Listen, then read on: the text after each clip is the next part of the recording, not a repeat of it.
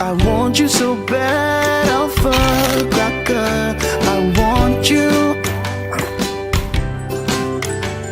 I wanna say yes, I can't resist. I want you. Ooh, I want you, Alpha Cracker. I want you so bad, Alpha Cracker. Alpha goodness rich in milk and butter in Alpha Cracker.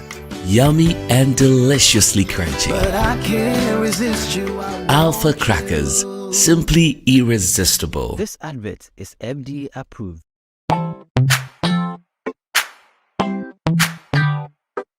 Sweetheart, be mindful of your health. Idea Products Nadia Makeup. I welcome you to Sigma Health and Beauty. You can call us the Beauty Embassy. We pursue beauty more revealed with quality makeup products. There is only one place. The Sigma Health and Beauty 2022 Ghana Makeup Awards Beauty Retail Business of the Year. Of course, we are the defending champions. World-class makeup brands and Kwanyet on, you name it. Maybelline, Dark and Lovely, House of Tara, and many more. Your professionalism in the beauty industry is unmatchable. The proper way of applying our products. Sigma Health and Beauty, Yewa Accra, Makwala, Georgina Stores, and Rollins Park, Gate 4. Fryer 0248 138 596 and 0201 408 186. Or visit our online shop at www.beautyavenuegh.com. Sigma, your beauty, our joy. Luckiest, luckiest, luckiest. Luck is everywhere. For everyone, yeah. Luckiest. Star 712. How to play and win online. Step 1. Go to the URL or website www.theluckiestafrica.com. Step 2. Click on Ready to Play and register. Step 3. Fill out your valid details to register. Step 4. Enter and confirm the OTP sent to your email. Step 5. Purchase your ticket or generate a random ticket. Step 6. Enter the ticket amount you want to buy. Step 7. Follow the steps to buy tickets for yourself or someone. Step 8. Confirm your ticket and choose your payment option. Step 9. Follow the steps to make payment. Step 10. Verify your phone number. I am Mr. Good Luck and I'm on a mission to spread luck all around. Nurse, Papa, driver, bouncer, friends, teacher, banker. Star 712 hash. You could be the luckiest.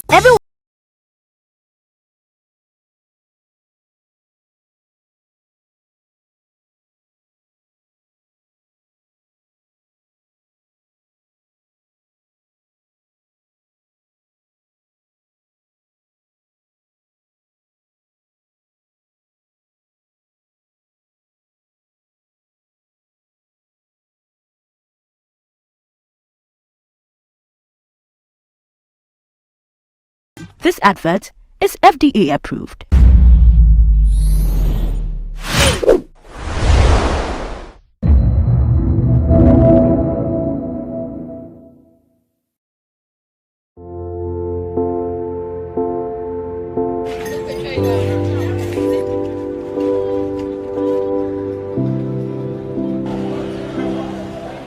Every year, thousands of people around the world fall victim to online fraud. From investment fraud, romance scam, recruitment scam, to online shopping fraud, criminals have developed various ways of using the internet to dupe people of their monies all around the world. Investment fraud, okay, where people create various businesses on social media and ask people to deposit some amount of money with them, and within a short period of time they guarantee you very high returns. Okay, now people send their monies and they do not hear anything again, where people assume the profiles of other people, soldiers, military men working in various countries, okay, and then they try to lure people, date them online, and then through that they are able to defraud them of several amounts of money. Recruitment scam also has to do with job seekers on social media. So someone creates, again, a page or a profile on social media, sometimes impersonating our various security agencies like the police, the military and all of that, and then they start making posts that we are recruiting and the processes involved and all of that. Now people also go on there and then they become victims. By when they go through the process, they are asked to pay certain amounts of monies and they do not hear anything again. Another one also has to do with online shopping fraud, okay, where businesses are being created on social media. During COVID, one way or the other, we're all shopping online, okay, and then it is dispatched to you, you make payment, or sometimes you need to make payments before you receive the item and all of that. Criminals also took advantage of that, created various, or they still do, create various pages of businesses online. Even some they still even impersonate actual businesses, okay, and then they offer goods at very should I say relatively low price. I wouldn't even say relatively low, you'd say maybe it's a bit, but prices that you wouldn't find anywhere, just to lure victims into doing that. How do they operate? They gave me a PC and gave me directions and also give me websites. That was the thing that they gave to me for me to work. They taught me how to chat people online, tell them that this thing is like this, which is not, for me to collect money from them. Okay. So they taught you how to chat. Yes. They gave you a laptop, obviously. Yes. And what websites were those? Do you remember 2 or 3 websites? Just Korea. Korean websites? Yes. They'll give you their website. You go in there. Sometimes you might even hack it. You go in there. You have hackers in? Yes. In our office. There are some websites? Yes. Like me. They taught me. Yes, they taught me. So you go in there. Depends on the years of the website. You can hack it. It be dating work, or you just before, because now you have to start dating work. Now Ghana have to start dating work. Now Ghana, for Nigeria, now Bitcoin I feel they do. Bitcoin fraud. Bitcoin fraud. How? I feel they do. Like if you have 1,000 Ghana cedis, I will use it to change to 1,000 naira. 10K. If you have 10,000 naira, 10,000. I will give you 20,000 naira. That's the way they do it. They do the Bitcoin. So what you go tell clients? I will tell them, if I don't post back or I don't post say giveaway, and they do giveaway of 20,000 naira every Friday, then I will see that giveaway. So that giveaway me I post for, and you'll be like your Instagram now. I call account. I will post back or put. Maybe that giveaway. So I post on you. They your friends. They go to say now you. They will call the request. Say how they do it, and I get the money. You know, tell them see the way you can get it. 50 to get 100, 20 to get 40. Is the way we do it. Between 2019 and 2022, over 6,000 reports of online fraud were made to the Cyber Security Authority.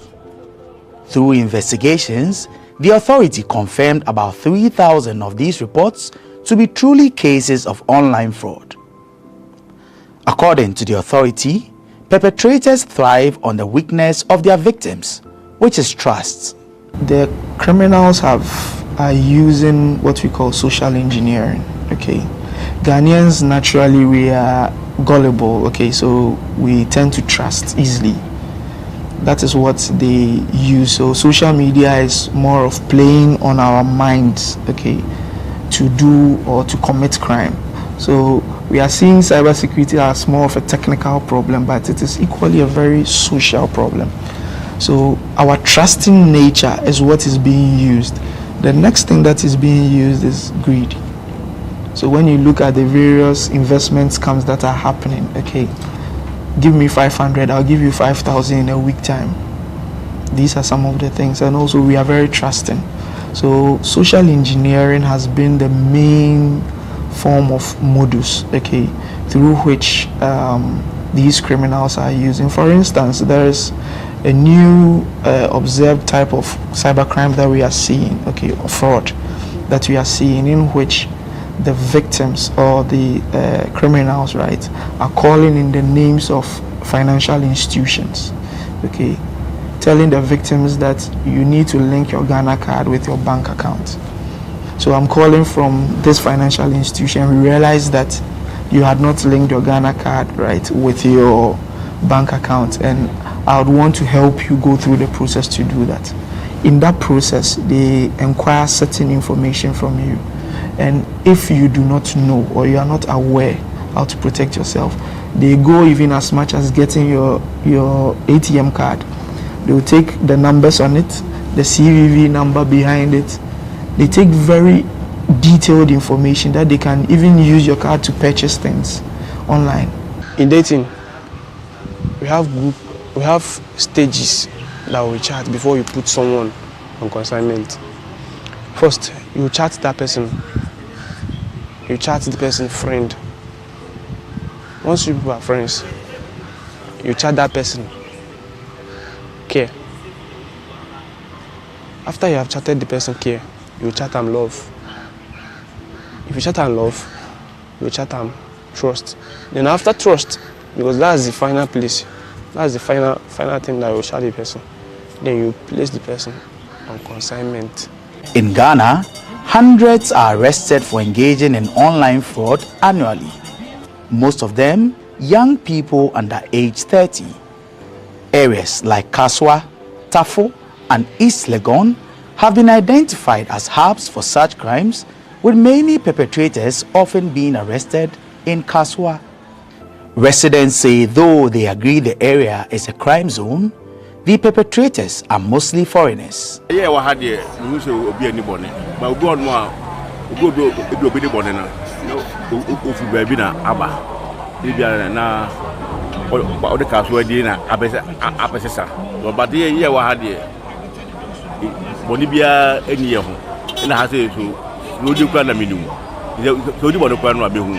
I've been for Kaswa 30 years now. There's no any problem in Kaswa here. But those from outside, that Liberia peoples and Nigeria peoples who come enter now, they are giving problems and all that they call it. So if you are fighting, then you fight about that peoples. They went one club 50 and I say there was a time a point mammy by say he pay one one me has a cabia beginner. Now I have home kwan and no mu I was second bus stop on who be sound say I will almost coin. I dear Beckino, no, yes, you yes, Castle, I dear Beckin, no what you way in some baby, what you think, Sema, and Macaswa and Yakono say Nkayetnaha, but you cry a hoto infant say. And Yama a cosu temtem a wound, but a dear castle kitano. A ma sardine in Tinipacon no some beba abetna. Could this assertion be true? This is not anything new in the system. For some time now, this has been going on, and we have even, in times without number, we have came into contact with some of them who have escaped from their masters. So, and then we have been able to repatriate some of them back to Nigeria. So it's no news, it has been in the system. And we are trying our efforts to see what we can do about it. These people are in the hiding places. They will go and hire a place. We wouldn't know until maybe some of them are no longer comfortable with the treatment their masters meting on them. That is when you see some of them who escaped. When they escaped, and maybe they might, fortunately, to get contact of one of our executives or any Nigerians that they think they can talk to. So through those people, then they bring them to us. So then we do the needful. We have been in these activities of curtailing the nefarious activities of our young boys and girls in the country. Actually, it's not an issue that is very healthy and interesting at all to hear that our young, our children, the new generation involve themselves in this kind of negative, adventure.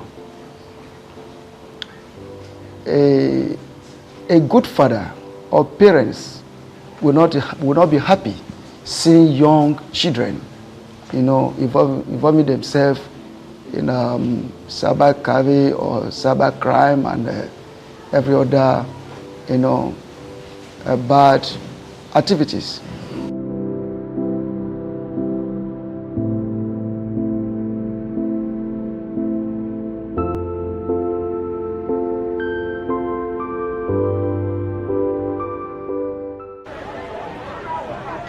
Criminals, they may be called, and guilty might be the verdict they get if they stand in a courtroom, but have you ever wondered how and why they do what they do?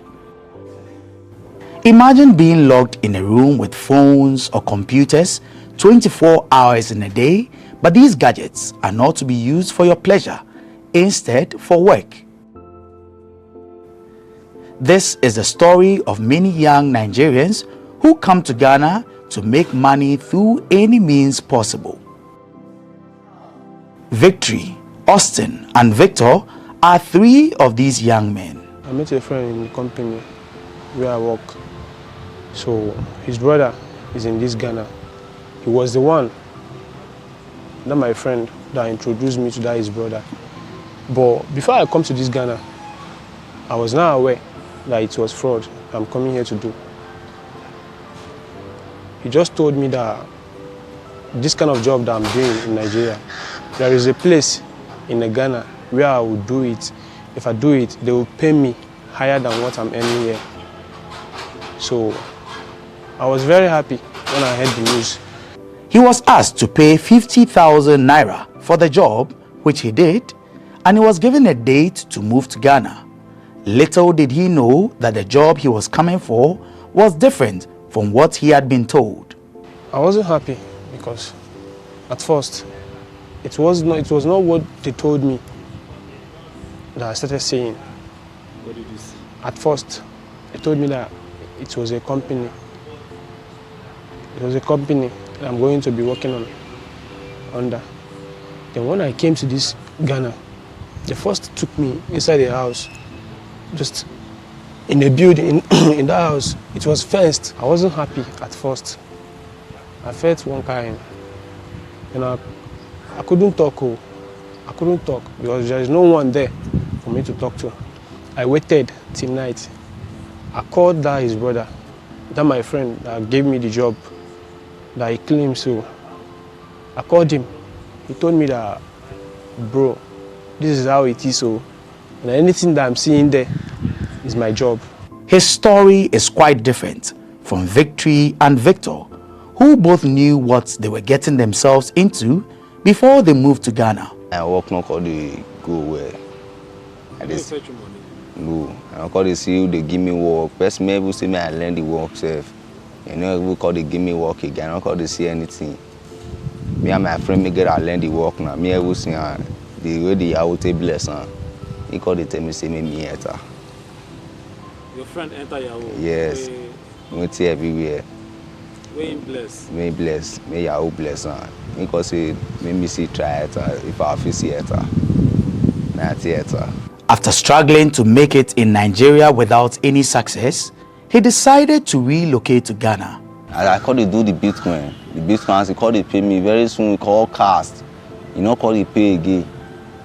You know, let me want call it. I call it rent herself. When that my friend only me say, since I don't try for me, don't come out. Because he may only me want it do. Money not be coin again. That my friend, my sister, friend, called tell my sister say, in get person, me dey Ghana, yeah. They look for boy. What I be go. I called him and say, okay, I will go. Which work is the work? Because say no, but you go give me number, make me with time. I got to give me that my chairman me dey Ghana here in number. You understand what I say? Or give me number, we call talk. Say, see work me they do channel work. Now cause I never do channel work before. Now dating work. Now yeah, Bitcoin now they do for Nigeria before.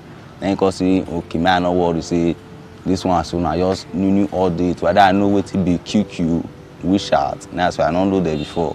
See if I come before 3 weeks to 2 months, 1 month if I don't collect money. See when I come. Now waiting tell me. He packed bag and baggage and moved, but what he was promised wasn't what he got. As a kind of when I go his house, he locked me for his house. Yeah, he told me say see the way that they do now. Because our phone now we they use. That time I have to tell people I break on this country. This Ghana so as God they tell me say see the way that they do now. I go say okay, I say I'll fit do one. Me I don't the work and the work. Don't use 1 month, 2 months. Money no the come. I call tell me say you know the collect money. Boys may call me for there. They never see collect money. About 5 boys may call me for there. An entertainer who wanted the fast way up, Victory met some people when he went for a gig and asked them for help. He got their contact and tried several times to reach them, but they blocked him. He then resorted to text and finally got through to them. The next Monday I started calling, Tuesday I calling. So they say it's wrong number. They don't wanted to help me before. So as the 9 minutes of it, like on Saturday, they called me because I was texting them through SMS. They blocked me on WhatsApp because they are big boys. So I was texting them on WhatsApp. So they go through my texting, like they say, like this person will be intelligent and know how to chat with women. So let them just give me a try if they can carry me along. So at the 9 minutes, they put me on call. Hello, is this Victor? I say, yes, I'll be waiting for your call. Okay, come and meet me so and so estate. So I'll be waiting for you there. So that is how I left. When he went to meet them, they asked if he was willing to move to Ghana with them the following day. But he refused due to his previous experience in the country in 2018. They, however, convinced him to come with them.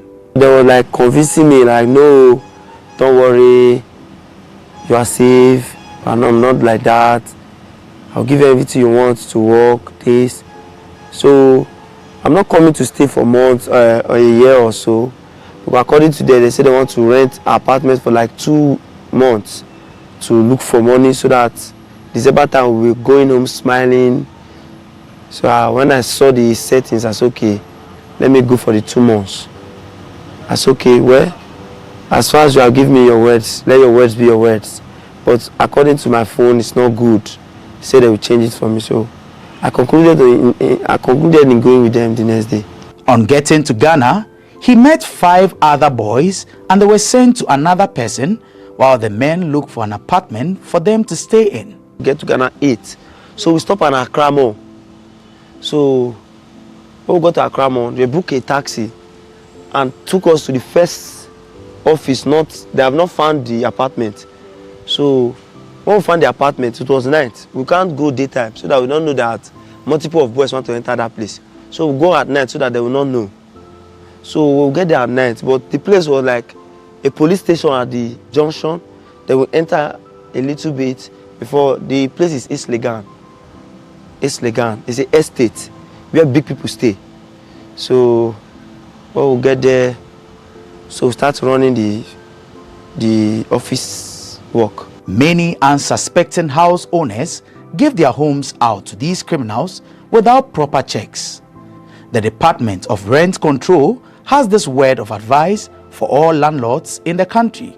Before a foreigner comes into our country, the person needs a working permit or a residential permit, and that has to be done by the immigration also. But what is interesting is that for now, we are trying to review the 1963 Act, and what we've input in there is that before you give your premises out as a landlord, you need to do a background check of the person you are giving the premises to. So even if the person used the bush to come into the country without passing through our legal entrance and he evade the immigration, before you rent the premises out, you need to check all those things. If you don't check, and we come to realize that you've given your premises to somebody who is coming to do illegal, immoral services, just like fraud and all those things, then you will be liable to answer. So Parliament has given us the assurance.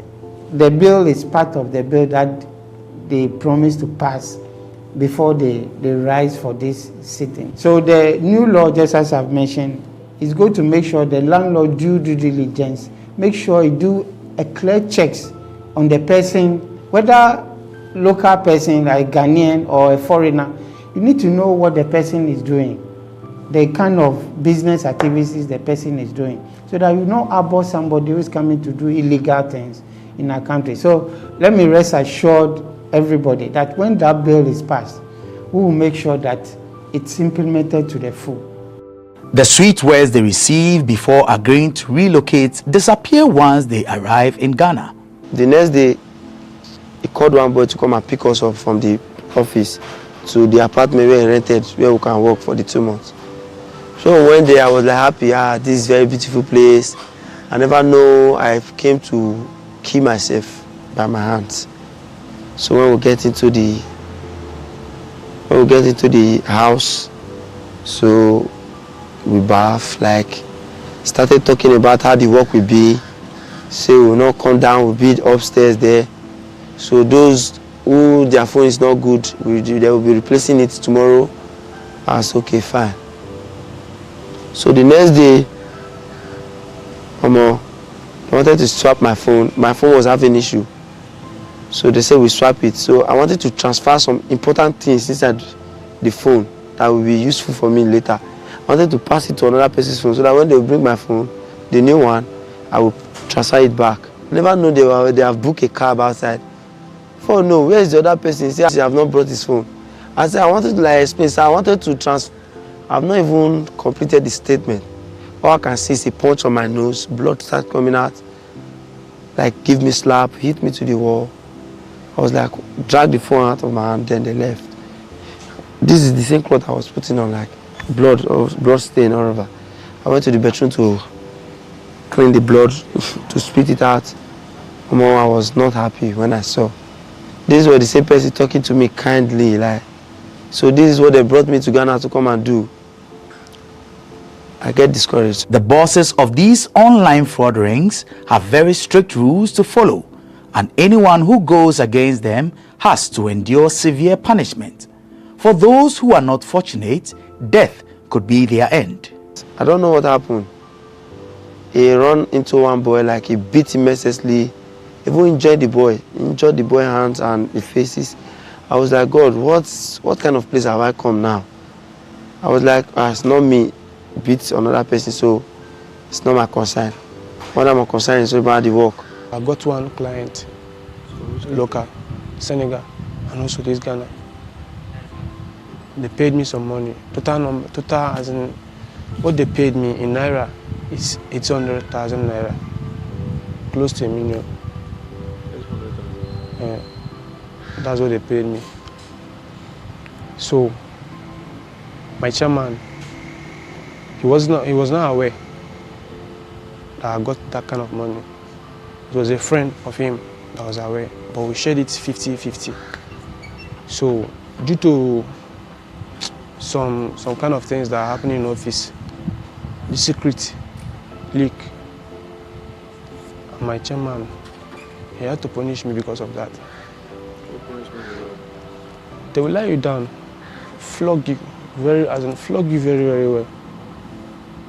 They can use PC wire to flog you, and also they can use machetes, because in that place you don't have anyone. Even if you cry from now till tomorrow, nobody will hear you. Like I've said before, the rules there are many. Even if you are perfect, there is no how you'll be perfect. You must fall for it. So the rules are many. Most guys that went to that place in any office that comes out without a mark on their body, that means you didn't stay there up to a week or 2 weeks. You don't stay there for 1 month, for 3 months. Money no dey come. If friend may get office like other one boys they collect money. All those one go dey put on where body see. All those boys, you know, they before you know they touch us. So when that one cut it and say boys they collect money, whether you know they feed the talk to us, you know they give us a spirit, maybe we walk. From then and then your things change. Sometimes all those boys we all pack their car, we all be like Tahiru car.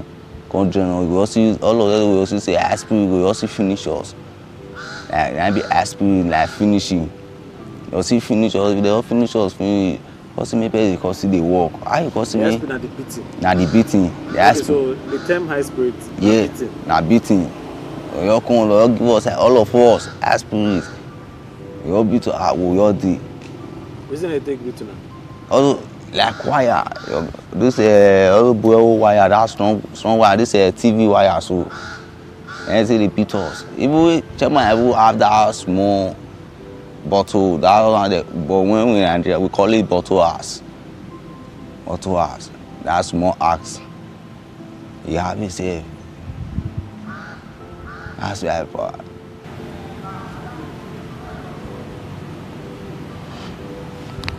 And they also have a strict routine they follow daily. They have time to work and time to relax. Like when you go inside, they share, according to all the boys, they share different works to them, what you'll be doing every morning. And office time, we start around 9. At this kind of time, they will end in the evening, 5. They will come outside from the office. Then who will be cooking, who will be washing, who will be sleeping. Then we eat square meal just once a day. So we eat around 9 in the night. Before that, we will go on from 6 to prepare food. We take 8, 9, then we eat again. Then we not even have time to rest. Then we go up again to start coming online again to chat or to start looking for who to talk to. That is how they were running their personal entanglement in the office. And it was very stressful. Chairman brother, he's not good. He's not a good person. Okay. He's very, very God. He's very, very wicked to the extent that he doesn't give boys at the office food. Before you eat 2 days, 3 days, still yet you'll be doing your morning duty and also working. Why do they choose to relocate to Ghana to commit this crime, you may ask? Because me not call the girl money to the buy so be get the girl this one because if I already also Ghana they know the city light, steady light, the steady sub, the network they very good. I take on. They can't carry Ghanaians now, like they know it's just we in Nigeria. They carry us here to work based on the free electricity, everything is current here. So they tell us to come and work here so that the work will be faster here. Because everything we need is being provided here already in Ghana. So that is how they brought us from Nigeria to here to work. Unable to withstand the harsh conditions any longer, they each planned their escape, uncertain of what the outcome might be. They had a fight in the office and they bust his head and also used machetes to butcher his face here. From this place to this place. It now looks like he has 2 mouths. So some people that the guy was nice to had to pick call, as in had to pick phone, snap the picture of the guy's face when he was lying on the floor and called chairman that he should come to us. He should come online on WhatsApp. Let them show him something. When he came online, they forwarded the pictures to him. He saw it. He got very, very upset. And he said that everybody at the office should leave the office, else he's going to put everyone in jail, as in give everybody that is inside our office to police. So some people, not some people, people like me, I had to look for my way on time. But I didn't look for my way that particular minute. I waited till next day. And that next day was the day that police people came to the office. They arrested 28 boys in that office. They took 28 boys with them. So some of them, the rest of the boys had to fly fence and run for their lives. Not just that, they arrested them, they were beating them, hitting them with a stick. They broke some of them, their heads here. Yes, beating them. So that's it. Me, I escaped through fence. So I jumped fence. I had to run for my life. I don't have to wait till till the police will put handcuffs on my hands before I will know that I had to look for my way. So that's how I escaped. Call lock the door, call go short. And we call say okay, I will cut it one. Call follow again one mile, made the day up of silly. That up of silly, so now we got to follow the mile. As we follow the man, we call go inside silly. We look everywhere. Now we call the break all those blocks. Made the thing set all those edge. Call the break and come on. Before coffee break and after we break and come on. That under so the PVC may say do one. Now we call cotton. Call his knife tear and call come outside. And we take come outside. We come outside. Now we look everywhere. Nobody. Because we want GhanaRoad. And that GhanaRoad, I can show a circle for you. So when I come to the parlor, they lock the front door. So I check the back door, it was open. I say, wow, thank God. So I climb upstairs so that they will see me for the last time, so that they will not notice my movement. So when I come down, I met phone, I met laptop. I wanted to steal it so that when I get to Serwaa, I will sell it. But anything stealing, I'm not in part of it. It's a bad name, I don't like it. So I don't want anything I will get involved with. I came to this place to steal phone because definitely I know one day we'll meet in Nigeria. So I just leave their properties and I left. Though when I get to the back door, there was protector everywhere and cameras everywhere. So I've made up my mind. So I jumped to the other apartment. So when I get to the gate, then I notice the gate. You need to use a key to open it before you open. You don't have those drawers that you open it. I say, what? God, fuck, I'll get myself into another mess now. He couldn't go back and there was no way for him to escape. So the only thing he could think of doing was hiding behind the generator in the house. But the estate security caught him on camera and came asking questions. The people monitoring the house saw me on camera. They've come out, like, somebody came out from your apartment. Who is that? What is he doing now in the house premises? Like, that's okay. I don't know where my chairman went to. When they were coming like aggressively. They were coming in a very tough way that they can kill yourself. So they go inside the house. Don't spend like 2 minutes. They come outside again. They observe the gates. If I've run out, they try to observe.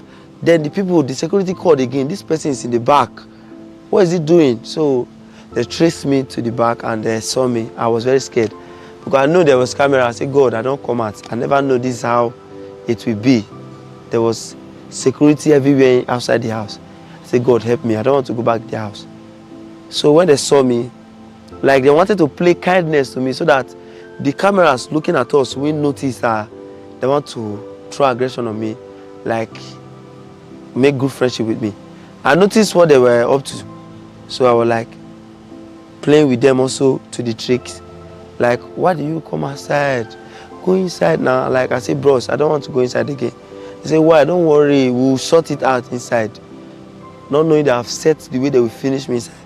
And I know, and God have already spoken to me, and my mind have told me this is what I want to do to me. So the luck I have is that they did not go with me. to inside the house. Like according to the first chairman, because there are two chairmen, they are two friends. So the first one said, "Oh yeah, now Muko go inside the house." Like the other one that is very arrogant and that can keep person, just say no, leave him, give him keys so that he can go inside by himself, so that the camera won't notice there's anything going on.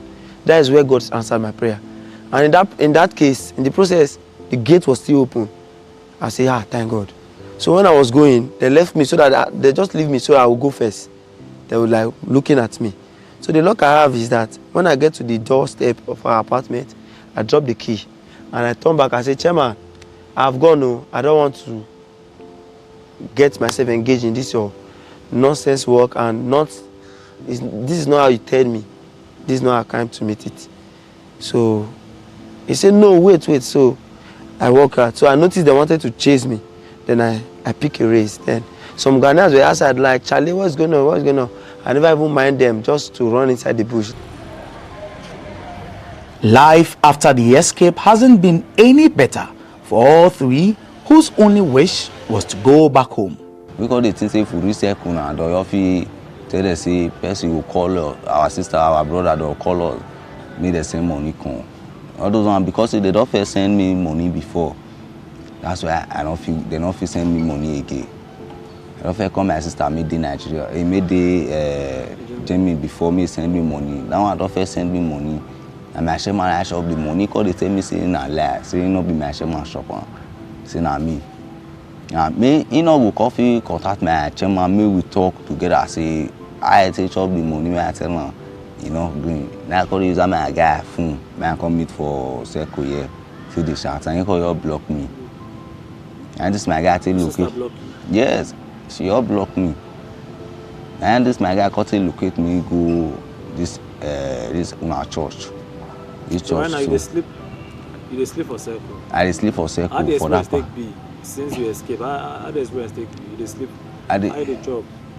When I did that circle, so like but now I already complete 2 weeks now. Now those Ghana, sometimes I feel go meet Ghana Road, say CIB, they pursue me for Ghanaians. I feel go meet the sit up to the say CIB, they pursue me for which I don't know anybody for here.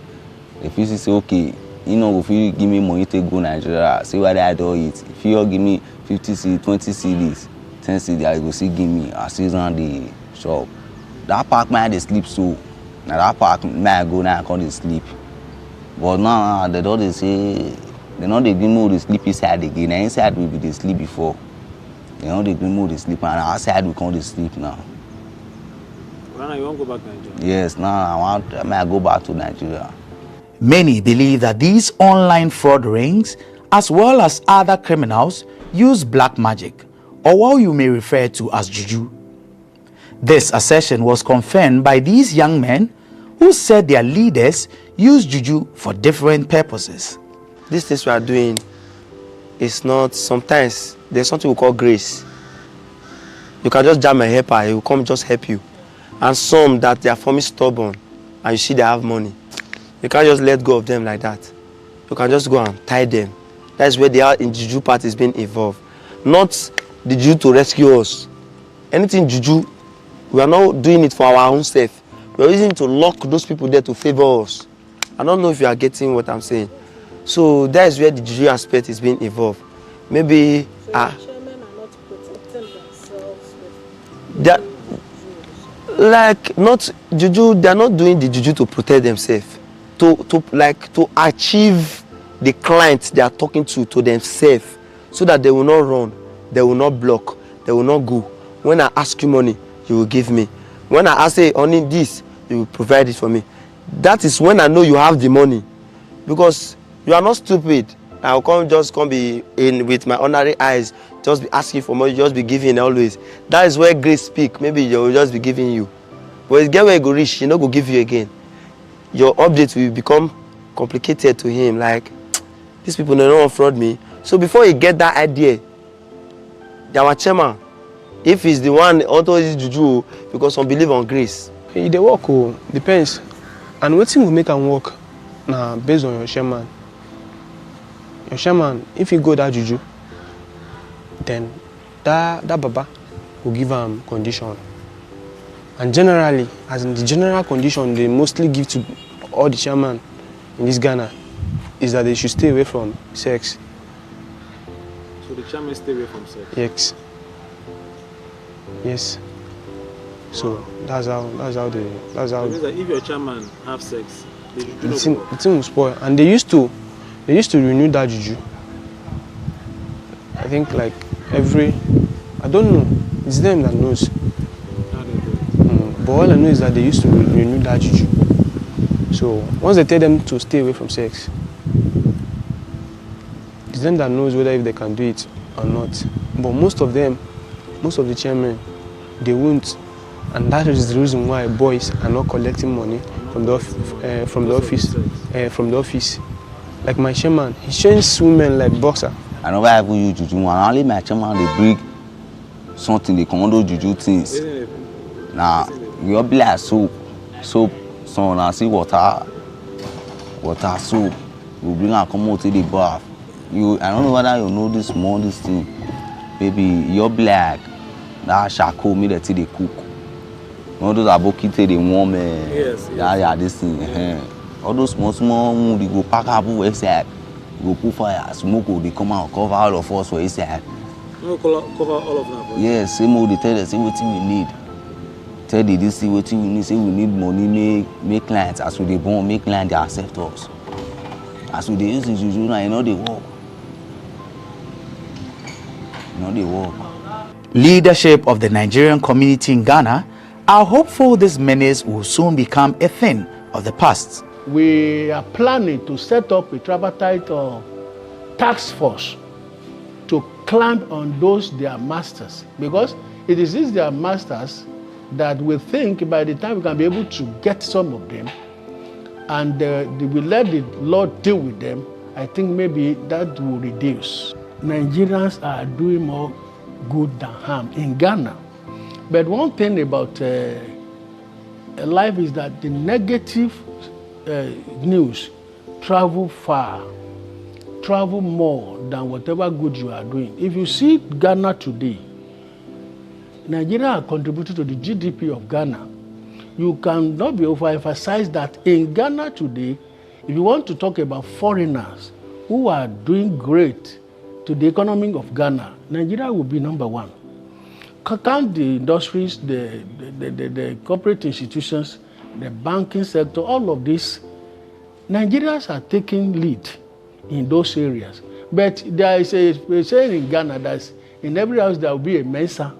So the issue is that the only news that is traveling far is the mention they are mentioning more than the good ones. If you want to see the quota of Nigeria, these people are just about 5% of Nigeria who are living in Ghana. But as you know, and they say the good ones, the evil men did. It's on brass, but the good ones will be on water. The new administration is trying every effort to make sure that we curtail this situation and make sure that we probably put an end to it. We will discontinue these nefarious activities of our young ones, and with task force we are going to put in place, well, I'm very sure we will go a long way to make sure that we control, not only control, finally, resolve the matter. I think if there's a unity between all the communities of Nigeria in Ghana, Hausa, Yoruba, Arewa, and Igbo community, if you all come together as like we are having all Nigerian community ANC to see to this thing in one voice and to fight it together, it will go a long way to curb all these things. Because as we are all in Ghana, that is not our home. If any one of them, one of those boys is caught, they will say Nigeria. So on that note, each community has to come on board in order to fight this, so we can have a good name for Nigeria in Ghana or in any other place. Victory, Victor, and Austin have returned to Nigeria with the hope of living a better life, and they don't look forward to returning to Ghana anytime soon. All efforts to get more details of activities of these crime rings from the Ghana Police Service proved futile. A report by Dorcas Ankuma and Adeola Babatunde for GhanaWeb TV and My Nigeria.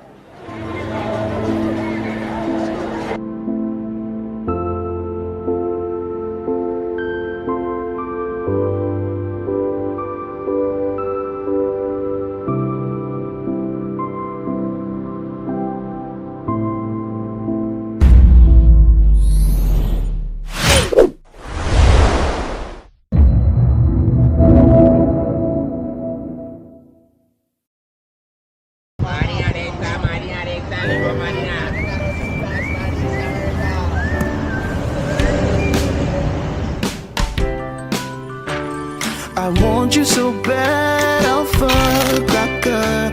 I want you.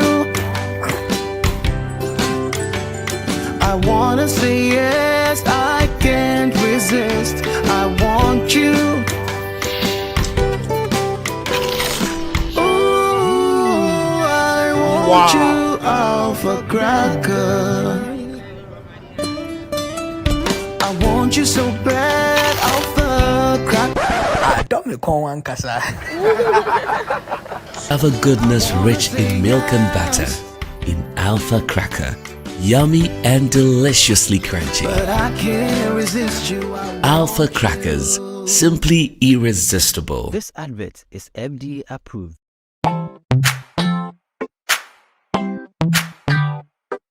Sweetheart, be mindful of your health. Idea Products Nadia Makeup. I welcome you to Sigma Health and Beauty. You can call us the Beauty Embassy. Who pursue beauty more revealed with quality makeup products. There is only one place. The Sigma Health and Beauty 2022 Ghana Makeup Awards Beauty Retail Business of the Year. Of course, we are the defending champions. World-class makeup brands and Kwanyet on. You name it. Maybelline, Dark and Lovely, House of Tara, and many more. Your professionalism in the beauty industry is unmatchable. Ensure the proper way of applying our products. Sigma Health and Beauty, Yewa Accra, Makola, Georgina Stores, and Rollins Park, Gate 4. Fryer 0248 138 596 and 0201 408 186. Or visit our online shop at www.beautyavenuegh.com. Sigma, your beauty, our joy. Luckiest, luck is everywhere, for everyone, yeah. Luckiest, star 712. How to play and win online. Step 1. Go to the URL or website www.theluckiestafrica.com. Step 2. Click on Ready to Play and register. Step 3. Fill out your valid details to register. Step 4. Enter and confirm the OTP sent to your email. Step 5. Purchase your ticket or generate a random ticket. Step 6. Enter the ticket amount you want to buy. Step 7. Follow the steps to buy tickets for yourself or someone. Step 8. Confirm your ticket and choose your payment option. Step 9. Follow the steps to make payment. Step 10. Verify your phone number. I am Mr. Good Luck and I'm on a mission to spread luck all around. Nurse, papa, driver, bouncer, friends, teacher, banker. Star 712 hash. You could be the luckiest.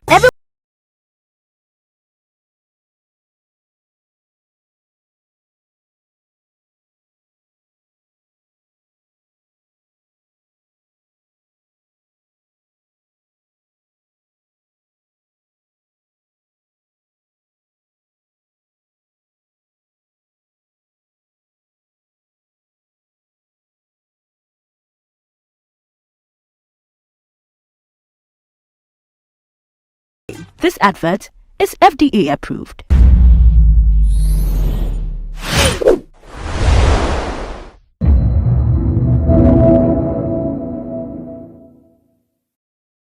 Anything concerning the gospel of fraternity, we are not supposed to put it out there for people to know that we are sitting to go for a one thing.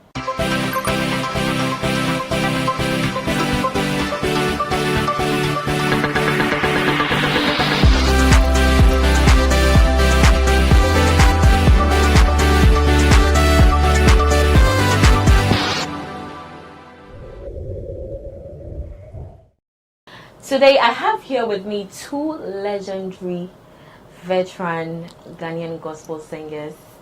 I have the singular honor to present to you the Tego sisters. I don't know, I'm very excited about this one because I grew up listening to them and I'm getting so much nostalgic right now in the studio. Oh. You're welcome. Thank you, dear. Yes, you're looking so beautiful, And I you must too. say. Evergreen. Okay, there's this particular song of yours that I like so much. Fabibiara mano, Fabibiara mano, Dima funya me, Beka mauda, so wasemka, Wanyami kebi mao, so tokwakuwa, Wanyami kebi mao, Fabibiara mano, Fabibiara mano. Hey, live performance. Oh, I'm so blessed to have you here. You're so welcome. So how is it like, let's come on a lighter note. How is it being twins? Hey. Is there any special thing about yes, being yes, twins? yes, I mean yes. the telepathy. I hear stories like that. How true is it? It's true. Yeah. Being a twin is not per chance, but it's a blessing. As if you're a twin, because you normally don't come. Yeah, just like anyhow. It comes by blessing. We are blessed. That's why God brought somebody to come so that everything that you people do is together. We can say something together at once, because the mind and the hearts are the same. But sometimes it goes the way God wants it to go. But it happens in a way that it doesn't happen all the time. Like a sister and sister, no. If you're a twin, you're special, and everything concerning you is a special thing. And you feel each other's pain. That's what I'm talking about. Wow. I heard stories about your background growing up, the struggles, and I heard one interesting one about the mixing of the concrete. And I was trying to imagine how mommy, the two of you would go about that, you know. Can you throw a little light on it for us? We grew up at Achimota. Yeah. And Achimota girls. Achimota girls, yeah. Achimota. Vacations, we don't go anywhere, we don't travel. So what we have to do to help my mom. My mom was sad. Do you know Banfo Pesi? Yes. I You know know. what? Yes, I know. Awisu. My mom has shown it to me before. Really? Oh, really? Yes. We have to prepare some. So we have to follow my mom to go and sell. And sell it. And when there's yam season. Say, So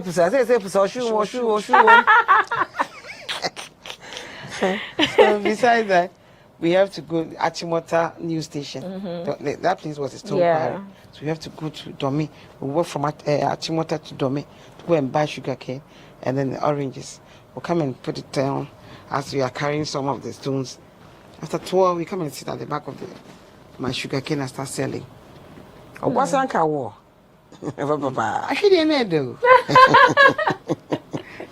You know, and there's at that time that area was not developed, so people are coming around, building around. So we have to go and carry some of the blocks. Blocks. Mm-hmm. You know, and this girl will start missing the mortar with skills. You know. I'm trying to imagine. Oh yeah. Wow, and carrying so your hair. Yeah, but by God's grace, God has been so good. We are here. So single-handedly, your mom was the only one taking care of you Exactly. throughout. Before we met our adopted father, I couldn't feed Nana Wood. Nana Wood, I couldn't feed the second. So he adopted. He was building. That's where he found out that why these small girls are carrying all these things. So the former would say, "Oh, Nana, you live just behind the wall. Where's your mom? My mom is going to work. That time my mom works at Accra High School. So when she's not there, we have to do what the man got to do what man got to do. So the man saw the way we were, helping ourselves, trying to do something. He can see that we want to do something for ourselves. So he decided to adopt us because we can speak Tree, Fanti, and English too. The children can speak Fanti and English. So if we can speak Fanti, it means the children will be okay. So this girl, she was a daddy's daughter, because daddy's girl, because everything was a rosary, and then she was enjoying. At that time I was living with a reverend minister. I was being beaten. Oh yes. So the man told my mom that no, the twins, we should not separate us. So we have to be together. So my mom have to come. There was an incident. Kaka said she wouldn't allow me to go back. I have to come and stay with her. So I came back. I never go back. I said, hey, they would any. She was enjoying it though. Yeah. Oh, wow, she was enjoying. So she wanted me to come and join her to, enjoy ourselves because we were tired. And besides that, we were going to studios to back people, just to get small alawa. You see, City Kubari, Jaulu, here Jaulu. At that time, Funky Town, the disco. He decided to set up a studio for recordings. So when American people, Americans recorded African, We Are the World. We Are the World. And he said that his version, African response to the world. So he started singing, we are Yeni, we are see Tuniye, Yeni Kwada, Se Ebe Ye, if you mene wo, Mtima Yen Sum, Ekwe Biwo, Yebe Tumia Faso. Yenina, ye betumia ye, mene wo. It was that time after Moses, the African, that guy, after Moses. Okay, that's really nice. When we say we'll dig or we'll dive into a So let's look at those times, how it was for you. Like, with regards to your career, was there tight competition at that particular time when you people were up? When you had the likes of Susie and Matt, Jane and Bennett? There were no competition. They were not there. Before, there were two sisters called Kwashi sisters. That's our role model. Oh, okay. Our role models. Yeah. They are in the US. One is no more. One is there. Two. Yeah, we were three. Okay. Yeah. So when we started, there was like Mary Gansa. Stella Abasi. No, Mary Gansa. And the Tigo sisters. For some time, then Abasi also came in. Then Reverend Kusibeku also came in. And then What about Dinah Hobson? Dinah Hobson, the late stage crowd. At the end of the day, they are all in there. You understand? For me to see you going up now, I would think that you have to calm down. Why do I have to think that? Well, I'm working for who? I'm not working for myself. I'm working for God. So anything that I'm doing, I make sure I give the glory to God. If He receive it, then I receive my joy. Why do I have to come and compete with you? Because what you are singing, I'm not singing the same thing. What I have, you don't have. The way I do mine, you don't do it. It's the same. So I don't think there was competition between musicians now that everybody is biting. talking here, social media is all over. Somersaulting. At that time, not social media.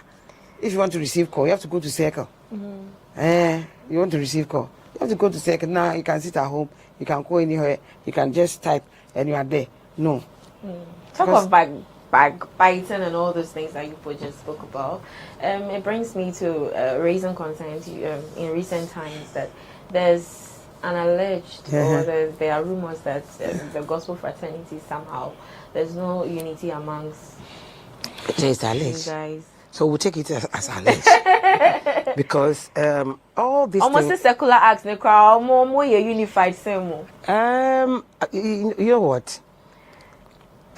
We are all Christians. We all go to the same place. We do the same thing. We do everything like normal worshiping. Whatever we have to do, we do the same. But you see, you can never be me, and I can never be you. The gospel song that we are singing is not something like a story tell.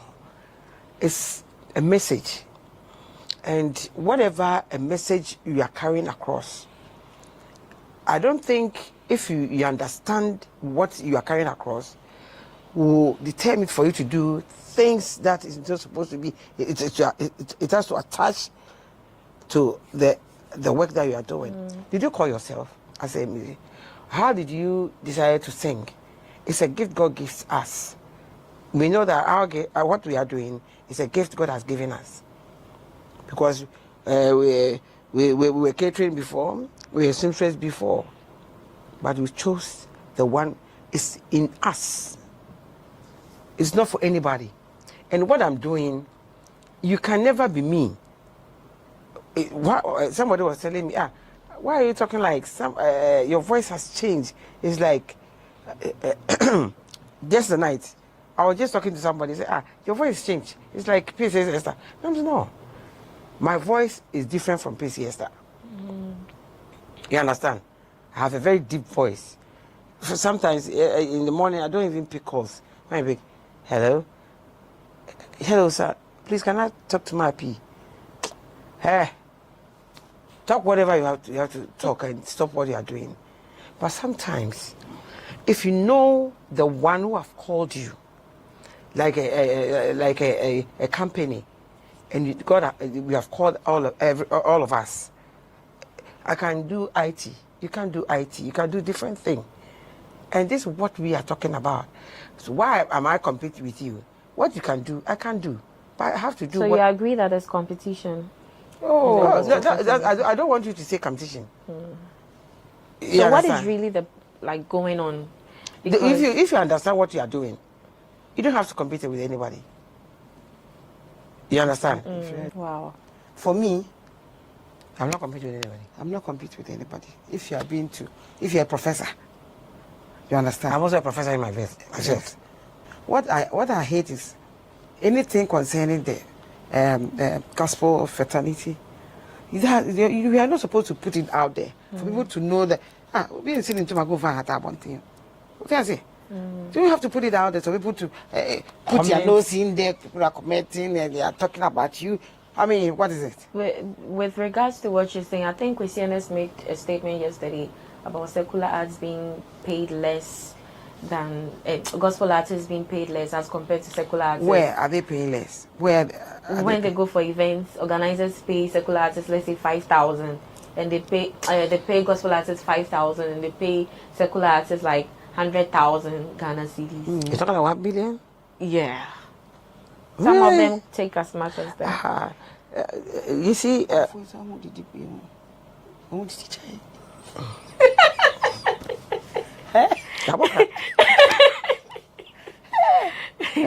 Oh yeah, some of them even charge in dollars. Oh yeah. Oh yes. Yeah. Yeah. You see, you see what he was saying is true. Why? Because the people, those people are not accepting us the way we are. Because if you know what I'm doing, maybe I can perform better than the secular. You mean they don't see your value? Yes. Even Christian fraternity, not the musicians, our own Christians. go to sell your ticket. Your ticket here. You're talking about your tickets in the church. You see, I come to church here. Where are we, Jolu? I pay my dues, I pay my tithes, offerings. At the end of the day, if I'm about to do something in the church where I am, where I worship, I have to pay money before I can use the premises. Promote your church. Even the premises. If for them to announce that we have to support our own. You have to pay something. No, I'm talking about doing the program at the premises. At the premises of That's where I worship. That's where I pay my tithe. That's where I pay my. Oh, your own church. Your own church. Wow. That's where I pay my dues. That's where I pay everything concerning the church that I have to give. That's what I do. But at the end of the day, when you are about to lunch, do your lunching, hey, trouble for you. They will tell you you have to pay for the generator and then the cleaners and whatever. So they will always give you a budget for you to pay. And this is a church you attend. Yeah. And it hurts so much that it means that the pastor there or the elders, elders, they will tell you, you don't value. They don't value what you do for the church. We preach through melody.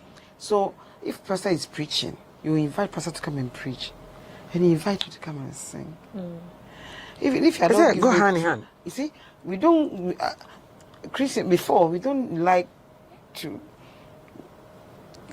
look like me piscate and me sorry or no. I need us for us. We don't. Are you talking about us? We don't sound like when you are there, finished singing, coming. We have to pay you. First, we're not thinking of that. But now, You mean you don't think of the business side of the job? At first. But now, everything, anything concerning God's business is money. You are tired of the God bless yous. Oh, the handshake. Sometimes it's a Pentecostal handshake. That's why now we have a manager. The manager has to, the company has to run.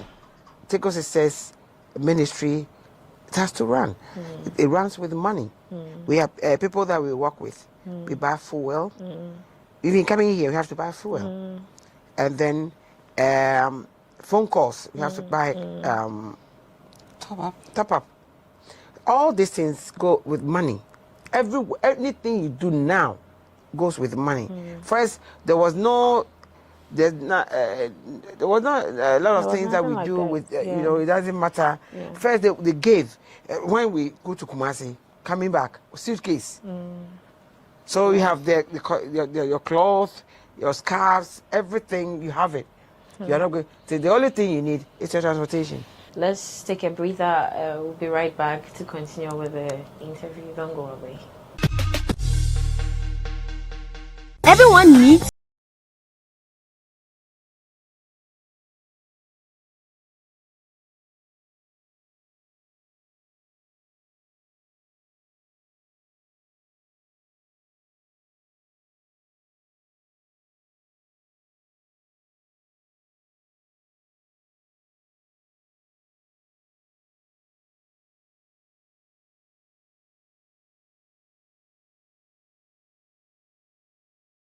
This advert is FDA approved. If you just joined us, you are still watching Talk Entertainment on GhanaWeb TV, and we are still here chit-chatting with the legendary Tego sisters. Now we are delving into their 40-year anniversary journey and what they have in store for their fans, their upcoming projects, and all of that. So yes, Thank you. Who do I start with? Don't go there. Come here. Okay, I'm coming here. Yes. 40 years in the game is no joke. Trust me. At all. At all. So, can you give us a little, spotlight about how it has been for you? It's not easy. You've said it, good. But God has been so good. We cannot do without God, and without Him directing us, it's not easy. Because so far as we are living with a human being. It's not easy, but God always make a way that will bring us to. It seems to be the way. The stage that we have to get to. But going the way forward. Going forward. Going forward. Going forward. As we said before, it wasn't easy. Working here, going to studios, making sure that we backing people like Papa Jansen. Upside down. Accidents. Oh, you were once backing vocalists for Papa Jansen? Yeah. Oh, we're backing them at the studios. Oh, okay. Not a J-man. There's so much gone into it. Okay. But God has been so good. As God said. So wait, looking at your journey, it means you nearly diverted to high life. No. That one is out. My mama will kill me. Because you were rolling with high life people. Oh no, it's just a shabu. This mama, you call it shabu. You know? Shabu, then you get small money for something that to take you somewhere. We decided not to do, boys and girls thing. So we decided to work for ourselves to get what we want. Boys and girls thing. Yeah. Like being promiscuous. I don't know. No, today even when we're coming, they were saying something on the radio that 13-year-old, 14, they are going for, I first say, they are going to hospital to take injection for them not to get pregnant. You mean birth control? Birth control. 13 years. 13 years. 48. They were talking. I see. In the news. That they are saying that I have to go. I don't want to get pregnant. Wow. At that time, you cannot go out without your mom saying go. Hey, she'll go and I'll get beaten. Because for me going there, I like movies. I like watching movies. So I have to go to Mama said, to where or you're the eldest. Why didn't you tell her not to go? But I've already. She will force. But God has been so good. so good. For 40 years. Ups and down. Some accidents in and out there. But God has been so good. We have escaped from the snare of the fire. And then we have maneuver up to today that we are here. We thank God for It's that. not good. It's not easy. Yeah. But God has been so good. We don't have to talk too much about whatever the accidents and operations and whatever. Yes. You know. It's all- So we decided to go and live in London. But for me, this weather, So we have to come back. We love The her. scars, they say, are all part of the journey. One day you show something for it. Yes. Precisely. Yeah. What do you have for your fans? You've starved them for a while. Yeah. They should watch out. Do you have anything lined up? There's a lot. With Watch regards out. to your anniversary? Who was They should watch out for Tego Sisters. We are coming. Okay. I mean, before we used to mount this billboards here and there all over Ghana. We've been going round, but this time, for us being silent for some time, We are coming like Kakai. Huh? Are we? You're coming like Kakai. Sometimes God will put you somewhere to groom you again the way He wants you to go, so that when you come out, how you are going to send the message across. So this is the time for us to, God has opened the way for us to come to do what He wants us to do. Sometimes you can do some things not your way, but you have to do things in God's way. So in God's own time, He brings you out for you to do some things to change the atmosphere. You understand me? Yeah. Okay. So now we are here to change the atmosphere. Life begins at 40. So we are going to try to turn things around. The clouds and then the surface. Okay. But now we have a new manager. Okay. They are trying to make sure that the Tego Sisters at 40 Are well structured. Yes. Things that where we should not go, where we should go. and they have to bring all these things to make sure that our ministry is focused to do what God wants us to do. His name is Ni. Ni, you're welcome to the show. Thank you very much. So we need you to shed some light on your rundown 40 years. of activities for the 40 years. That's right. We've lined up a lot of activities to herald the 40 years anniversary. So one, there's going to be a concert in all the regions, as our strength can carry All us. the 16 regions. All the 16 regions. Wow. That's what I intend to do, because we want every Tom, Dick, and Harry of a Ghanaian to have a taste of this wonderful gospel music God has given us. It will start in Accra, where we have a celebration of the Tagos. That's the name of a concert. And this celebration, we are not only bringing together, as we call, gospel artists to come and celebrate them. We are bringing other artists outside the gospel You to mean come. secular acts? You can call. I don't want to call them secular artists, but outside the gospel as it is. Can you mention some names? So Or it will be a spoiler? no, it won't be a spoiler at all. Okay, so we have Kwabna. We have Kwame Eugene. We have Pat Thomas. We have Kofi Kinata. Wow. We have Asabia Cropper. And these are the names that is outside what you call the gospel. You are not bringing musician. Shatawale. Well, I mean, they are friends, so Shatawale can pull a surprise on that day, But the good thing is that all the musicians that are coming to sing their songs to celebrate them. Wow. Yeah, so you see Kofi Kinata singing like Yedin Kunim or Nyame Yekese. Nyame Yekese. So we're going to Akamate portion the songs to each of the musicians to sing as they sit and watch them celebrate the tables. So that's how it's going to be. Then we have other gospel musicians as well coming in. We have Amy Newman. We have Stella Seal. We have Mary Gansa. We have Ohima Messi. We have the reigning gospel artist of the year, that is PCA Esther. And then Joe Metal as well is in there. Nanaya Wasari. I don't know the last time you heard about Nanaya Duman Kuma. Then we have Reverend Yaps.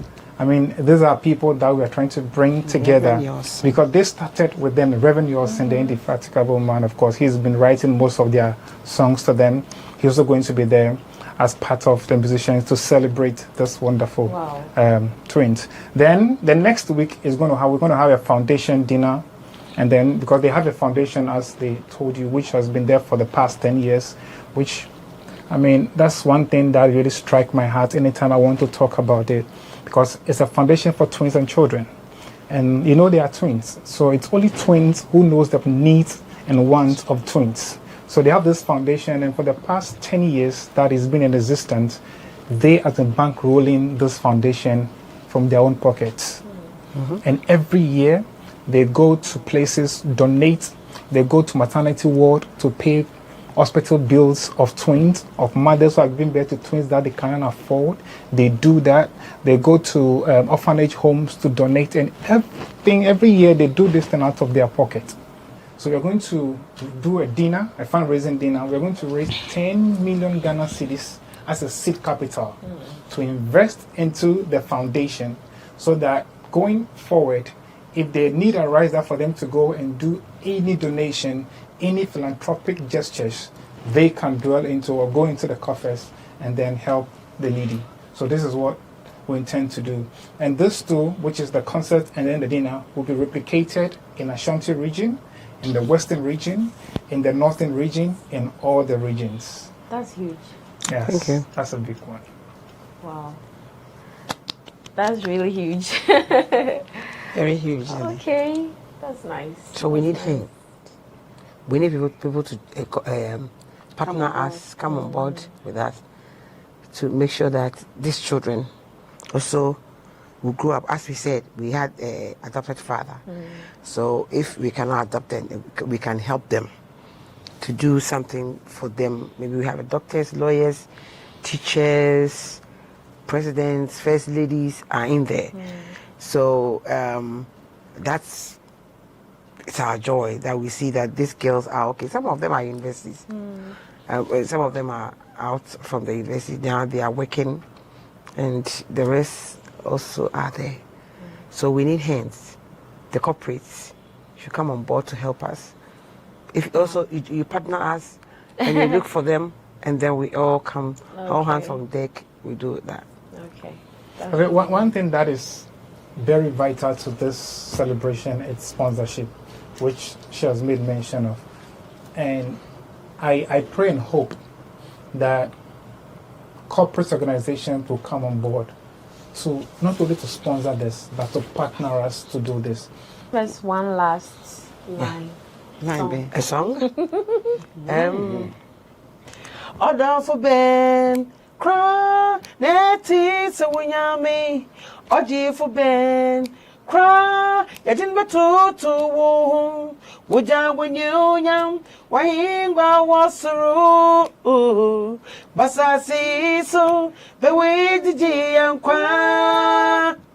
Oh, yummy, you're doom fool, yummy, you're doom fool, why be watching? If free and him was seem, wow, woman, it's a kenyina, yami yatumfu, adumfu kesi, adinina sutumfu, yankenyine jay, uye ya quenchire fupa, wo say aye. What's more quite fun? Thank you very much. Thank you so much. You're welcome. Also, soon we've come to an end of this conversation. You can see they are 40 years, but their voices are still evergreen, silky, smooth, you know. And we are blessed to have them on this edition of Talkatainment. We'll catch you another time. Till then, stay blessed. My name is Elsie Lama, and we are out.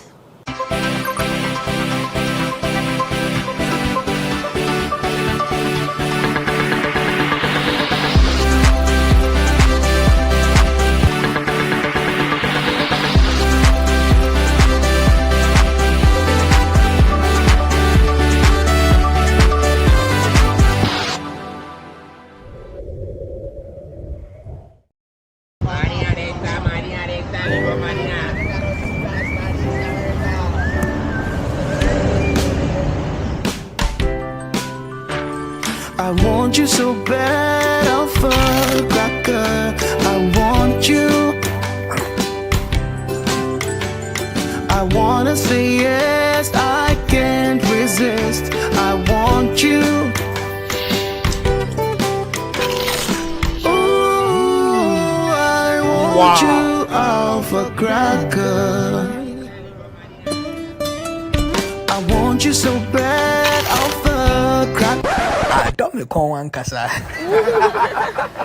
Have a goodness rich in milk and butter in Alpha Cracker.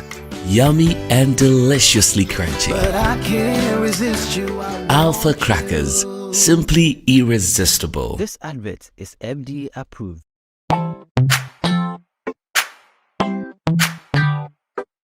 Sweetheart, be mindful of your health. Dear products na dear makeup. I welcome you to Sigma Health and Beauty. You can call us the Beauty Embassy. Who pursue beauty more revealed with quality makeup products. There is only one place. The Sigma Health and Beauty 2022 Ghana Makeup Awards Beauty Retail Business of the Year. Of course, we are the defending champions. World-class makeup brands and Quaniton, you name it. Maybelline, Dark and Lovely, House of Tara, and many more. Your professionalism in the beauty industry is unmatchable. Ensure the proper way of applying our products. Sigma Health and Beauty, Yewa Accra, Makola, Georgina Stores, and Rollins Park, Gate 4. Fryer in 0248 138 596 and 0201 408 186. Or visit our online shop at www.beautyavenuegh.com. Sigma, your beauty, our joy. Luckiest, luckiest, luckiest. Luck is everywhere, for everyone, yeah. Luckiest. Star 712. How to play and win online. Step 1. Go to the URL or website www.thestartimes.com theluckiestafrica.com. Step 2. Click on Ready to Play and register. Step 3. Fill out your valid details to register. Step 4. Enter and confirm the OTP sent to your email. Step 5. Purchase your ticket or generate a random ticket. Step 6. Enter the ticket amount you want to buy. Step 7. Follow the steps to buy tickets for yourself or someone. Step 8. Confirm your ticket and choose your payment option. Step 9. Follow the steps to make payment. Step 10. Verify your phone number. I am Mr. Good Luck and I'm on a mission to spread luck all around. Nurse, papa, driver, bouncer, friends, teacher, banker. Star 712 hash. You could be the luckiest.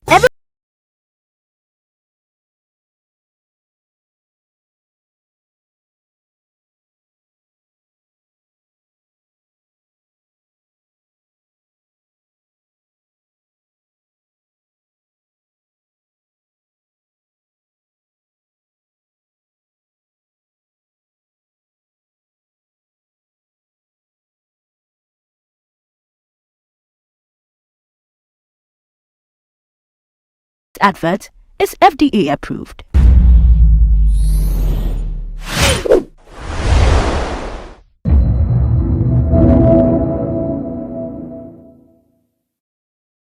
Once companies are existing, and then once people are continue to, purchase shares either in public or private companies, then we can assume conclusively that indeed there are successful stories.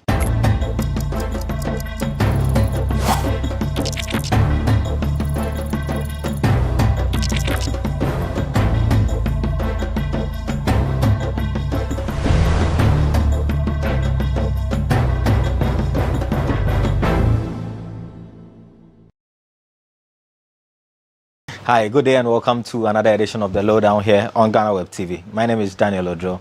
On today's edition, we'll attempt to do some company law and we'll try and give you an understanding. Try and break it down to your level and to your understanding. What does it mean to acquire a shares in a company? Does that mean that you are a part of the company? All these and more on today's edition of The Lowdown. Today my guest is a lawyer and he is coming from Legal Truth Ghana.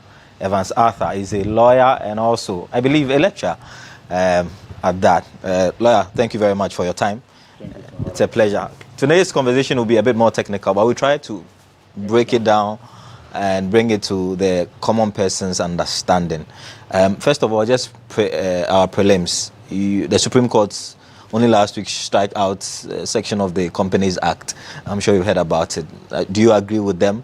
The fact that to be able to be a director, if you are charged or you've been convicted, and that part of the being charged seem to have been struck out by the Supreme Court. Is that consistent with the Constitution in your estimation? I mean, the decision of the apex court is one that I perfectly agree with. Okay. Because, under the Constitution, there is a presumption of innocence. Right.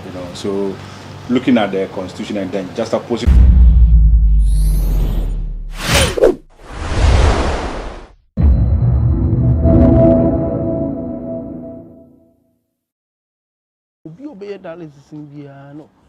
Common ground through our open dialogue and then understanding.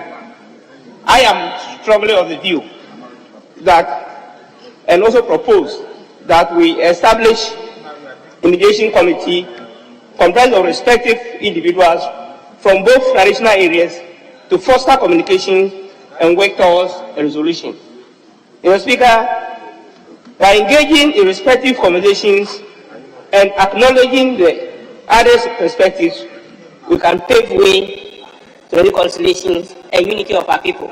It is very important that we establish this committee comprising all the stakeholders involved, especially the chiefs or opinion leaders, so that together we can find an amicable solution to this. Mr. Speaker, I want to use this opportunity to also thank the security agencies for their timely intervention.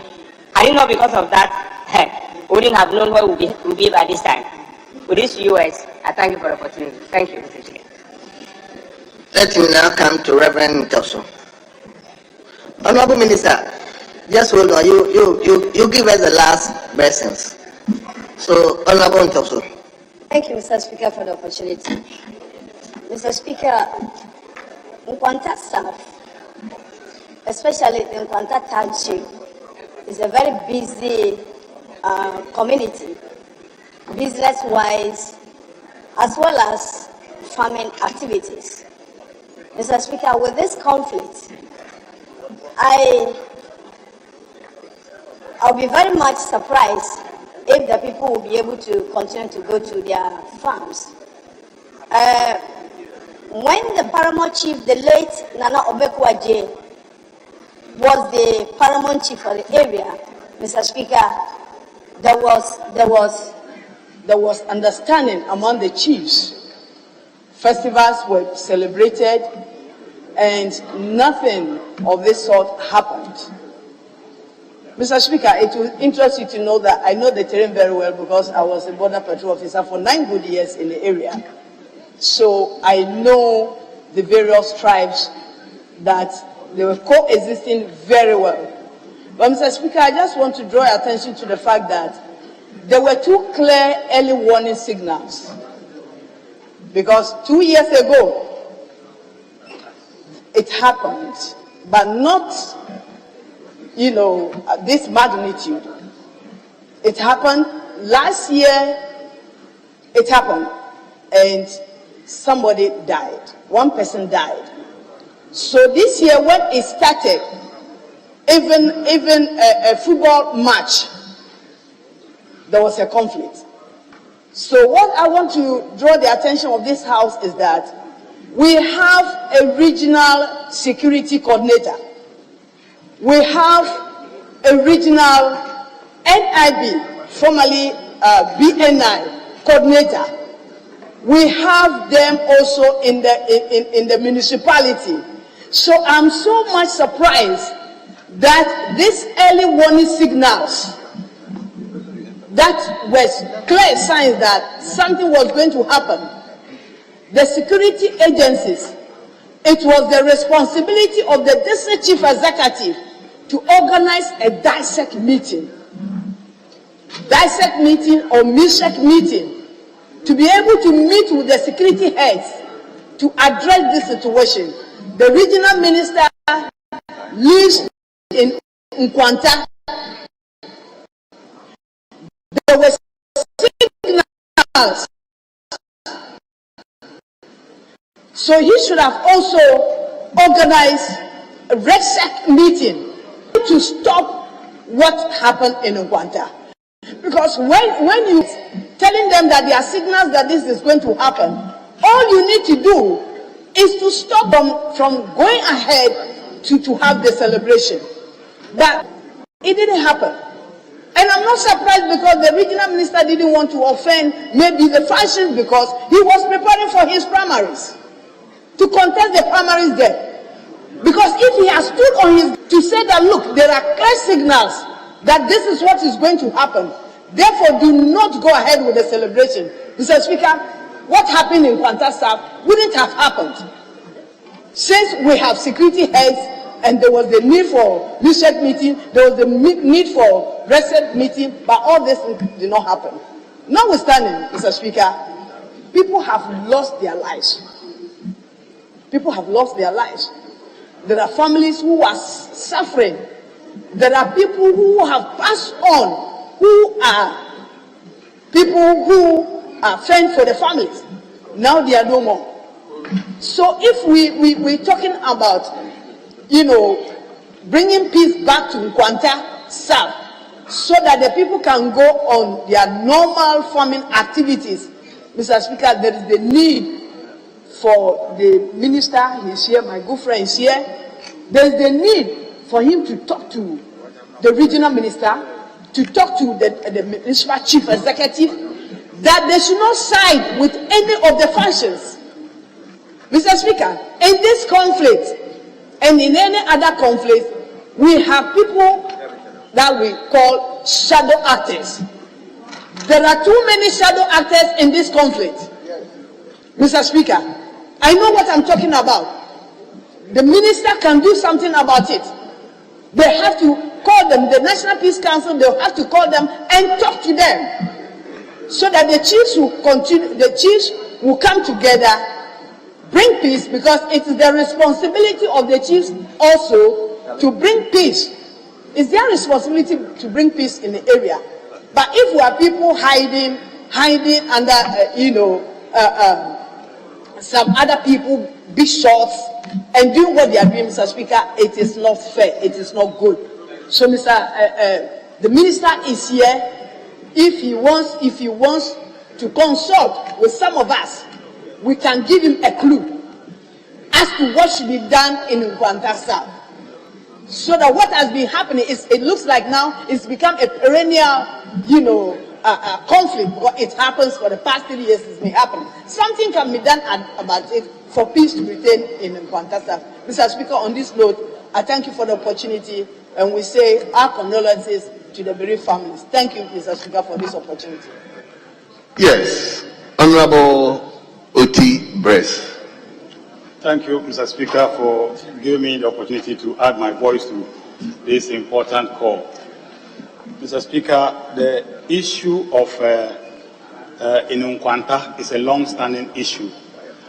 I want to call on government, especially the Minister for Interior, the Regional Minister, the Minister for Lands, to intervene. Mr. Speaker, it is not only happening in Nkwanta South. The issue of land disputes is everywhere in our country, especially in the northern part. And it is because successive governments have failed to do the right thing. Mr. Speaker, I want to, on this occasion, call on the Achudes, the Adeles, and the Chalas to give peace a chance. Mr. Speaker, Nkwanta South municipality is an important community for some of us, because when this thing happened, the two schools in the municipality have been closed down. As we speak, we all know Nkwanta North and South are sister constituencies. So if the people of Nkwanta South are not sleeping, there is no way we in the North can also sleep. As we speak, the conflict has serious effects on the people of Nkwanta North. Most of the people, especially the settlers and other people, have moved and pitched camp in Nkwanta North, and that has a lot of effect on us. And as we speak, some students are even currently living in my house as the MP for Nkwanta North. So, Mr. Speaker, it is the government's responsibility to ensure that there is peace. Because I am surprised that these things could happen up to this level when we have a regional minister and the regional security coordinator and other security agencies. They haven't been able to pick the intelligence to be able to do something about it. So I want to, I'm very happy the minister, the most experienced minister for Interior is here. We want to call on him.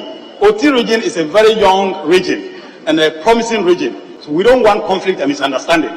So, Honorable Minister, we want to call on you to intervene, call your regional minister and all those who matter in Nkwanta South to intervene so that our people will live in peace and harmony. I thank you, Mr. Speaker, for the opportunity. Yes, I'll call the last person, Honorable Kofi Adams, then I'll give the opportunity to the minister. So you see, I've just been calling only members from the Oti region. Yes, Honorable Kofi, let's hear you. Thank you very much, Mr. Speaker.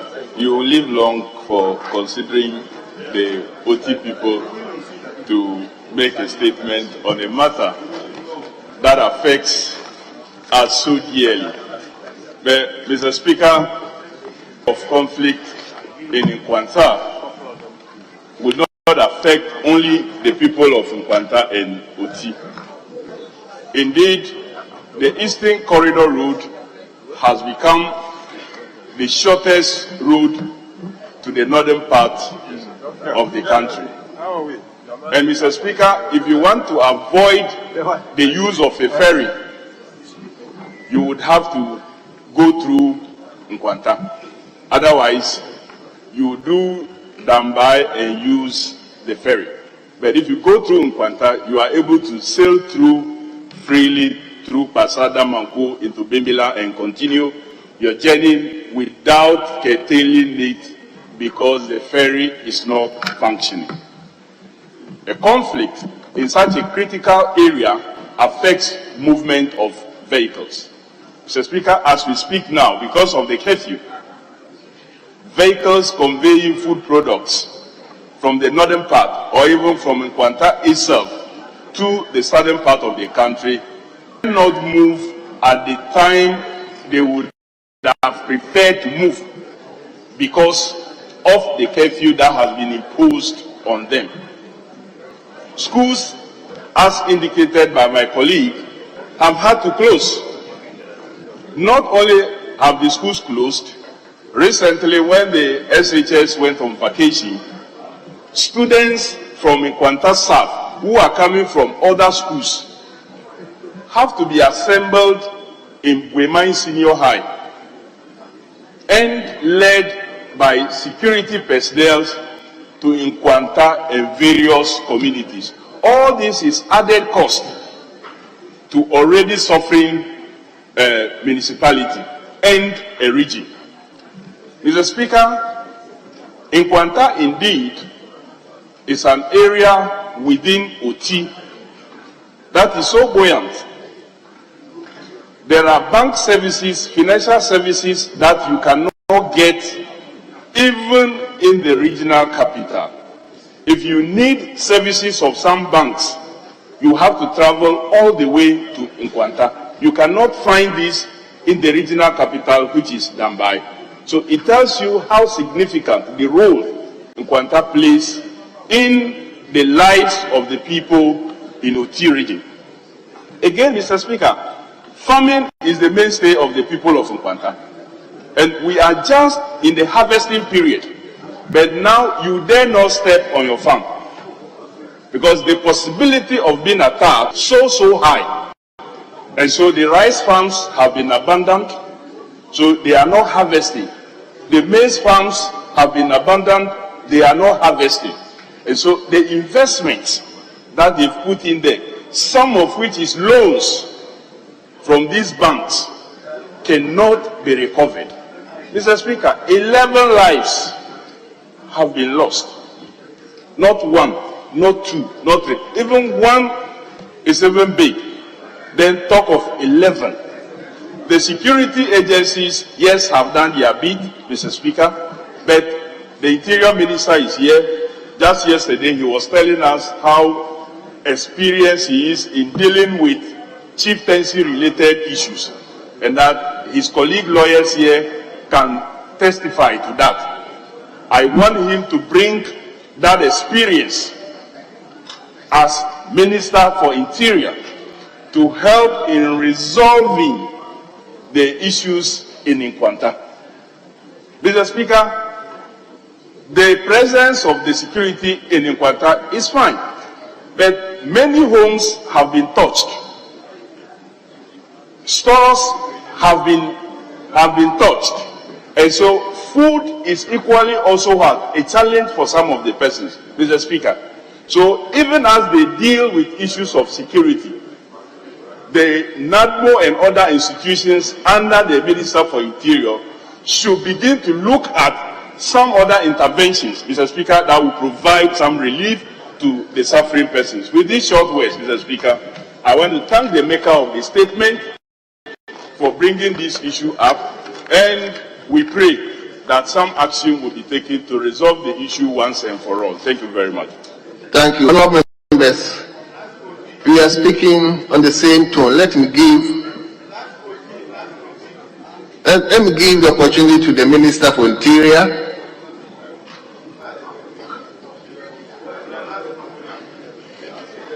Yes, let me give the opportunity. You people should pardon me. Let me give the opportunity to the Minister for Interior. Thank you, Mr. Speaker. To clarify the. Mr. Speaker, let me start by thanking the Honorable Geoffrey Kinney for making this statement.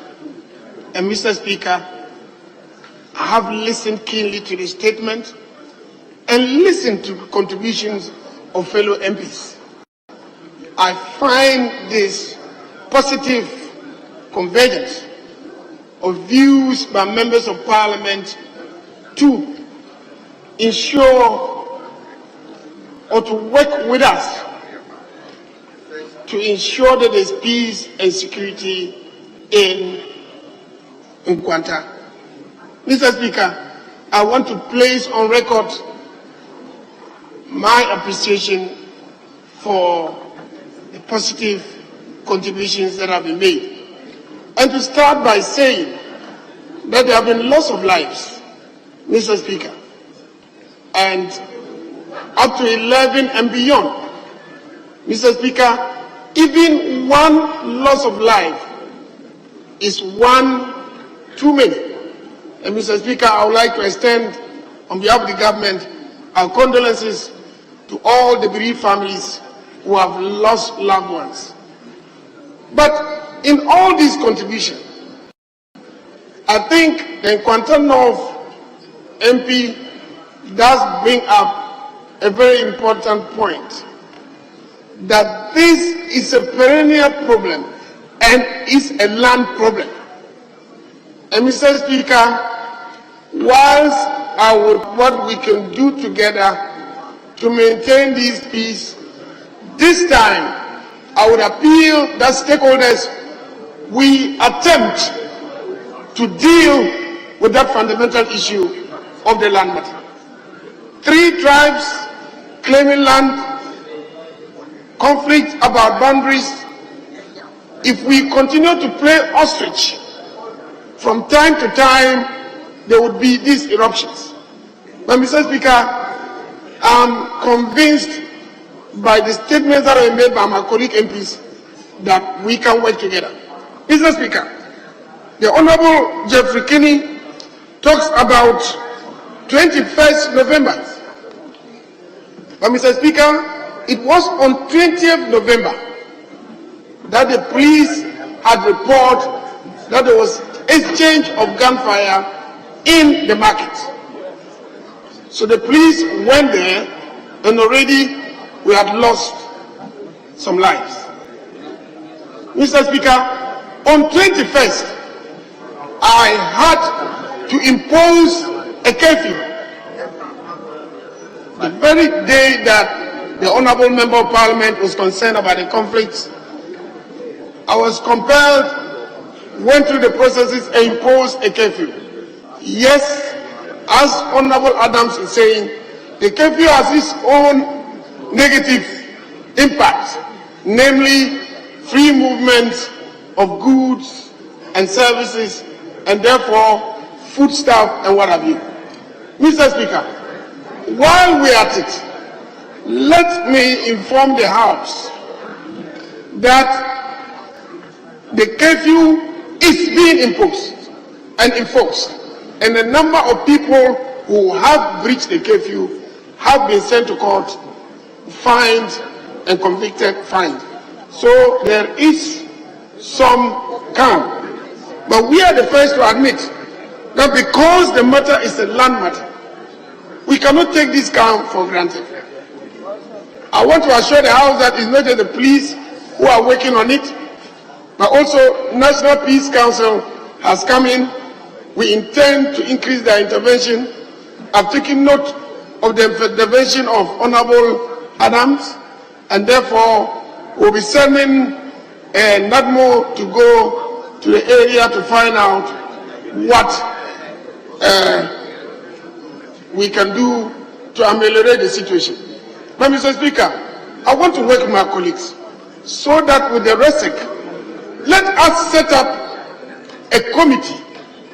I would want Lands Commission to be involved.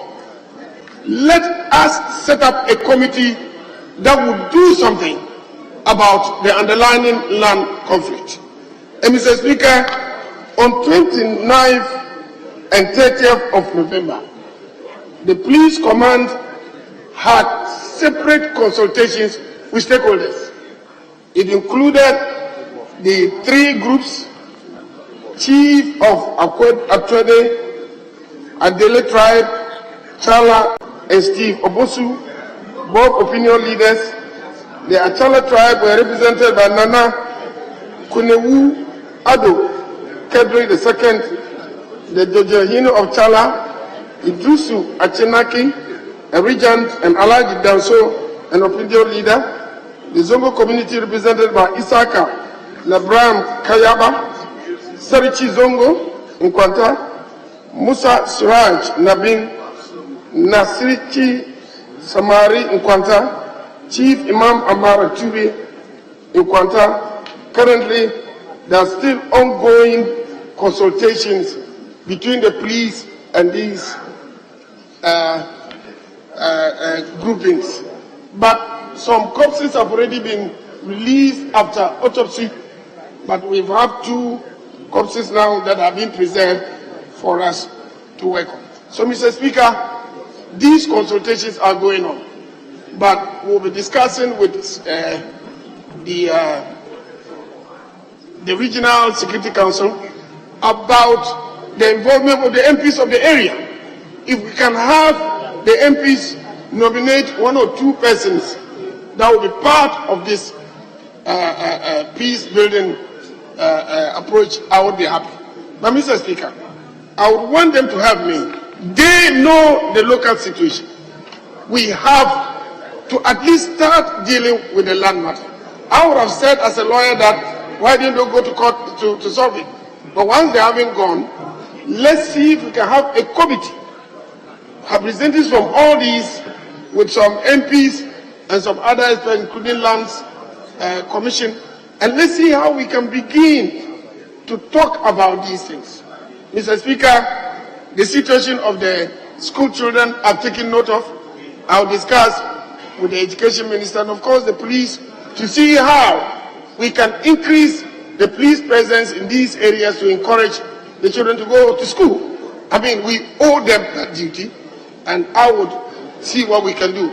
But Mr. Speaker, I would say that I would consult and probably get back to the Nkwanta North and Nkwanta South MPs for starters with the National Security Minister to see how we can work on this. But I'm very, very impressed and encouraged by the considerable consensus that we have in this matter. And Mr. Speaker, this is what I look up to. This House has contributed immensely to the security of this country. All the problems that we bring here, we are supported at the committee level and supported at the House level. But now, let us play a more proactive role, a more active role on the ground to see how we can work to ensure that we get security. And Mr. Speaker, I'm very impressed and I want to put on record that I would see what I can do. And please, my office is open. Normally, it's easier to get me in the morning. You come and let us talk. And yes, intelligence is supposed to work, but as pastor, you've had such a rich experience that you don't expect the individual operatives to have your experience. I'm open for us to get this information and let's work on. And Mr. Speaker, I would appreciate and thank them ad nauseam for their positive listen. I look forward to attitudes going forward that we might have a very peaceful Nkwanta and beyond. Thank you, Right Honorable Speaker. Thank you very much. Honorable members, we have brought statement time to a close. Let me thank the makers and all the contributors to the 2 statements. Yes, let me come to leadership for indication. The agreement amongst leadership is to vary order of business because we've not exhausted the statement. So we will vary order of business and speaker and go on to take other paper addendum, after which we'll revert back to statement. Which is me. Yes. Mr. Speaker, I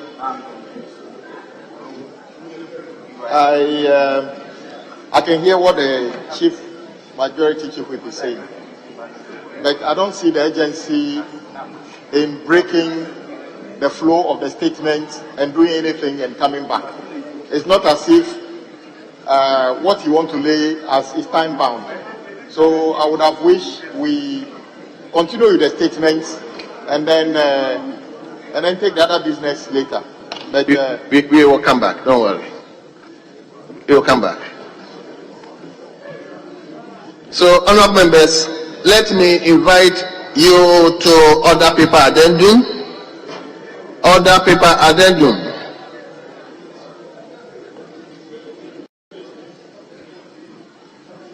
And with this, let me invite the Minister for Roads and Highways to present a paper.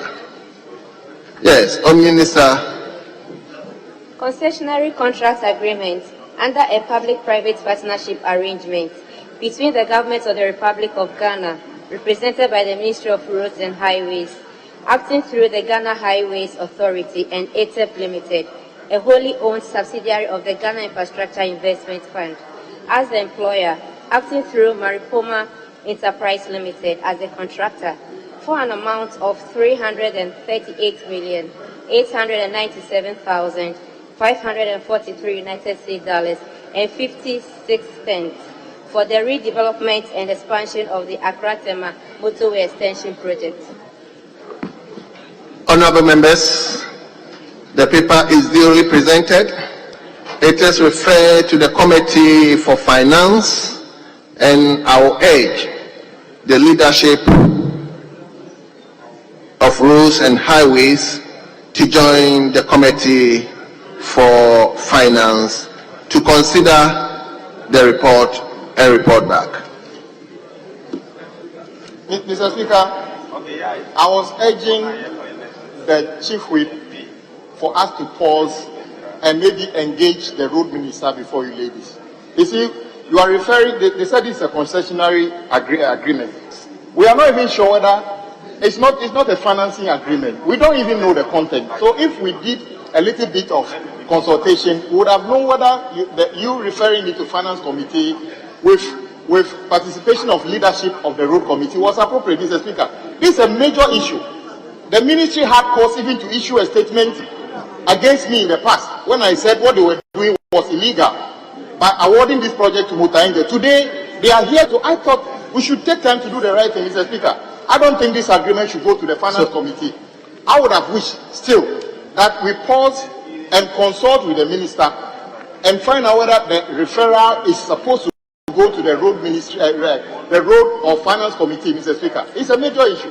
Honourable Leader, I've heard you, but I don't think there's any issue about this. The committee will look into it and refer back to the House. I mean, the House is not going to be cut out of the process. It's just a referral I'm making to the committee. Refer to the entire committee of roads and transport and then finance committee, because we all need to peruse this appropriately. So not leadership of the roads committee. Very well. Let me then make the referral to a joint committee on finance and roads and highways.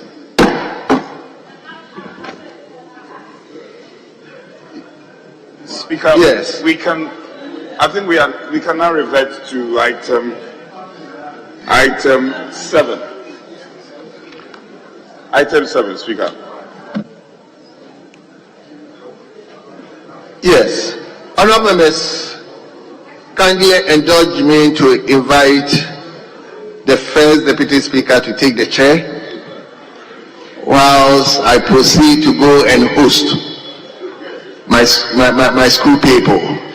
And the Adagbilla Kosoahin is also here. Yes, yeah. Mr. Speaker, with your indulgence, can we ask Professor Hamza to make his statement. Very well. So, Professor Hamza, you may begin to read your statements whilst I see the chair to the first Deputy Speaker. Thank you very much, Mr. Speaker, for the opportunity given me to make this important statement on the dwindling of quality education of our dear country, an issue which has untold negative consequences if not immediately addressed. Mr. Speaker, on October 6, 2023, the University of Ghana announced about the mass withdrawal of students with a CGPA below 1 in the colleges of basic and allied sciences, education and humanities effective 2023-2024 academic year. Again, a lecturer at Kwame Nkrumah University of Science and Technology notes not long ago publicly complained about the prevalence of poor performance among students with excellent grades in their WAEC results. Mr. Speaker, even as a lecturer, I have also experienced situations where very bad scripts have been spotted among students who entered the university with very good grades. Other stakeholders, including civil society organizations, heads of schools, academics, among others, have expressed similar sentiments regarding the dwindling of quality education in Ghana. To this end, it is critical stakeholders' attention is drawn to such a fatal canker in order to find a lasting solution to it before the situation gets out of hand. Mr. Speaker, the subject matter is important for consideration because inclusive and equitable education, quality education is anchored among sustainable development goals. I'm sorry, Honourable Member. Right Honourable Speaker to take the chair.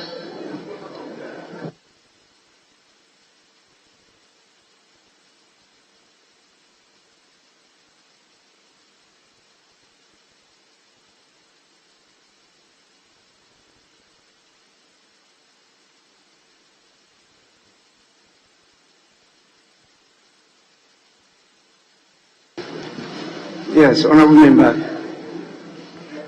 Thank you, Mr. Speaker. Mr. Speaker, the subject matter is important for consideration because inclusive and equitable quality education is anchored among the Sustainable Development Goals. Being the fourth of the Sustainable Development Goals, it is central to achieving all other development goals. According to World Bank, access to quality education is critical because it enhances economic growth and sustainable development. Different actors in education have looked at the definition of quality education in diverse forms.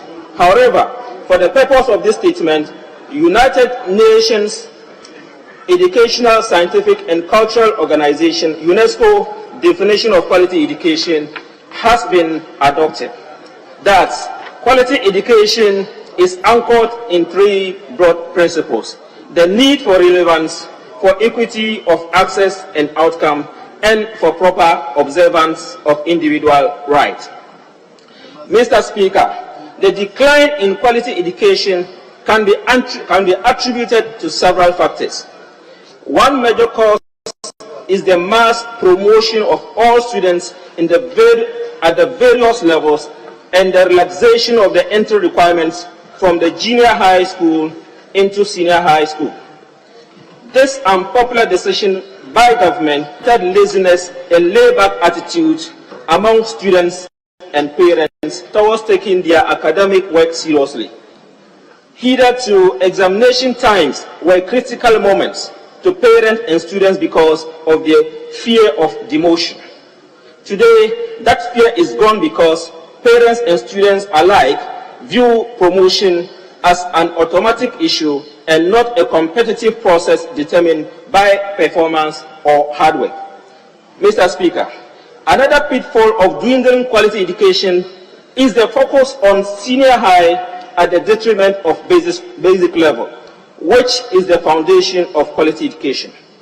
Most basic schools in recent times are battling with numerous challenges, including poor infrastructure, inadequate furniture, lack of textbooks, inadequate teachers, among others, which are critical needs for effective teaching and learning to occur. The Constitution of the Republic of Ghana, Article 25(1)(a), is categorical on the rights of children to education.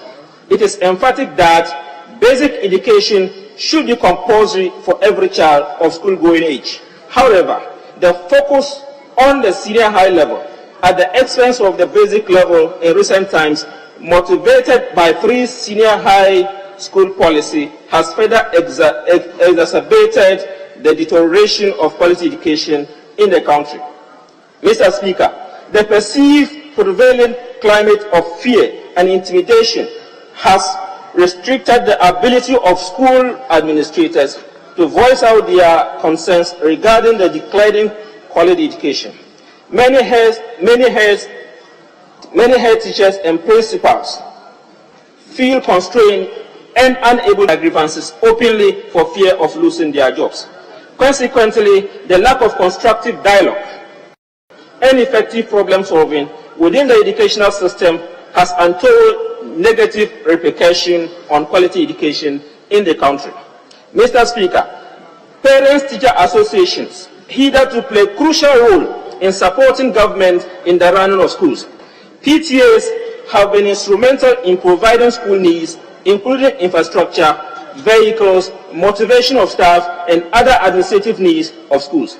However, due to perceived political expedience by government, schools have been cautioned not to allow parents to contribute towards school development. Mr. Speaker, it is sad to note that some heads were reprimanded for asking parents to pay PTA levies. The decision to stop parents from contributing towards their children's education has run down some schools drastically because PTAs remain the backbone for the development of some schools. Mr. Speaker, the Ghana's international reputation in the field of education has suffered a setback due to pervasive decline in standards, diminishing the country's credibility and competitiveness on the global stage. According to the World Development Report, according to 2018 World Development Report, Ghana has been ranked second to last on education globally. This has placed Ghana among the worst countries on education worldwide, an alarming cause to worry about. Besides, Ghana educational system risks producing half-baked graduates whose performance are likely to have diverse forms, including socially, economically, culturally, health-wise, and even sustainable development. In addition, Mr. Speaker, our hope of transforming Ghana into industrial nation is likely to suffer setbacks as a result of poor quality education if care is not taken. Mr. Speaker, urgent measures must be implemented to address the critical issues plaguing the Ghanaian educational system.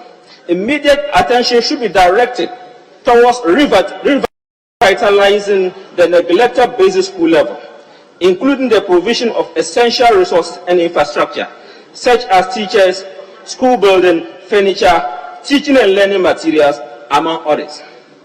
Government, as a matter of urgency, must free the PTAs to do their work. Empowerment of PTAs must be facilitated to enable their active participation and support in the education sector. It is a fact that government alone cannot shoulder the burden of education. Hence, a collaborative approach between government and PTA is more sustainable and the way to go.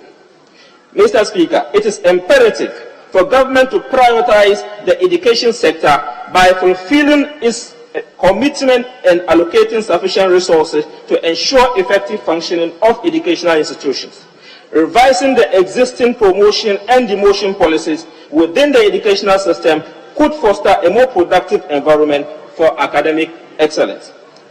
This will allow children who are not academically capable to make early decisions and venture into other sectors. Mr. Speaker, governmental support for education professionals can further perform some magic and turnovers. There is a need for government to create an environment that encourages educational professionals diligently and contribute effectively to the improvement of education sector, providing professionals with the necessary autonomy and freedom to implement innovative teaching methodologies and curricular development can foster a culture of academic excellence and ensure the continuous enhancement of educational standards in Ghana. Mr. Speaker, it is imperative for all stakeholders, including government, educational institutions, teacher unions, teachers, parents, and the community at large to collaborate and take concerted action to address the pressing challenges facing the Ghanaian education system. Only through a collaborative effort and a commitment to reform and make progress can resuscitate the enviable status of Ghana as the beacon of educational excellence in the global arena. I thank you once again for the opportunity, Mr. Speaker. Yes, honorable members, any comments? Honorable Dr. Zanato. Yes, Mr. Speaker. Thank you very much for the opportunity to contribute towards the statement made by the honorable member. Mr. Speaker, with regards to the teaching staff, it would be very important that governments actually consider deliberate attempts to find brilliant persons in school and lead them onto the path of the teaching profession in order to ensure that we have the best quality of minds imparting knowledge to our children, if indeed that generation of students is to be impacted positively. Mr. Speaker, the problems identified in the statement actually really point to why we're seeing a drop in standards across board in our educational institutions. And a heavy burden is being placed on parents and on old students to actually support students in the schools and to support the running of schools, which is not what we actually expect to hear in the event that we now have free senior high school education. And Mr. Speaker, the point made about the fact that those within the teaching staff and the admin staff of schools who actually raise concerns tend to be the ones who are actually victimized is rather unfortunate, because the raising of issues is supposed to be an opportunity to correct. It's supposed to be an opportunity to provide solutions rather than reposting persons who raise concerns or, dismissing them outrightly. Mr. Speaker, it would appear as well that due to overcrowding in some schools, as a result of various lists that are imposed on the heads of various schools, the well-being of students and of teachers is being severely affected, where more than the expected number of students are meant to be housed in dormitories and in the classrooms as well, with so much overcrowding that the teachers are not able to give sufficient attention to all the students to make sure that during the period while they are being taught, they are actually able to improve upon what their knowledge levels are. Mr. Speaker, if we're to address these, then definitely, if we've gone as far as a country as having a whistleblower act, then certainly those within the educational system who are raising concerns about what's going on in the various schools should not be seen as problems, but should be seen as those who are trying to resolve the issues. And so, Mr. Speaker, would be really helpful if not just as this House, but perhaps the sector ministry will actually take cognizance of some of the concerns that the teachers and head teachers are raising with regards to what's happening in the schools.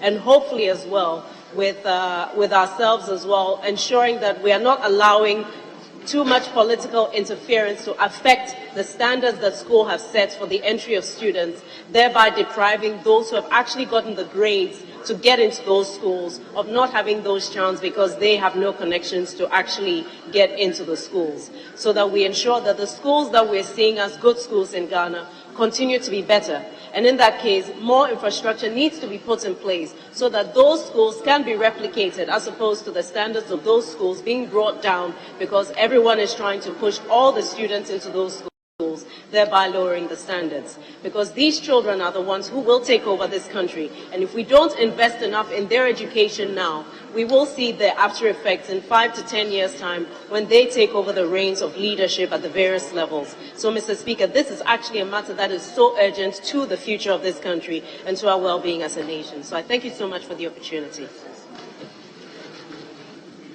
Yes, Ranking Member, Education.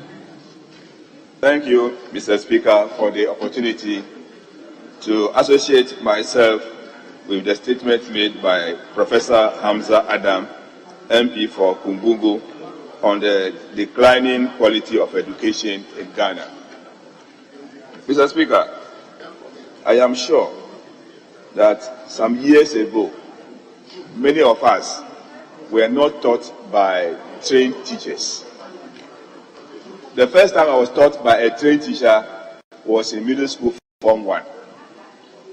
From primary 1 to up to P6, I was taught by pupil teachers whose was middle school leaving certificate. But anytime I sit down and I assess them as against teachers we have now, Mr. Speaker, those teachers did very, very well.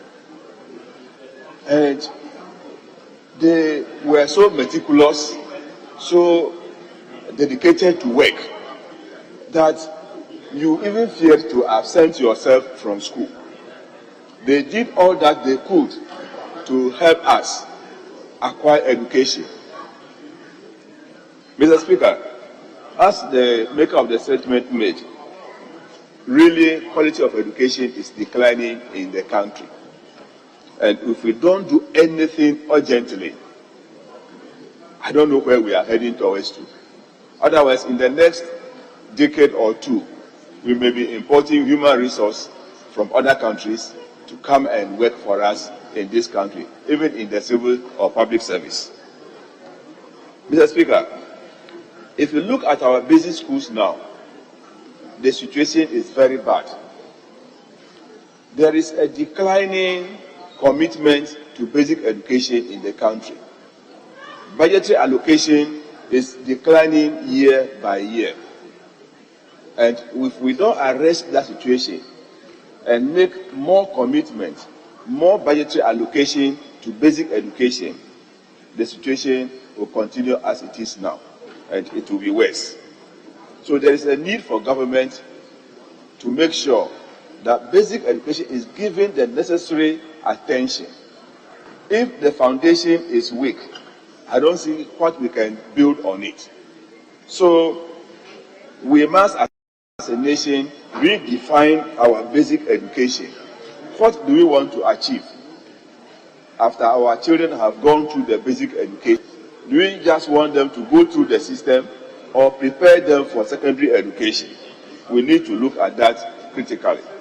So the issue is not about wholesale promotion, but rather the quality that we give to them. If we don't provide the necessary infrastructure, what are they going to, where will the teachers teach? Because when you go to some of the basic schools, they are still under what? Trees. Tables and chairs or furniture is a big problem. Teaching learning materials are not available.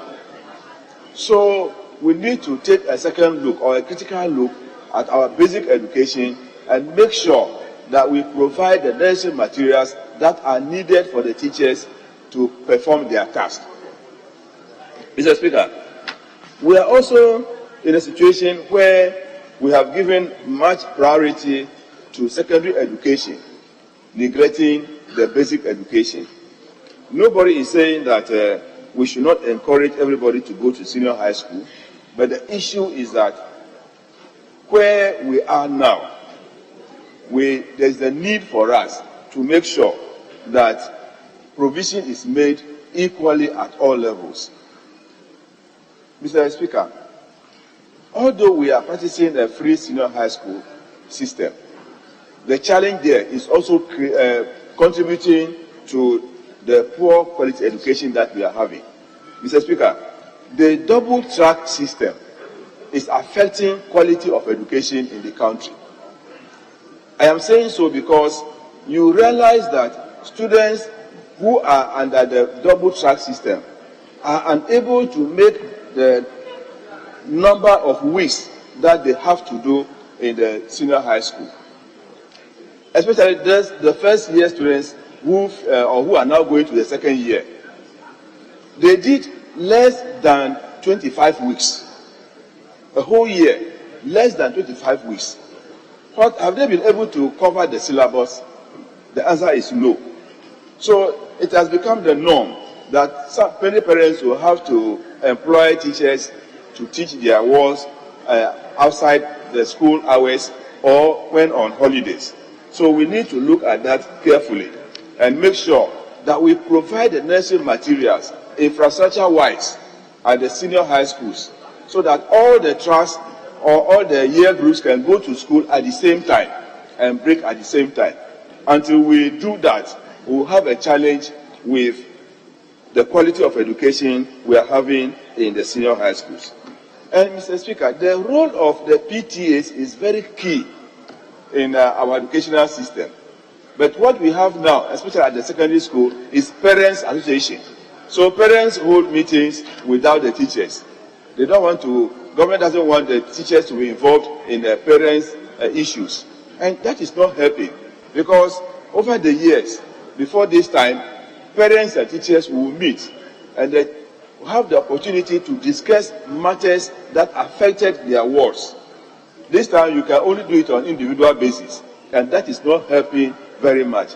The contributions of parents or the PTAs have also declined very much, such that government wants to take all the burden, which we know is not possible. So there's the need for us to redefine our basic education very well. Then also the teacher education, that is about the colleges of education.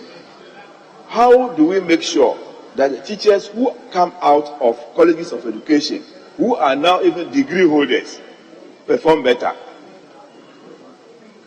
Mr. Speaker, supervision at the district level, that is the district education offices, is very, very poor.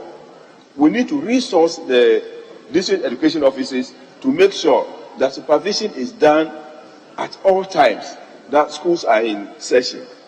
Why do we say that the private schools are doing better than the public basic schools? It is because of supervision. So we need to strengthen our inspectorate divisions so that more supervision, more time is given to supervision, more resources are made available so that we can achieve what we want to achieve in the shortest possible time. So, Mr. Speaker, it is important that at this time we make sure that what is needed, the facilities that are needed, are provided as enshrined in the Constitution, Article 25 of the Constitution. But, Mr. Speaker, before I sit down, I want to make a suggestion that, as you did for the Minister for Interior yesterday, that it should be around when the statement, before the statement was made. I would appeal also that matters of this nature, especially with education, the Minister will be furnished with a copy in advance so that he can also make a meaningful contribution and brief the House adequately on what they are doing to arrest the situation as outlined by the speaker, by the maker of the statement. On that note, I thank you, Mr. Speaker.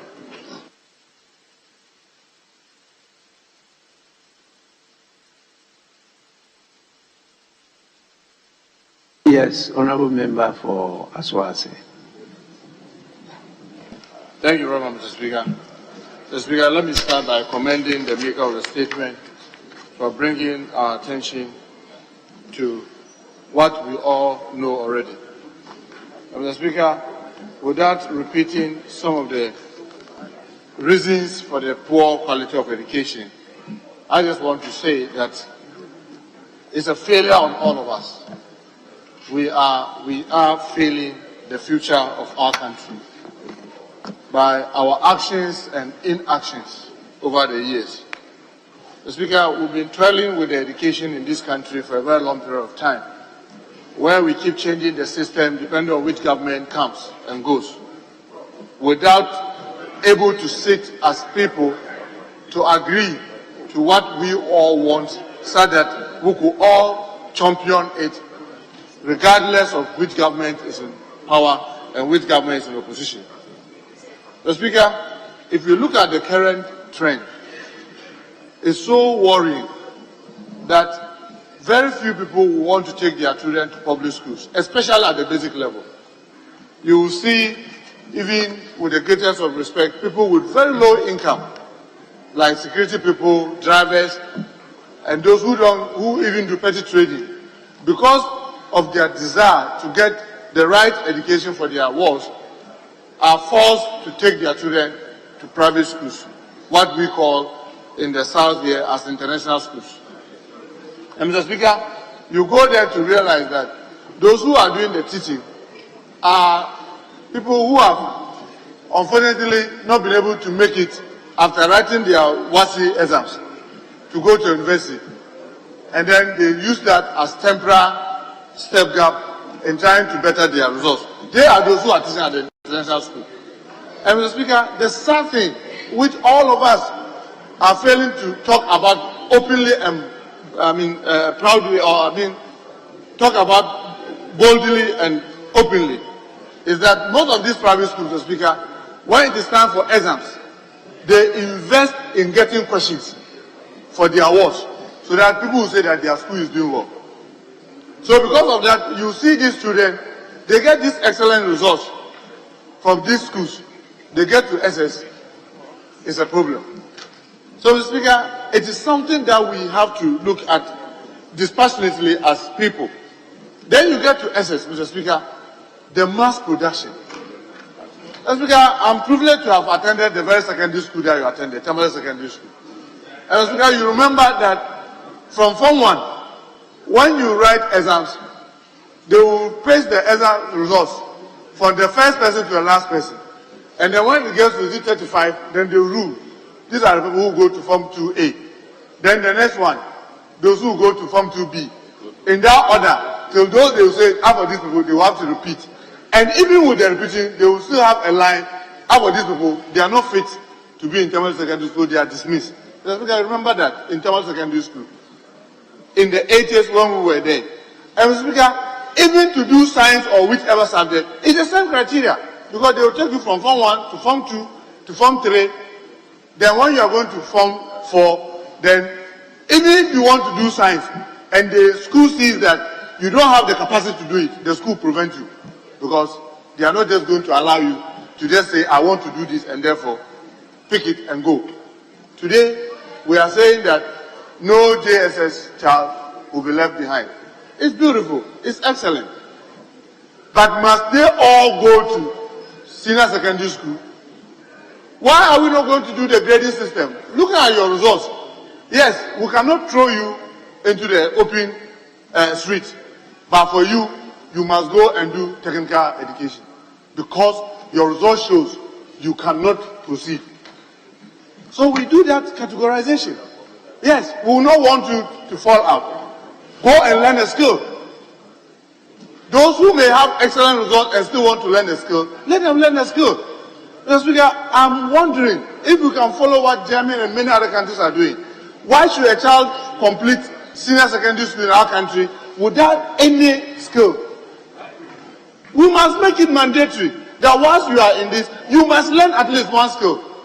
Mr. Speaker, for those of us who grew up in the urban poor communities, for not wanting to put all your eggs in one basket, I and my siblings, there's no way my mother will allow you to say that you are only going to school. No, you must learn the other profession. So I had to go to a fitting shop. My other siblings had to go to a dressmaking shop. She said that, oh, if this one fails, you have a fallback position. Mr. Speaker, it was sad when I had to take my first child to KNUST, and he was giving Unity Hall, my favorite, my hall where I was. Proudly I got there and realized that the room that we were two occupying. Now the students, they were 6. Mr. Speaker, this was 10 years ago. No. Then I confronted one of the lecturers. I said, hey, what is this? They said, hey, our time is gone. I said, what do you mean by that? That, hey, now the class, Mr. Speaker, when I was doing my BSc, the class were 40, and they said this is the largest class they've seen. He says now the BSc class, there could be over 1,000. I said, how can you lecture over 1,000 students at a time and not just get the kind of results that we are getting?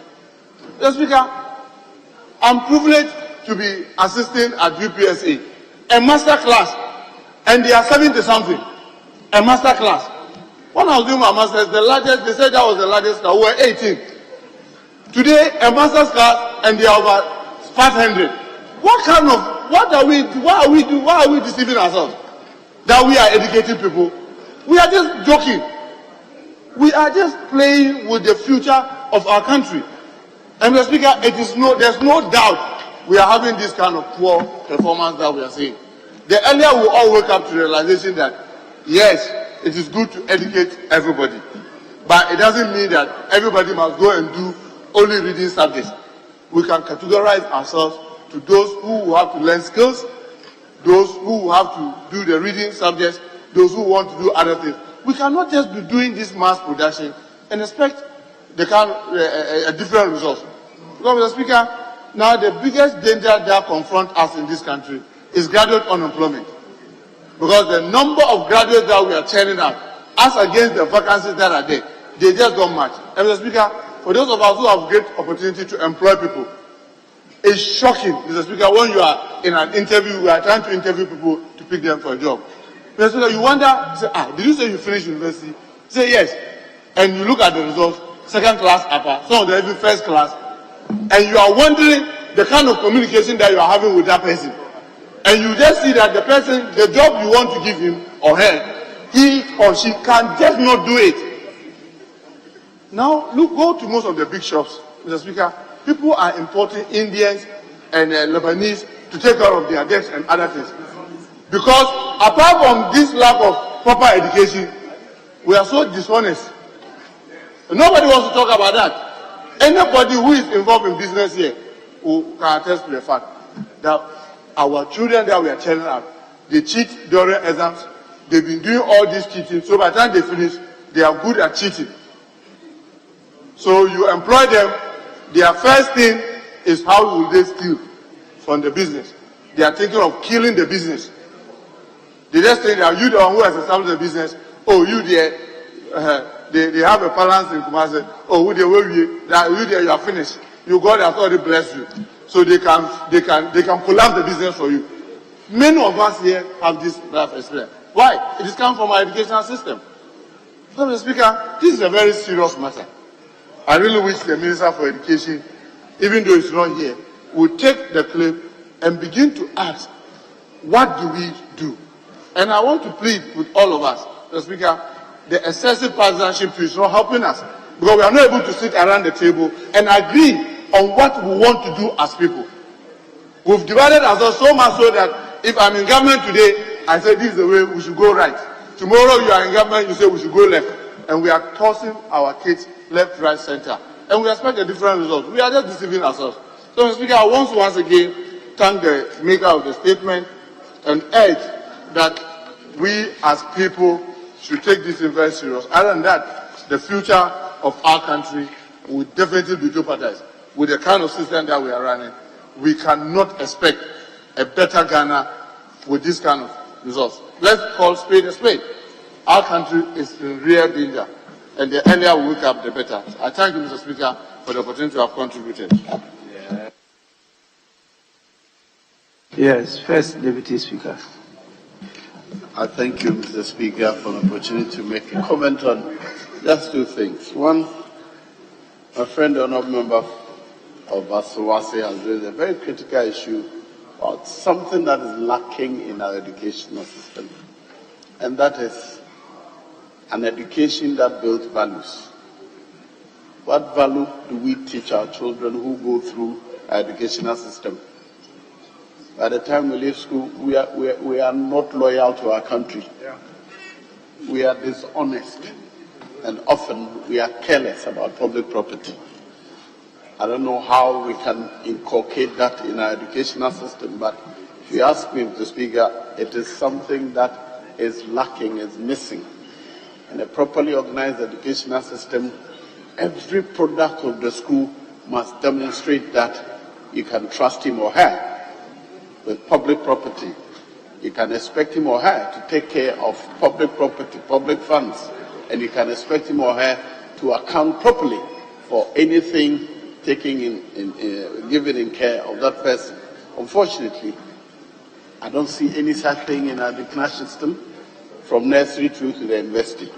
Indeed, what I've observed recently as primary school election in which at the primary school level, a contestant is promising to provide 2 plates of food to every student when he's not the one providing the funds, but he's promising that, copying some of the irresponsible things we do and say as politicians. So, Speaker, I think it is time, as suggested by my friend, it is time we sat around the table and discussed what we call education. What is it that we call education? So easy to say, I've gone through schools, I'm educated. Yes, you can speak English, you can add, you can multiply, so we call it education. But often, if you take any one of us, take the courses we have done and put what we have studied within our community, you find that it is worthless. I've studied political science, studied social science, I've studied this. Put all the theories you studied within your community and see whether any of them will fit in your community. This is why I think that we should review what we call education. And Mr. Speaker, I want to talk about an education that takes us away from the wealth of our land. Anybody who has gone through high school or senior high school today doesn't want to touch filth, doesn't want to work on the land. He wants to be dressed as like us sitting in the office. Recently, I granted an interview and I said that our kind of education should not be called education, it's called miseducation, because the wealth of our land is where we are not educated to use our intellect at. So sometimes I'm surprised when we complain that, this agreement is not helping us. What is in the land? You need somebody else's technology to be able to take it. You need somebody else's technology to even determine that there's gold in your land. You need somebody else's capital to be able to extract it. How much do you expect to get? How much? If the person brings his technology, he brings his money and his expertise, and you at best you are going to work as a laborer on the person's field, how much do you expect to get? So, Mr. Speaker, my suggestion is that we should rethink this whole thing we call education. It is time we put aside our politics. Indeed, it's very frustrating. In here, in Parliament, we collaborate a lot more than outside Parliament. In Parliament, we can sit and negotiate, agree, add and subtract from anything. But outside Parliament, at the party level, there's no collaboration. At the executive level, there's no collaboration. In the end, what we get to is we do the talking, but the implementation is totally different from what is happening. My edge is that this House should stand together and urge the educational management system, or probably the national management system, to rethink what we call education and focus education on building people with integrity, building people with loyalty to the country, and building people who value what is in our earth. Education taking us to work on our land, to assess the value and create wealth from our land. I thank you, Mr. Speaker, for the opportunity.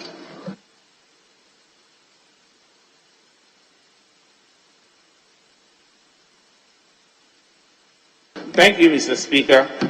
Again, let me associate myself with the major Honourable members, this is a very important topic. That's why we are spending some time on it.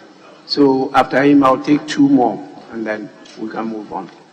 The able statement made by Professor Hamza, several aspects of this have been discussed. I'm just taking the stakeholders who are critical to education as a key part of this important issue. We have almost centralized education to the point that it is something the government is initiating and giving to the people. Education has never been like that. From antiquity to present times, the whole idea is that it is community-based, and therefore key stakeholders must participate in that educational process. And so in our country, we have designed it in such a way that the mission units are a key part of it. Every village you go, there's the Presbyterian school, the Methodist school, the Catholic school, the Musamadisko Christo school. What are they doing? If you look at the plush buildings of these churches against the school buildings next to it, it is not something that we should write home about. It is so disappointing that they don't participate any longer because they have been absorbed by the government. And so those schools are existing in isolation. And all the critical resources that are key to their survival may not be available. And when some of these institutions seek to participate in the school system, we have district directors, we have head teachers who are not interested because they want to run it the way they want to run. That has been a bane to the development of quality education in our country. In view of these critical elements that are part of this whole universal stakeholders, again, another important thing is our education system has been designed in such a way that when children progress to the next grade, the whole school comes together in what we call SPAM, School Performance Appraisal Meeting. At this meeting, the teachers are present, parents are present, chiefs are present, churches and imams are present. And now they discuss the outcome, for example, the recent BEC, so that if a subject is falling behind, then remedial processes that can be developed are made, suggestions are made. Now, at this appraisal meeting, we begin to see that there's a trend. Year 3, they were not doing well. Year 4, they were not doing well in English. So what is the problem with English in this school? Is it because we don't have good quality teachers? Or is it because the students are not learning? Then we find all the solutions and we apply them.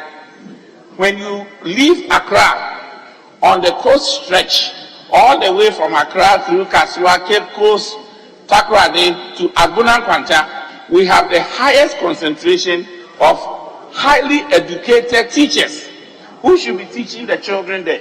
Interestingly, what are they doing there? They are all enrolled in programs in Accra, they are enrolled in programs in Winnipeg, they are enrolled in programs in Cape Coast. So they are pursuing their higher degrees.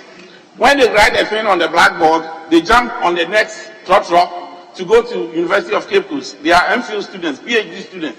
So all these people are teachers who are being paid, but what is the delivery that we are getting? What is the league table of these schools that we are getting? At the end of the day, the school performance appraisal meeting, what are we getting out of that meeting?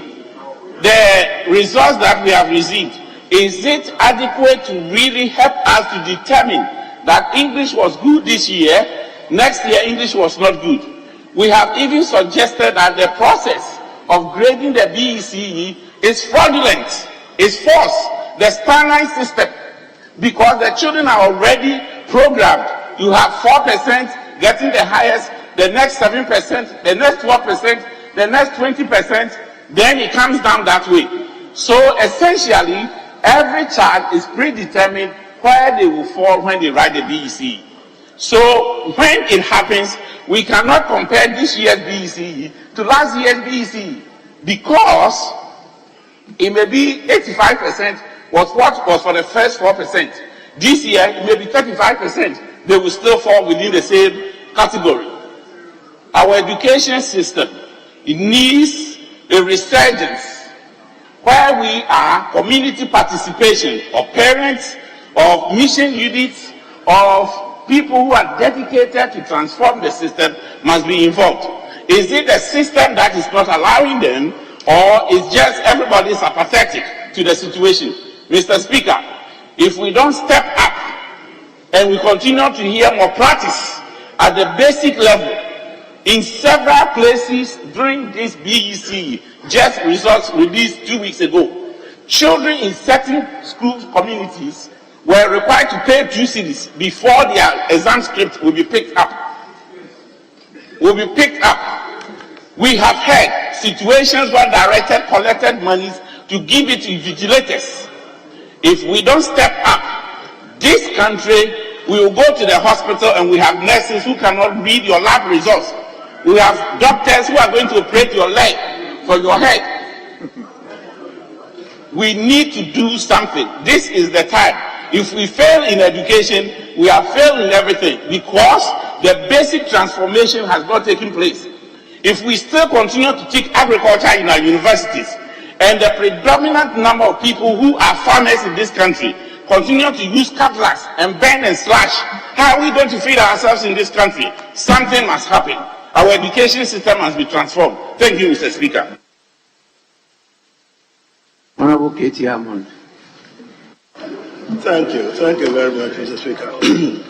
Mr. Speaker, this is a very important topic, and I've always sought the opportunity to contribute. I intend to contribute today, Mr. Speaker, with respect to a minimal aspect of it. And then really, Mr. Speaker, it's, for me, the amount of time we've set down for education of the youth. And of course, going forward, Mr. Speaker, what is it that we intend them to do? I heard my colleague from Asante and all those who have contributed. Obviously, they harken back to our past. When the likes of us started with our education, we will recall that there was a system of a primary school 6-year education, there was a middle school 4 years education, and of course then there was the secondary school Form 5 and then the sixth form being the total of 7. And in that context, Mr. Speaker, you would have, if you ran the full course, you would have done about 17 years, Mr. Speaker, before, if you were privileged, you had the opportunity to go to the university, where some people entered at about a time when they were, some of them well within their 20s, some of them just about getting into their 30s. Some were fairly mature. Then a system was introduced in this country where it was taught that the system, the country was wasting so much time on education. Some of us, Mr. Speaker, could not comprehend what exactly that meant.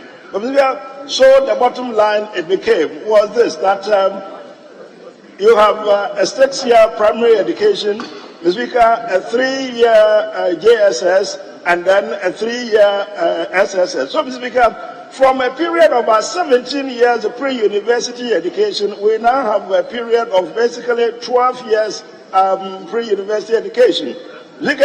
We shown off the total by about what? 12, 17, 5 years completely gone.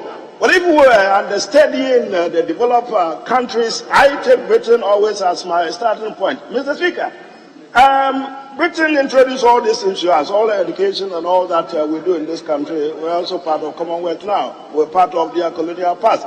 Mr. Speaker, that is what is done in Britain. And I always say the example of a fact that we are taught the English language. They are taught in English language. Mr. Speaker, they spend at least 13 years, but that is their language. We have to learn the language of English, and yet we have cut back even on the basic education of the English people by a year. So they do 13, we do 12 years. I haven't quite, Mr. Speaker, understood the purpose of this. Mr. Speaker, the worrying aspect of all of this, Mr. Speaker, is this, that we have also introduced a system which, by the indications I've just given, ensures that everybody, Mr. Speaker, ends up at the university. There was a question of his room that he went to check later and he found that they were true or whatever. Look at my block was the K block, Legon University, Legon Hall, and K block. Look at the time we were in there, we left the university in 1986. 1982, before we were beaten and sent home by the PNDC government. The Speaker, we were two. Those who have fond memories of the days. There will be two in a room. When I went back to check, I heard that there were so many people on campus, congestion in the classrooms and the dormitories and all of that. I went into the check. In my case, my room, there were 12 female students. Legon Hall and K block was always a male block. But when I went, there were ladies, and there were about 12 of them in one room. That's an indication, Mr. Speaker, of the issues that we are grappling with. I mean, 12 people in the room. How did they do it? And then you talk about the 10 or 500 or so students in the classroom. I'm going to check on the political science department, Mr. Speaker, one day. And when I went, the lecturer had a megaphone in his mouth, megaphone. And I wondered what he was doing. With all respect, it wasn't a fanfare, it wasn't an outdoor function or anything. It was the lecture hall. I mean, the lecture hall, and I was told that there were about 2,000 or so students. Mr. Speaker, it's a little difficult, the system that we created. In the end, Mr. Speaker, then it comes to, what do you call it, employment. Mr. Speaker, but even before it comes to the employment, step back again to the education, the facility itself. Something has entered into the lexicon of the country, of the education system of the country, the entry, and of course subsequently into the employment avenue, Mr. Speaker, they call protocol. Mr. Speaker, everything in this country is now beginning to look like a protocol, and nobody seems to understand it. The Honorable Dr. Benkumbo, former leader of the House, Mr. Speaker, made some comments, and they keep on regurgitating it, and I think they call it a jingle or something, one of the radio stations. He says this, I'll try to quote. If I get it wrong, I'll paraphrase. Everything in this country is now turned to protocol, and he took decisions that a lot of people weren't happy with when he became eventually the health minister.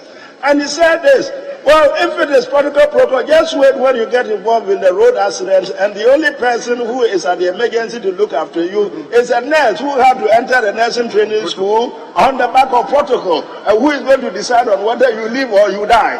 Mr. Speaker, it's become a very difficult issue for us. I mean, MPs are stressed all over.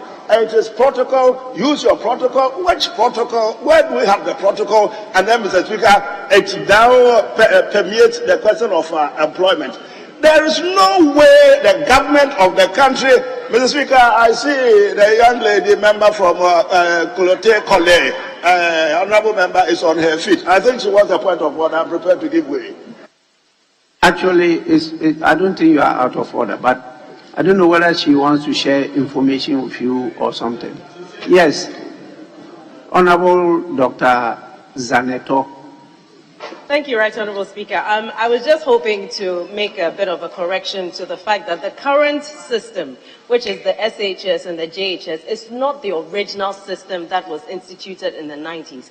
I'm a product of the JSS and SSS, and it had a more practical dimension to it, where there were certain compulsory practical subjects like technical skills, like agric science, and technical drawing and vocational skills, for example.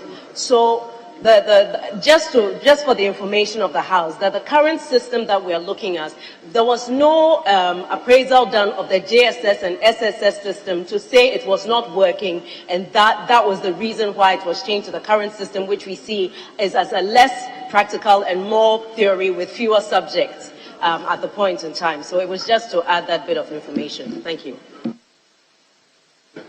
Yes, Honorable. Thank you. I'm not sure if there's a familial twist or tweak to the argument. But, Mr. Speaker, I wasn't comparing it to, GSS, previous GSS, the current GSS. I'm actually talking about the curriculum as we had it during our days, the time that we had the primary 17-year, the basic 17 years education before university and what we have now. I guess from what she's saying that there's probably some argument as to some fine details about some previous JSS or GHS and then the current SS. But honorable member, that's really not my twist, so my argument. Essentially, when we have to spend so much time in school compared to how many years that we spent in school now, and of course I was coming to the point about the product from our schools and our universities. There is no system, even in the advanced countries, where the systems are fairly stable, fairly established, that a government, the system can itself, the governmental system, Mr. Speaker, can produce employment for everybody. It is well nigh impossible. It can't do it. But here we are. The system is produced. So many of our younger brothers and sisters, our sons and daughters, to the extent that it has become an issue. How does the government do it? And the government does it just by the use of the public service, absorbing them into the public service system. How many spaces, Mr. Speaker, how much space is there in the public service for the system to absorb all of them? Again, in our country, we are also developed industrially. I mean, to be able, as individuals, businessmen, as an enterprise, to be able, Mr. Speaker, to absorb all the teeming youth, Mr. Speaker, that we have produced. There is a problem, Mr. Speaker. How it is resolved, I am not speaking as the Minister of Education. He saw here, I saw him around. I'm not speaking as he's here. I'm glad he's here. He's listening. There is a problem. It isn't a problem for the government of MPP to resolve today, they speak. It isn't the government of NDC, which they should have resolved last time. It needs consensus. There needs to be a real sitting down, real focus, homing in on the issues of education, and of course, subsequently, what we do with the children that we are producing, the students that are coming out in terms of their employment prospect. It's an issue, Mr. Speaker, the nation has to look at. Thank you very much. Honourable Member for Wa Central. Thank you, Mr. Speaker, for the opportunity to contribute to the statement on the decline of quality education in Ghana, presented to us by Professor Hamza Adam. Mr. Speaker, this is a very important area of reflection, especially because if you look at Ghana from independence to date and ask yourself whether we have attained the level of development we have been waiting for and we have been fighting for, it will give you a clear definition whether our education has been quality or not, and whether we have achieved the best we can. I looked at the statement, Mr. Speaker, and I noticed the definition of quality education by UNESCO, as quoted by the presenter of the statement. And he said, quality education is anchored in three broad principles: the need for relevance, for quality, for equality of access and outcome, and for proper observance of individual rights. This is very close to Pluto's definition of education, which encompasses the rights of people and the relevance of the education we attain. Mr. Speaker, I believe that if education will have any meaning, it should be solving the problems of the day and the problems confronted by the people. And if we ask ourselves whether that happens or not, the answer indeed will not be positive. Mr. Speaker, painfully, I noticed the Speaker, the make of the statement referred to the withdrawal of students from the University of Ghana because of poor performance. I had my experience.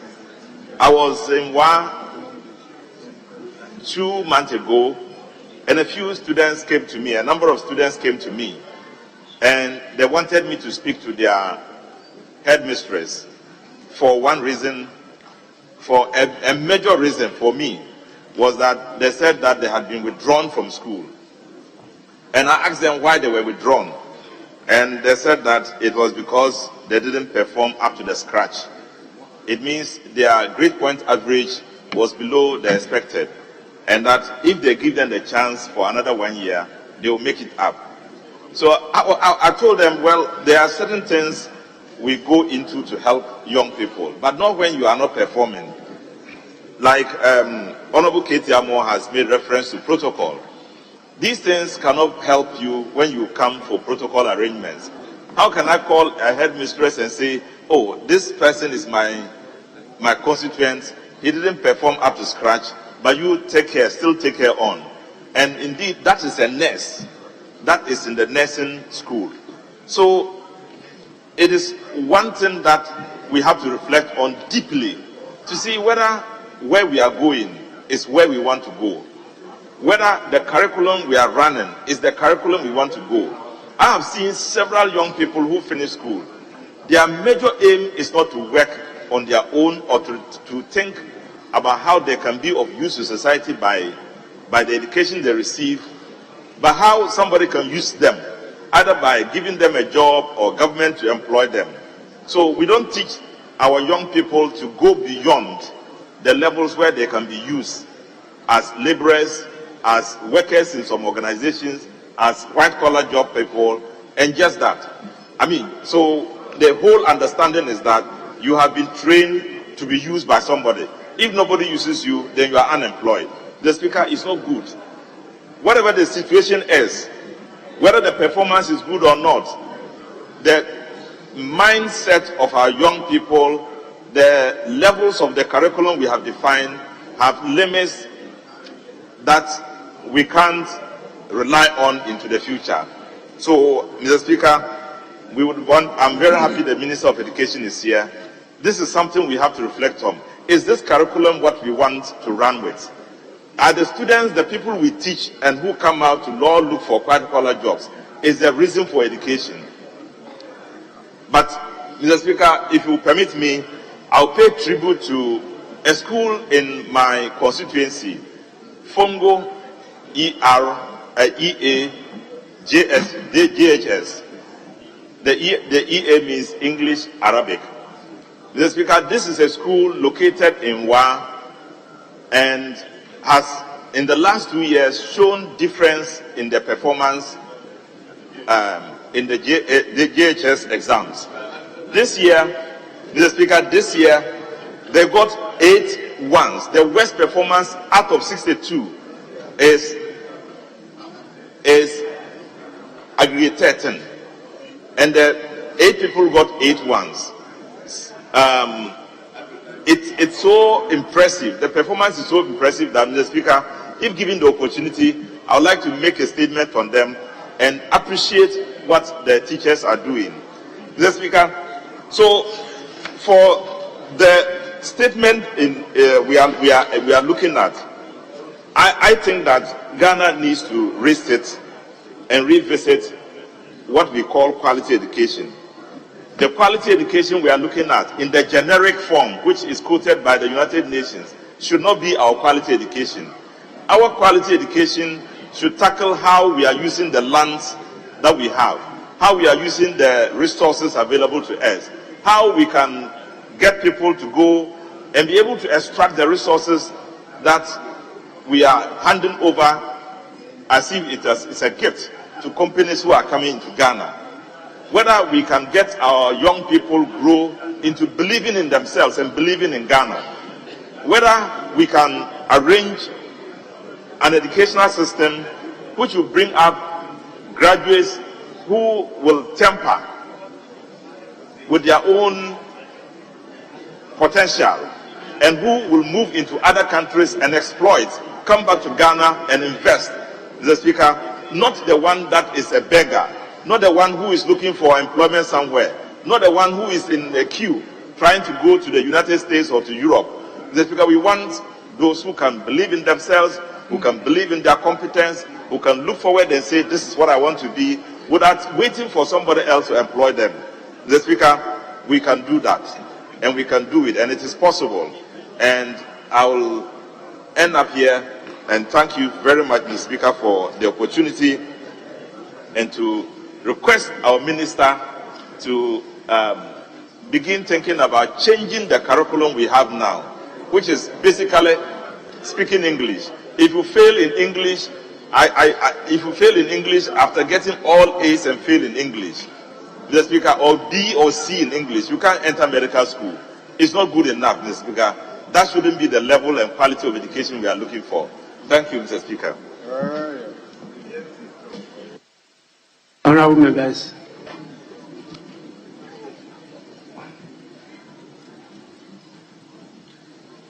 I'm not sure whether the minister heard all what have been said to be given the opportunity to respond. I'm not too sure, but if you think you can, I'll give you the opportunity. Mr. Speaker, thank you for the wonderful opportunity. Mr. Speaker, I want to join my colleague, Honorable Rachel Peplo, in congratulating the public school in Wa Central that have done so well. And he says a number of them have 8 ones. That tells me the standards are going up and not going down. I'm also surprised to see another colleague talking about standards are falling. And in his constituency, he has great schools that are doing so well. Sakafia Senior High School. When we came to government, it was a small school. Today, Sakafia is doing so well. And I'll be, the people of Sakafia, the students of Sakafia will be shocked.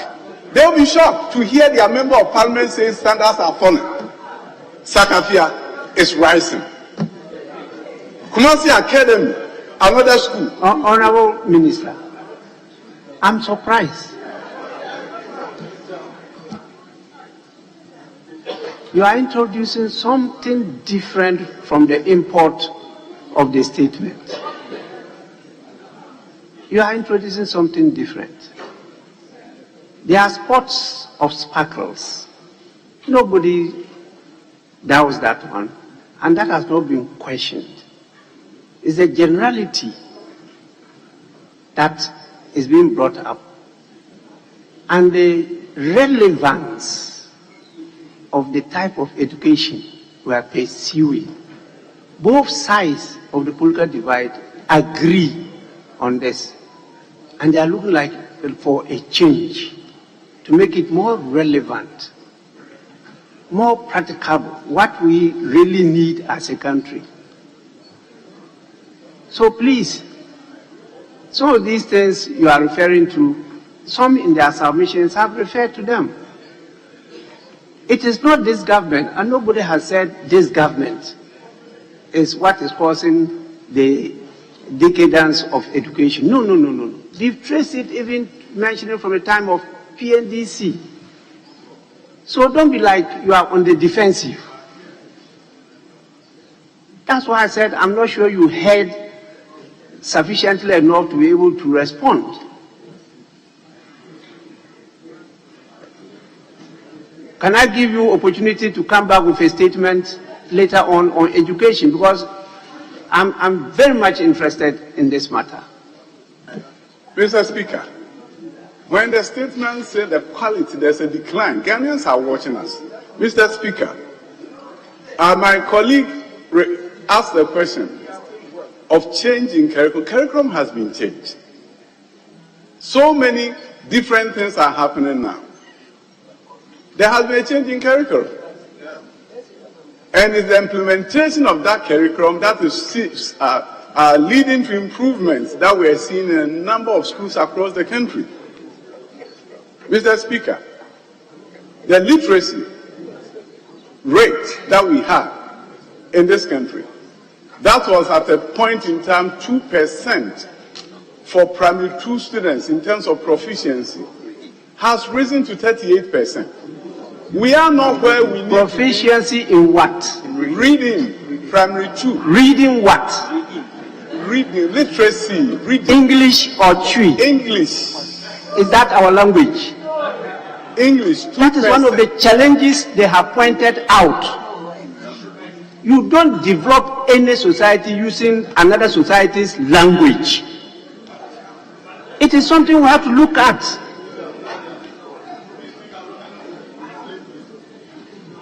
Please, maybe you need to take the official report, go through it, and then come out with a comprehensive statement, because we are the leaders.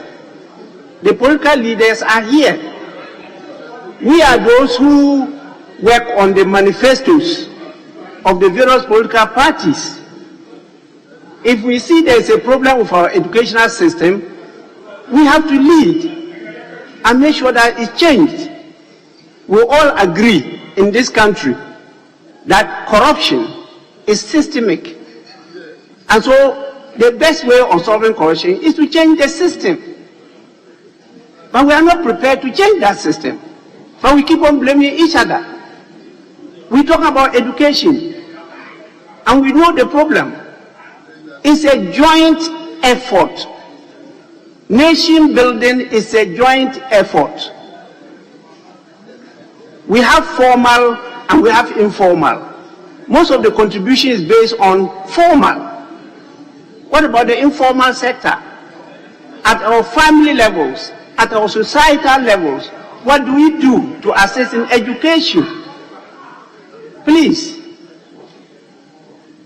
So it's not about now or yesterday or this. Generally, we've seen that we are backsliding. Generally, even with the introduction of these new policies we are talking about, we are still backsliding. The type of education we are doing is, to tell you the least, is not relevant to our environment as a country. Please, I think I will give you another opportunity to come with a statement on this matter so that we look at it again. Honorable members, Honorable Minister, you see you want to continue?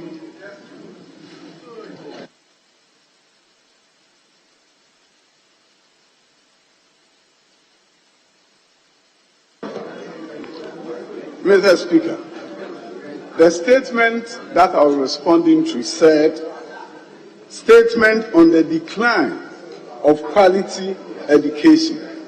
That's what the heading, decline. I'm not saying the decline happened here or not. I'm telling what we have done in order to attempt to arrest the decline. So, Mr. Speaker, if with your permission, I can speak to attempts that we have made. I can speak to STEM education. I can speak to other interventions that has been done. Definitely, we are not where we need to be. But we are taking steps. Minister, the statement is not saying that nothing has been done to bring a change. First, let's admit there is a decline. Then, as we go through that, now you can now be bringing in the interventions that will turn things around. But to start the way you started, it's like to say that what the statement stated is not true. And I beg to differ. Please, I said I'll give you enough time to come back another day on this issue. Yes, I can see Honourable Member for Asante. Yes. Thank you, Mr. Speaker. Mr. Speaker, I just want to draw my colleague, the Minister for Education's attention. Mr. Speaker, you admitted a statement under Order 70 or 71, or 70, 71 or 72. And in commenting to those statements, we as a House are restricted to speak to the limitations of the statement. If he wants to make another statement, he can come and make that statement, and then we can contribute to his statement with its own limitation, because they are not supposed to generate debate. But unfortunately, Mr. Speaker, the way he's talking, you are right to say, it's like he's on the defensive. He's saying that what the statement has been purported to have, reported is inaccurate. But Mr. Speaker, this is exactly the problem we are having. Because we've reduced education in our country to scores of grades. Either you scored A or you scored 1. But all of us sitting in this chamber who are at least 45 and above know that it is not about scoring A or scoring 1 that shows that you are well educated or not well educated. It is about the product of the A and the 1s. When they come out, what do we see? Is the one we are talking about. Yes, you can come to make another statement with his own limitation and the 70 as a minister, telling this house what he has done. Then we can contribute to that one. But for now, the statement before us is what I gave you a copy to read. If you want to make comment, it's supposed to be within that statement. You cannot be making a statement outside that statement. Mr. Speaker, I thought that we need to draw his attention because you are right. He rushed in. He hasn't even heard all what everybody has said, and he's making a defensive statement as if his ministry is under attack. I don't think all the comments that were made were attacking your ministry or the Ministry of Education or attacking even this government. No, we are talking generally about the nature of what we call education in our country.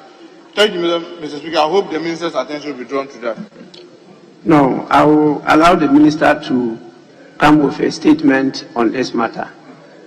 I know him very well, and he passionately wants to always defend his record.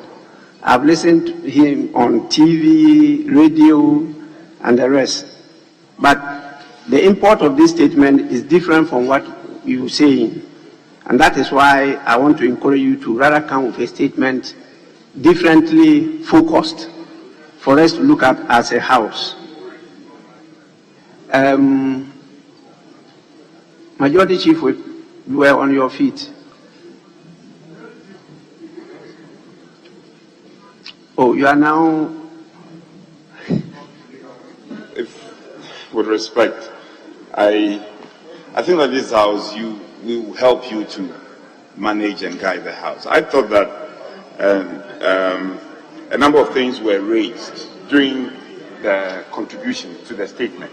And let me put it on record. I called the minister to come because the subject matter related to his ministry is being discussed. You will not listen. And so he came in.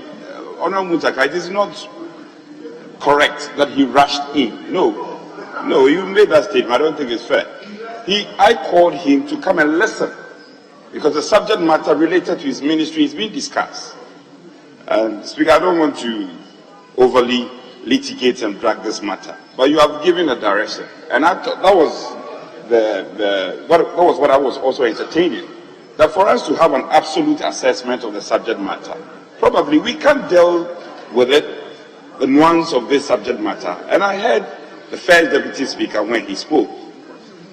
We are not looking at just a term or a particular year of a particular government. We are looking at the bigger picture. And hence, we can't deal with this matter on the House floor. So probably I was thinking that the Speaker in his wisdom will do some referral that the Committee on Education should engage the Minister. There they can do a detailed assessment of the subject matter. But now the Speaker has given directives that the Minister should come with a statement. I think we should all go by that, and we urge the Minister to do it. Nobody is saying that his ministry is under judgment. We are looking at an absolute concern about concern related to the educational sector, and we are not relating it to any government or fund. So, Speaker, I think we'll go by your directives, and as you have directed, that we'll allow the Minister to come to this House floor and present some statement to this effect.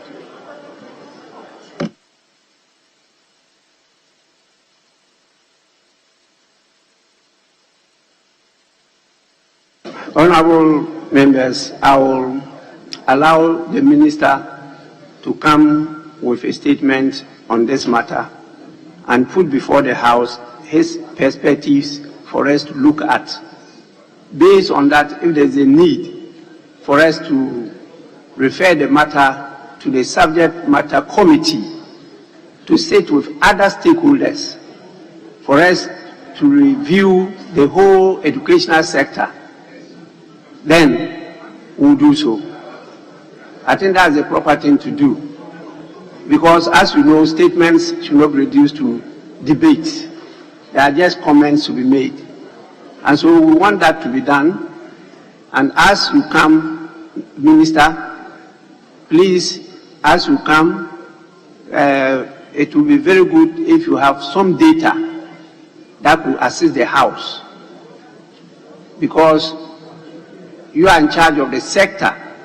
You may not be making general statements like the ordinary members. So come with some data on how things are being turned around, and we could all be looking at whether to go with the steps that are being taken now or to introduce new initiatives to change things. But more importantly, the issue of values, ethics, those issues of integrity, the honesty, those issues that have been raised, if you may come out with statements to show how they are being addressed, it will be important to all of us. And how relevant is the education now to the situation in our country? How is it helping us to solve the challenges, the problems that we are facing as a nation? With this, honorable members, I think we've come to the end of statements. We have other things that we have to move to, and to receive some important guests. So I'll take a few things and hand over to the First Deputy Speaker. So members will recall that a few days ago, I stopped the honorable member for Boko Central, right? Honorable Mama Yanga, from laying a petition. I think the time is up now for him to do so. And then we move to some other papers to be laid, which are, my attention has just been drawn to them. They are quite urgent. Then we can move to bills. Yes, so Honorable Mama Yanga, you can do so now. Thank you very much, Mr. Speaker. Mr. Speaker, pursuant to Order 76(1)(3) and Appendix A of our standing orders, Mr. Speaker, I wish to present a petition by customers of defunct Gold Coast Fund Management.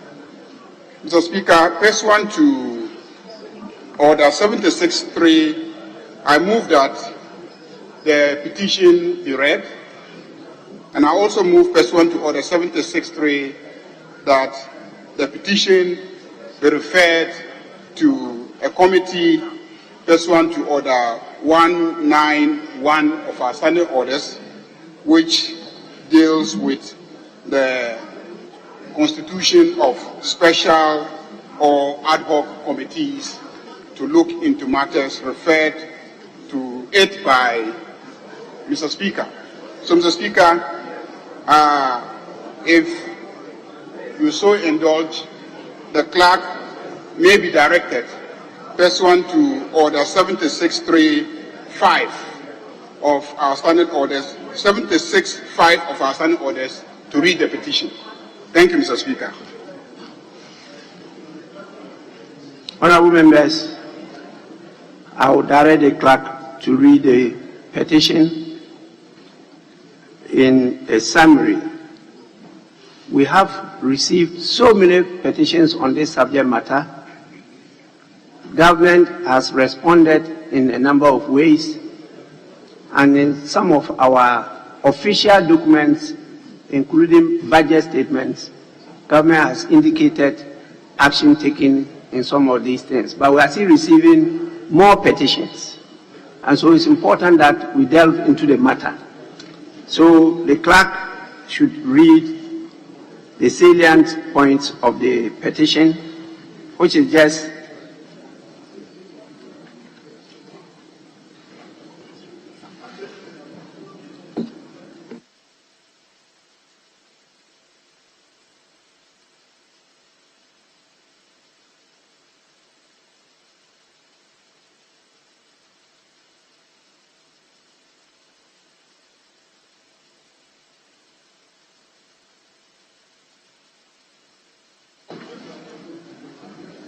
The honorable member presenting the petition has captured it in about 8 paragraphs, and then the release being sought are only 2.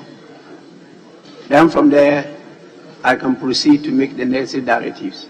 So, clerk, please proceed to read the petition.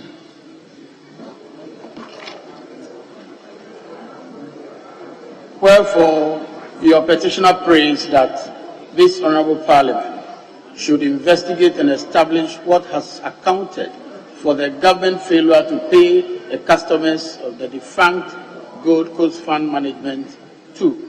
This honorable house compels the government to pay the customers of the defunct Gold Coast Fund Management their investment in the fund since Parliament approved the budget and request by government. Petitioner signed, Charles Nyame.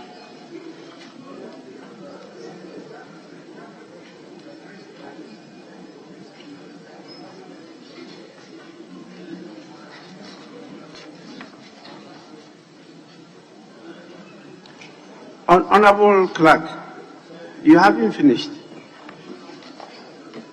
Who are those who signed? Petitioners: Bernard Ajekum, East Legon Hills; Rosemont Mensah Bronsky; Nathaniel Mensah; Ebenezer Estates, opposite Millennium City Junction, and David Opoku. The first petitioner is Charles Nyame. Honorable members, this petition is signed by 5 petitioners. He just read the names to you. The addresses and telephone numbers are part of the particulars on the petition. I will proceed to establish a committee to receive the petition, investigate and report to the House. I will propose that the committee be chaired by Honorable Joe Gatti. The committee will be chaired by Honorable Joe Gatti, and the other members will include Honorable Nilante Edwin Vanderpoy, Honorable Dr. Benjamin Yeboah Sectre, Honorable Gisela Tete Agotui,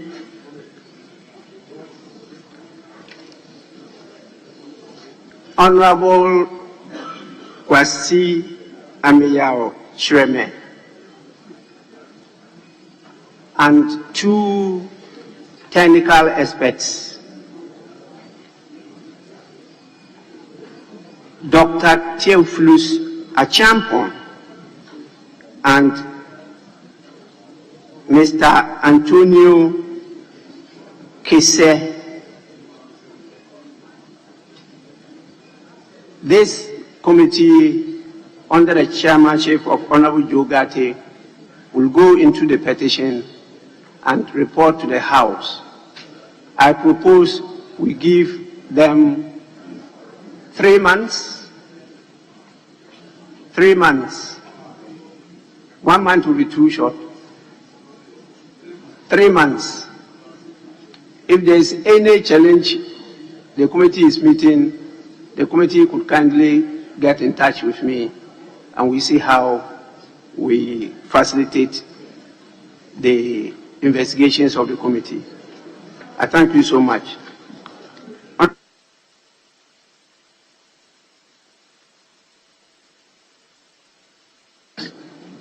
I didn't go into details because the terms of reference and everything are in the petition. They are all in the petition.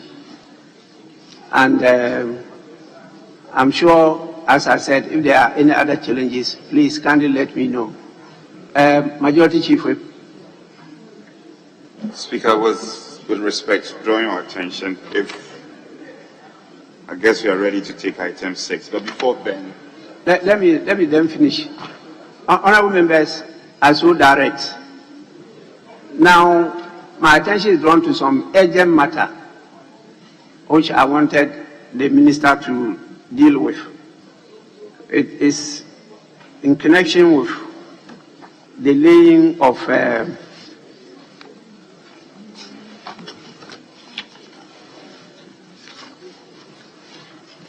business from the Ministry of Roads and Highways, the National Roads Authority Bill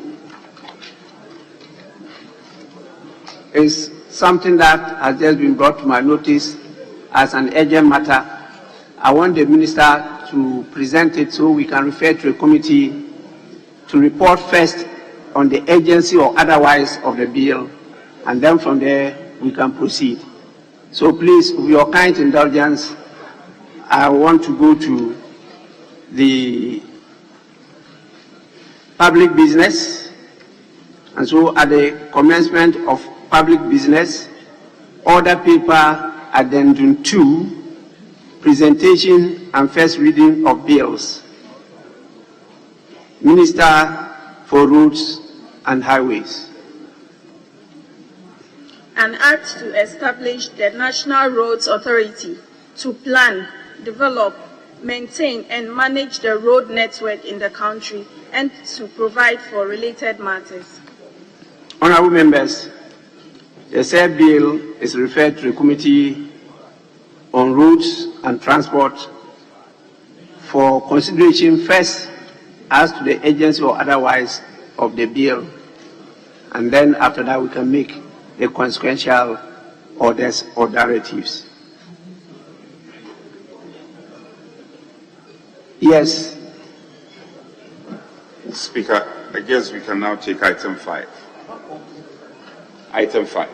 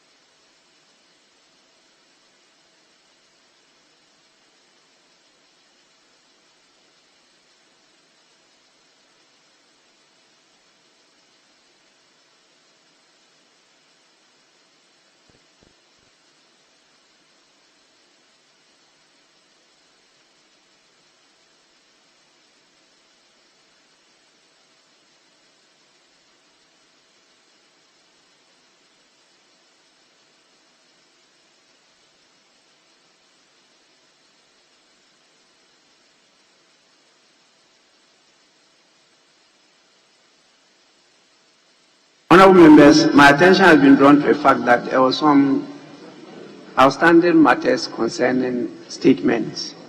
It had to do with the plight of road toll workers with disabilities. And this has been on for some time now. So if that could be taken, once the minister is around, and from there we'll move on to, I would prefer us handling another important bill before questions. Yes. Honorable Member for Bolsa South, Honorable Clement Abbas Apak, you may make your statement now.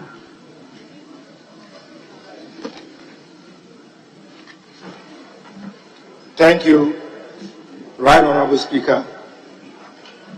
Mr. Speaker, I make a statement on the plight of road toll workers with disabilities. Mr. Speaker, I am most grateful to you for giving me the opportunity to make a brief but important statement on the plight of toll booth workers, albeit former, who are persons with disability. On Thursday, November 15th, 2023, while we were here in this chamber for the presentation of the 2024 budget by the Finance Minister, 15 toll booth workers with disabilities were picked up by the Ghana Police Service on the premises of the Ministry of Roads and Highways. Mr. Speaker, this rather unfortunate incident follows the announcement made by the Minister of Roads and Highways exactly 2 years ago, declaring the cessation of road tolls on our highways to be replaced by the e-levy.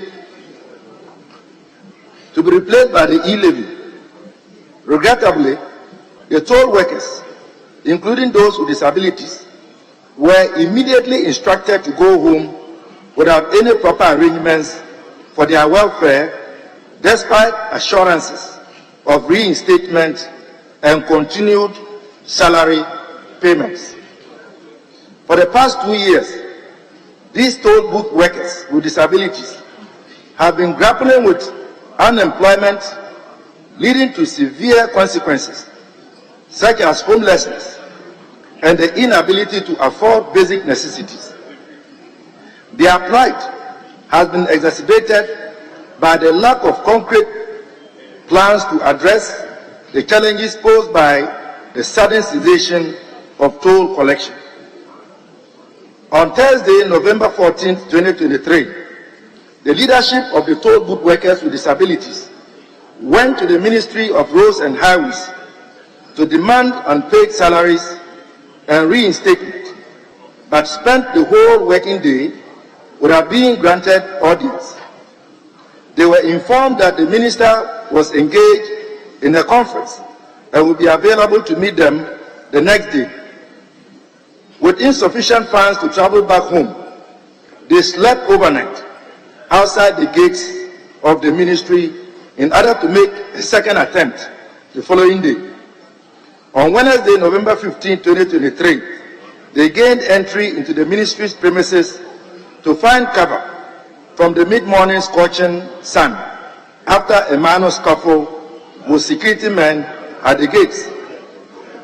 They settled in the car park, and after waiting for the minister, 3 police cars drove in, and they were shortly circled by officers. They were picked up for assault and unlawful demonstration after a short interrogation and were sent to the Accra Central MTU. Having been detained for a few hours, they were released after they were made to write caution statements. This situation not only violates the dignity and well-being of persons with disability, but also infringes upon the Persons with Disability Act 2006, Act 715, the United Nations Convention on the Rights of Persons with Disabilities, and the African Protocol on Persons with Disabilities. I therefore wish to ask for your personal intervention and that of this House to help resolve this outstanding matter on behalf of the toll booth workers with disabilities. I am most grateful, Mr. Speaker. Honourable members, this is a very short statement. I'll allow very short comments, starting with the Minister, if he so wishes to do. He's not compelled to make a comment, but if there's any comment that he wants to make in this matter, he could do so now. I want to hear from both sides before we move on. Honourable Minister for Roads and Highways.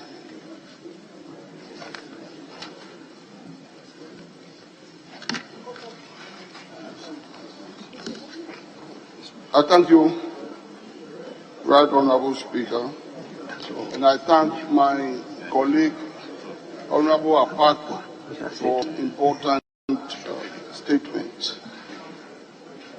Mr. Speaker, what the statement appears to deal with, the subject, very subject matter has come to my attention, but what is being presented by my honorable colleague appears to be completely different from what was reported to me. Mr. Speaker, as he himself rightly indicated, when the disabled people visited my ministry, I was not in. And that wasn't the first time of coming to the ministry. Actually, it was about either the second or the third time. And Mr. Speaker, it's on record that the first time they put in an appearance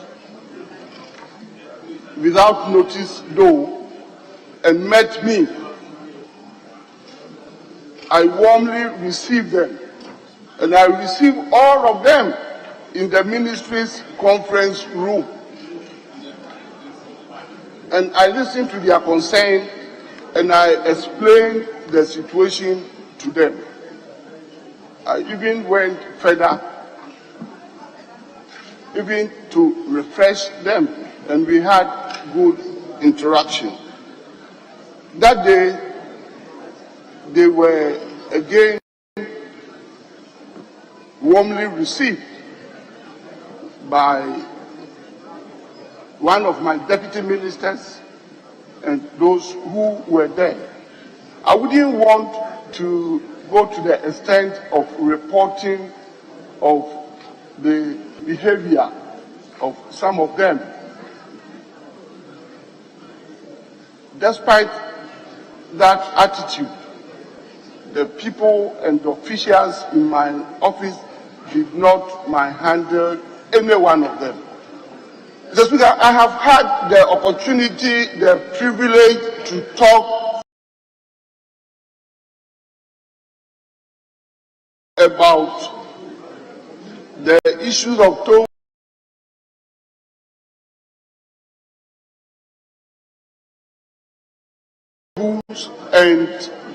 and disabled persons occasion. The Hansard captured whatever I said. Yes. Mr. Speaker, if there is any need for any formal consent to be expressed again on the floor of Parliament, as Mr. Speaker, you may direct.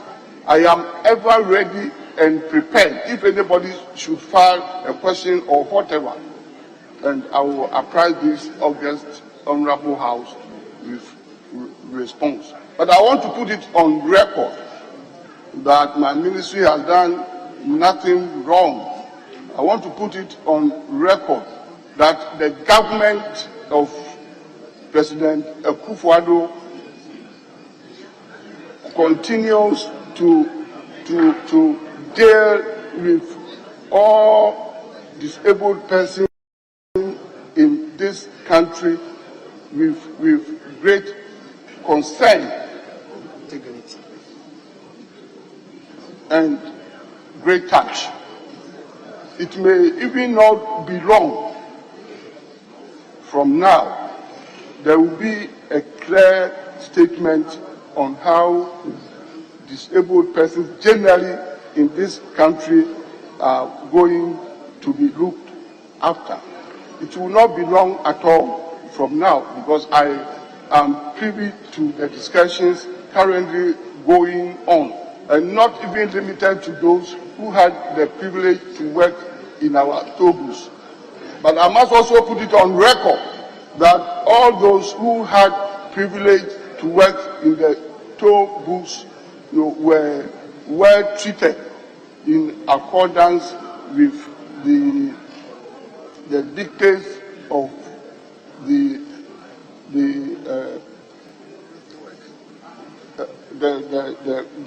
contract that related to their employment. So, if anybody says that the disabled people were shabbily, treated, and that they were not taken care of and they were not paid, it was not true. The government was even magnanimous. They were paid. they were paid even 2 months extra up to the end of 31st December 2021, if my memory serves me right. I thank you, Mr. Speaker.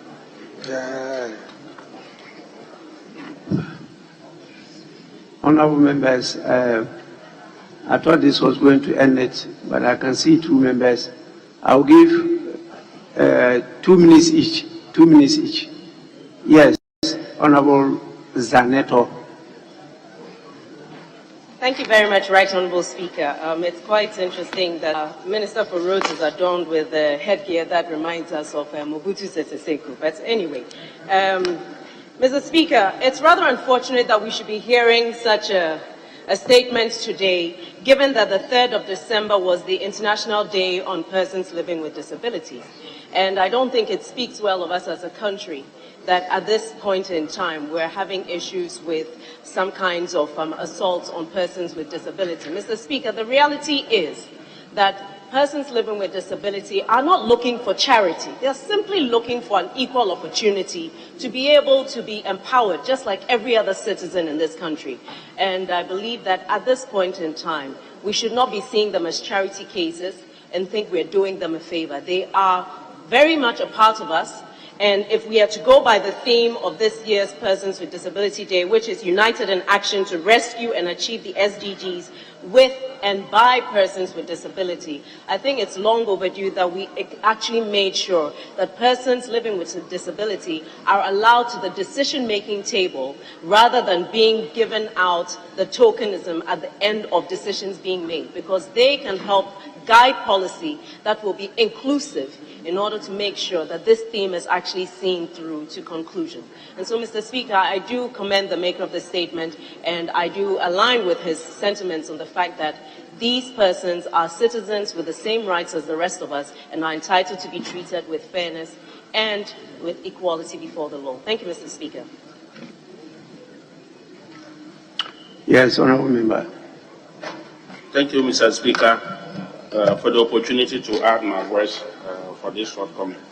Mr. Speaker, about persons with disability, it was very much hailed nationwide when the government empowered them as a matter of policy did indicate that 50% of the toll workers were going to be people with disability.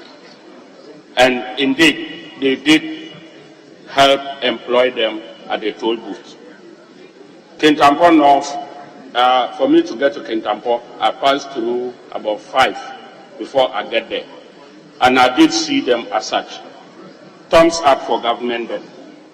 Mr. Speaker, for it to happen that the Minister of Roads, we were all in this house, when the day he called, it was on this floor. He said they were stopping tolls because that was their policy. Your good self, Mr. Speaker, did indicate that was that not going to disturb, and maybe if they could hold on. It was not paid heed to. Now, what I will ask is, what alternative livelihood program has been established for the numerous disabled people who have been rendered jobless? What alternative livelihood has the minister made in place for them? That notwithstanding, Mr. Speaker, the maker of the statement, Honorable Dr. Clement Apa, did indicate, and I'm not sure we should dispute this. It was viral on social media. Persons with disability rounded out by police. It's here, it's in the phone. If the Hansa department want, I'll tender it in. It's here. So, for the minister to say that the maker of the statement was trying to say something that is a bit untruth, I'm sure is trying to be very economical with the truth rather. It's viral everywhere on social media. So I feel as a nation, like my sister said, we owe them a duty for them to live and to survive by their own effort to get something doing. So as a nation and as a house, I would plead that the minister be directed at least to consult His Excellency Nana Addo Dankwa Akufo-Addo for them to immediately, if not reopen toll booths, but they should have an alternative livelihood program for them to survive on. I'm grateful.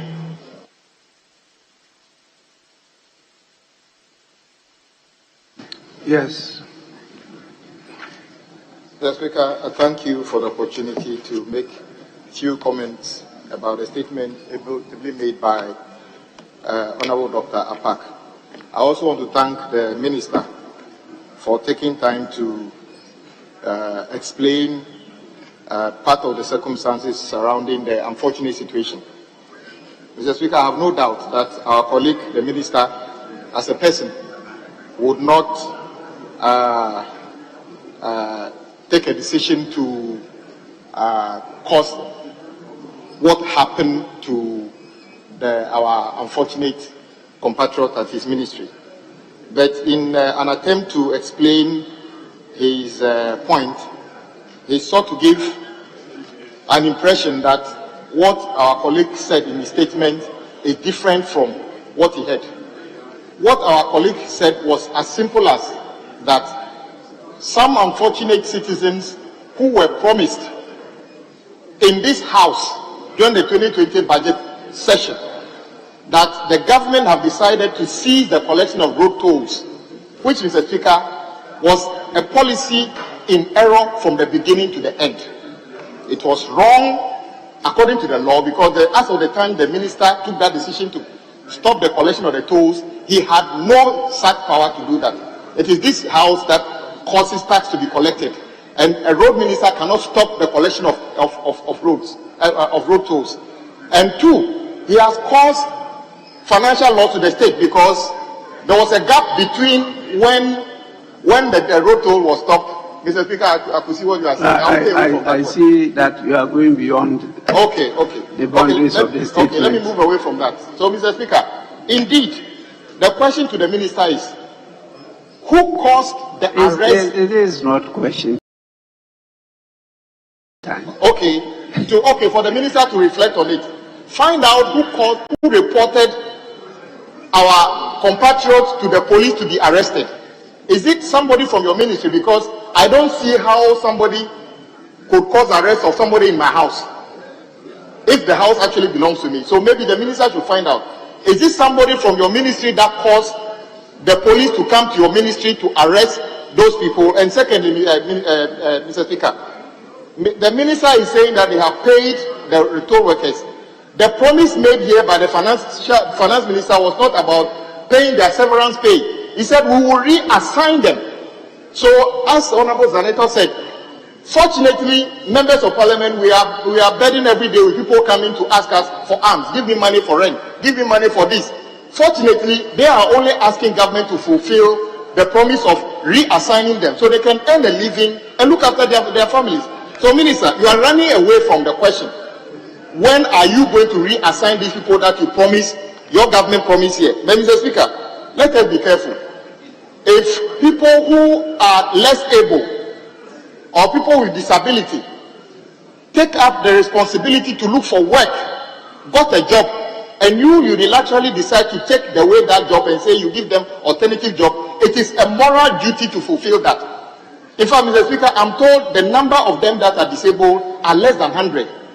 If you cannot, as a country, prioritize to take care of disabled people who are already in employment because you don't have money, it is a problem.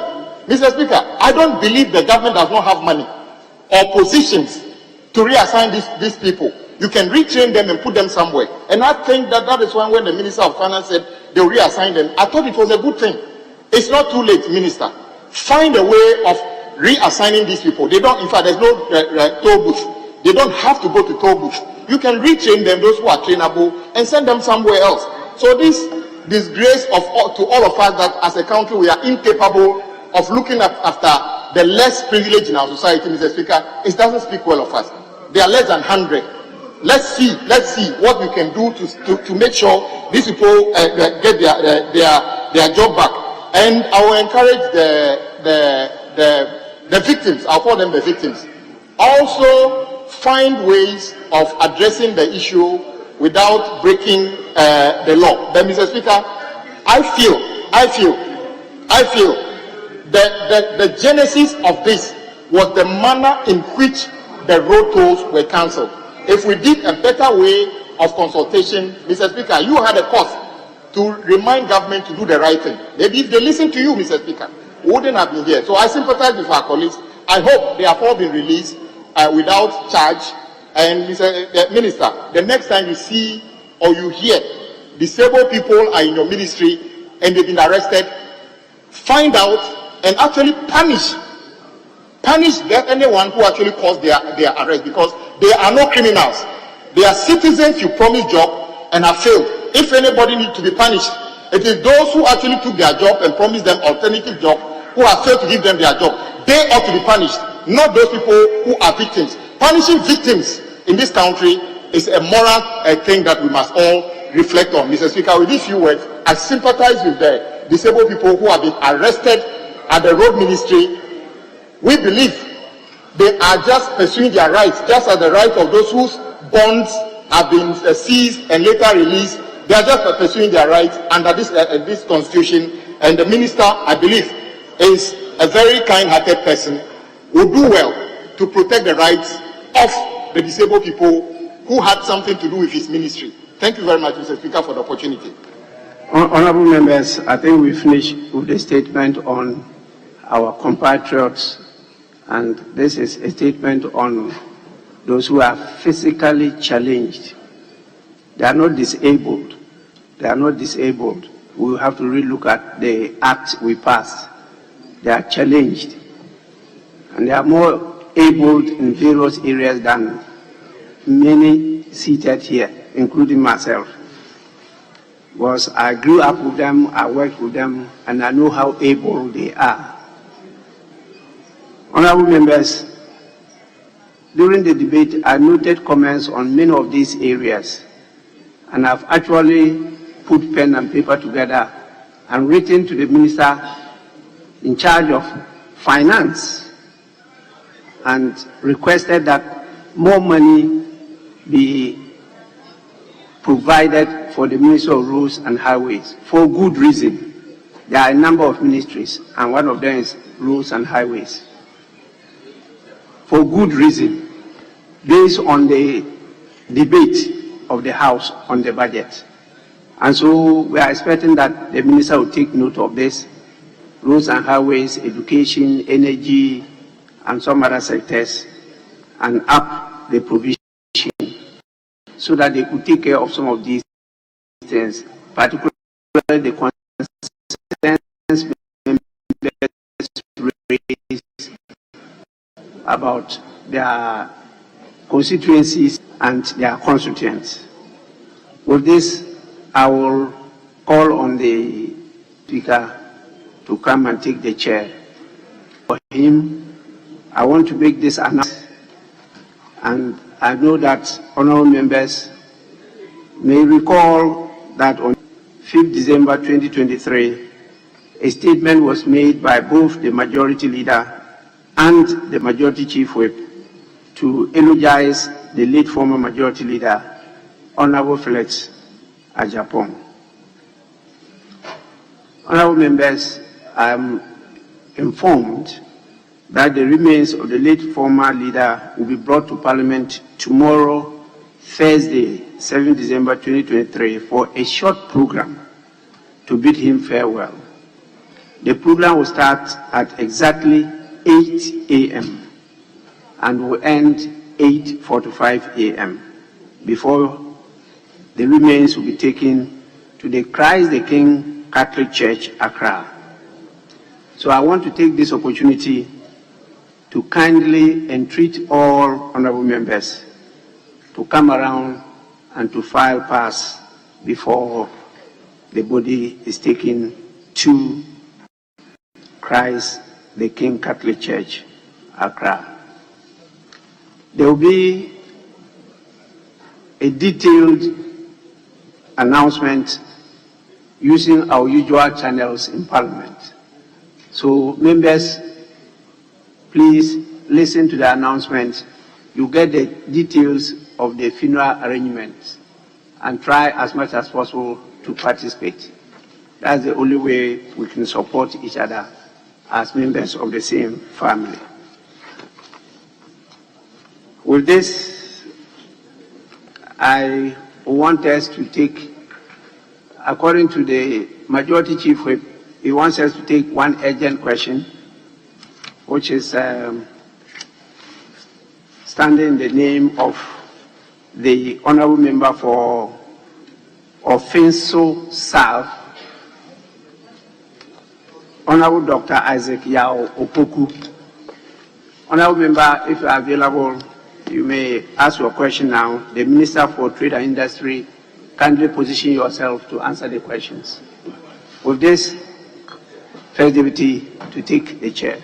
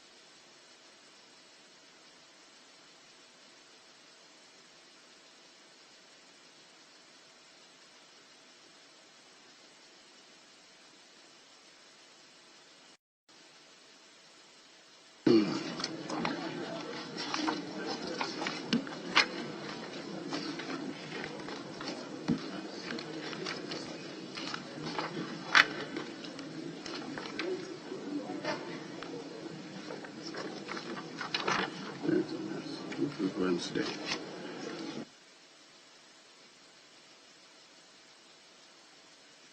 Very well. Item 5, urgent questions. Honorable Member for Offenso South, Dr. Isaac Yapoku, you may ask your question now. Thank you, Mr. Speaker.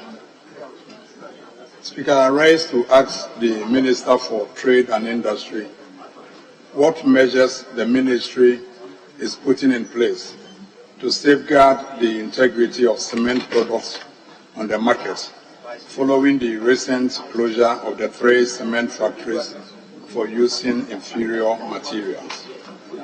Thank you, Mr. Speaker. Yes, Honorable Minister.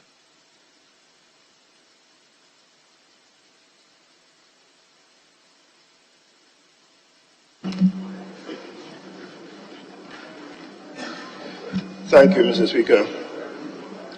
In the year 2018, the Ministry of Trade and Industry, in collaboration with the Ghana Standards Authority, held several meetings with the cement manufacturing companies in Ghana on increasing evidence of poor quality of cement products and reached agreement on the need for increased surveillance of cement manufacturing plants and products. Mr. Speaker, in the year 2021, the Ghana Standards Authority commenced quarterly surveillance of cement produced by factories in Ghana. The surveillance reports are shared with each company, and they may be guided by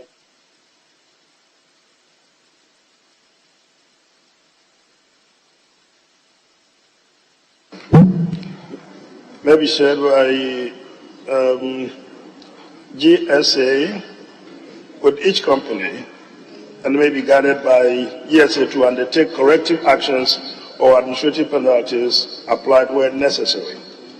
As part of the surveillance exercise, samples of cement and markets are also purchased and tested to establish their compliance to the Ghana National Standard for Cement. It's referred to as the GS 1118 of 2016. The Ghana Standards Authority data confirms increased non-compliance to the declared weight and quality standards of cement. In some cases, non-approved materials are being used in the production of cement, posing risk of substandard hardness and durability. Based on this background, Mr. Speaker, surveillance was intensified in 2020 should cover the raw materials used for cement manufacturing in all cement factories. Recently, 3 companies were shut down after they were found to be using quarry dust and unapproved material as a significant constituent for cement production. Obviously, we have to strengthen regulations and enforcement. In view of this, that the week before last Friday, I laid before this August House the Ghana Standards Authority Manufacture of Cement Regulation 2023 for consideration and approval. The purpose of these regulations, Mr. Speaker, is to provide for a registration and licensing of manufacturers of cement and components of cement, B, the enforcement of applicable standards and guidelines in siting of cement manufacturing plants, and C, the establishment and the enforcement of measures to govern the operations of cement manufacturing entities.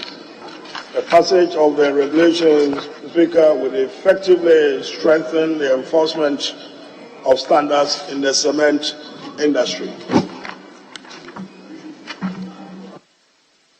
Honourable members, having regards to the state of the business of the House, I direct that the House sits outside its regular sitting hours. Now, Honourable Member, you may ask your follow-up question. Thank you, Mr. Speaker.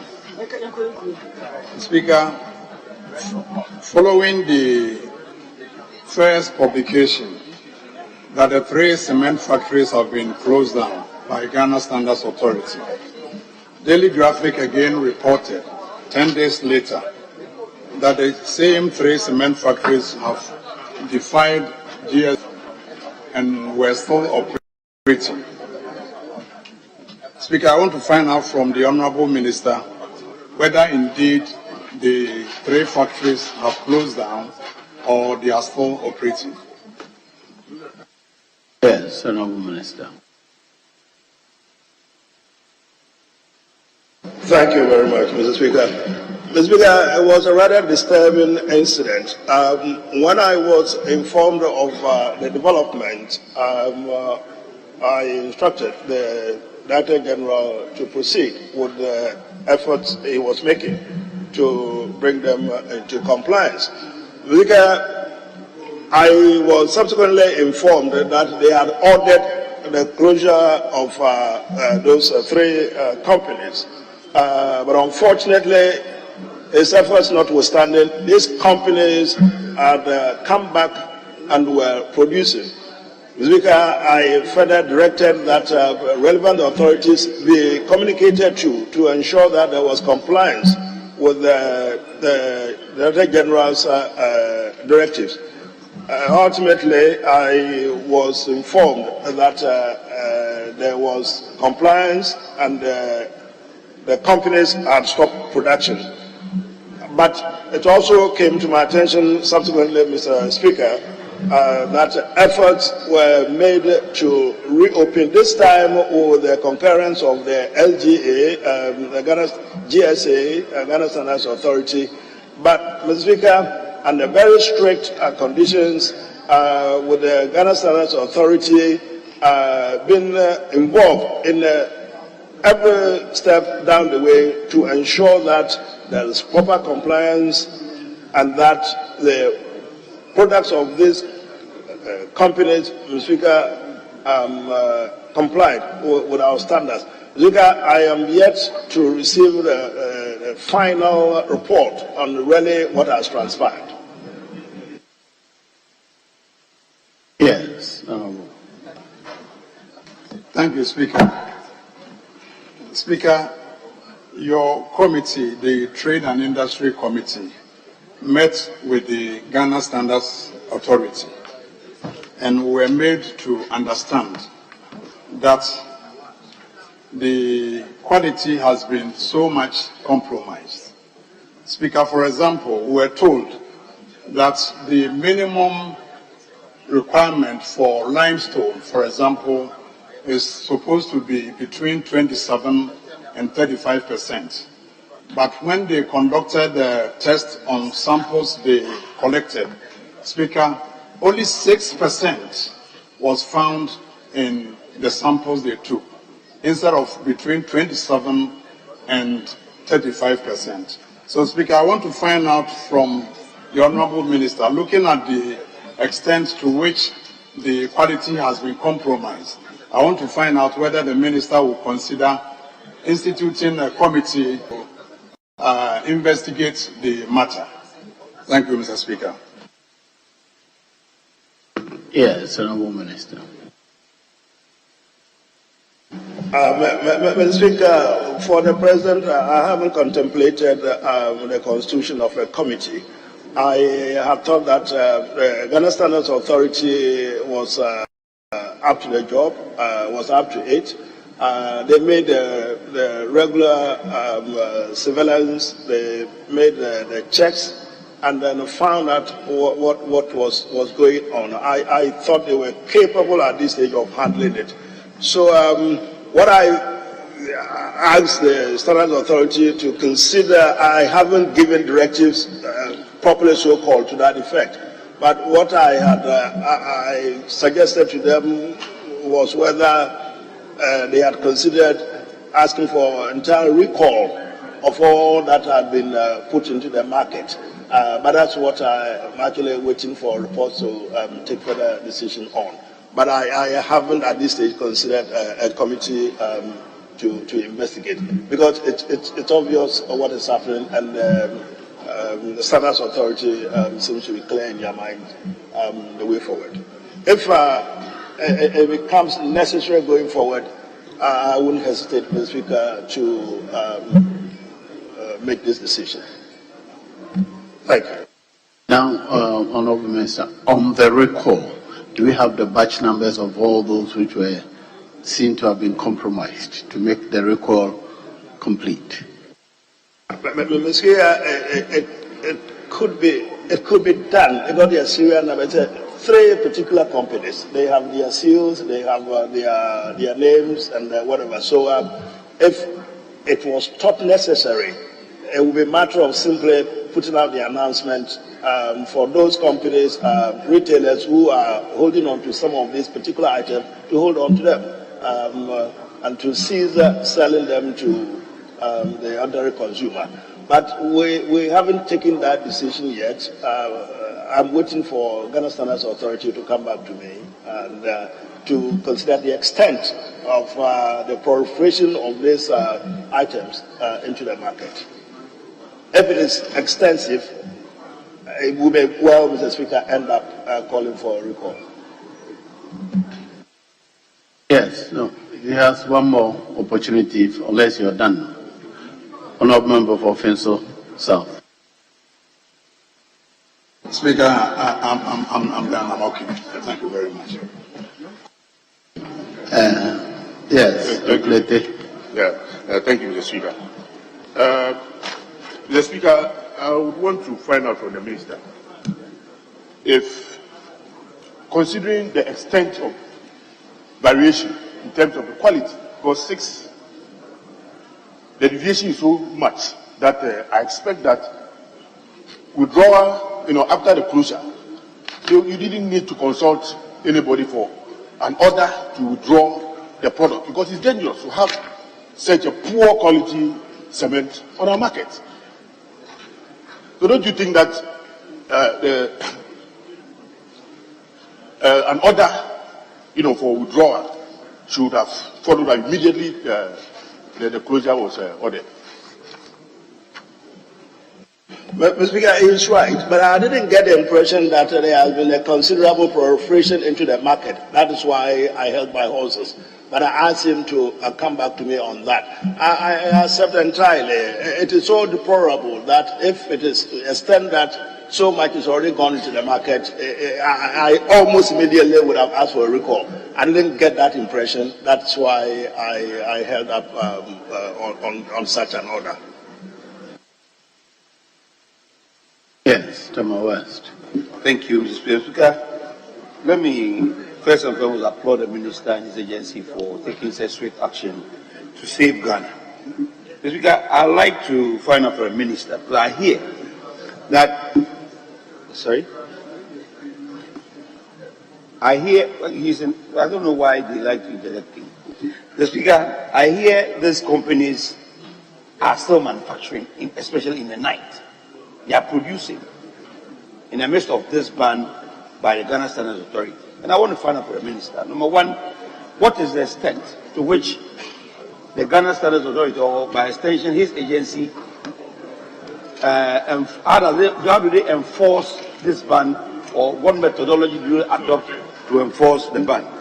And secondly, I also like to know if it is possible for the minister to, as it were, lead the Committee of Trade in this Parliament to visit these companies or this and see how we can help in getting them, obey the laws of Ghana. The second one is not admitted. You don't need the minister's permission to do that. The committee can, and you're entitled to. Yes, Honorable Minister.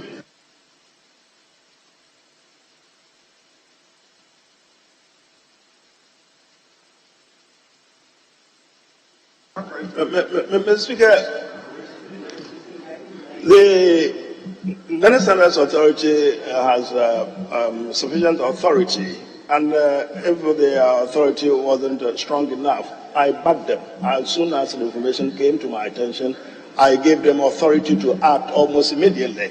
And the horror of horrors, it came back to us that they had defied the Director General's order. So, Mr. Speaker, on my instructions, a letter was written.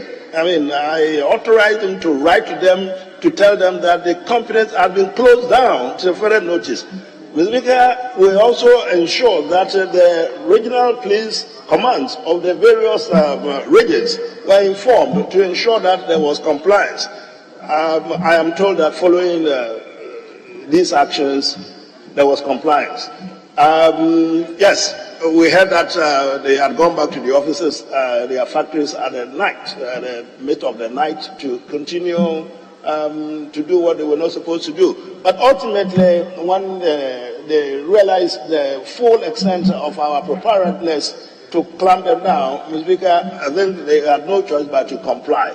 Except that subsequently, a further decision by ourselves, with my authority, was taken to ensure that they were not closed down definitely.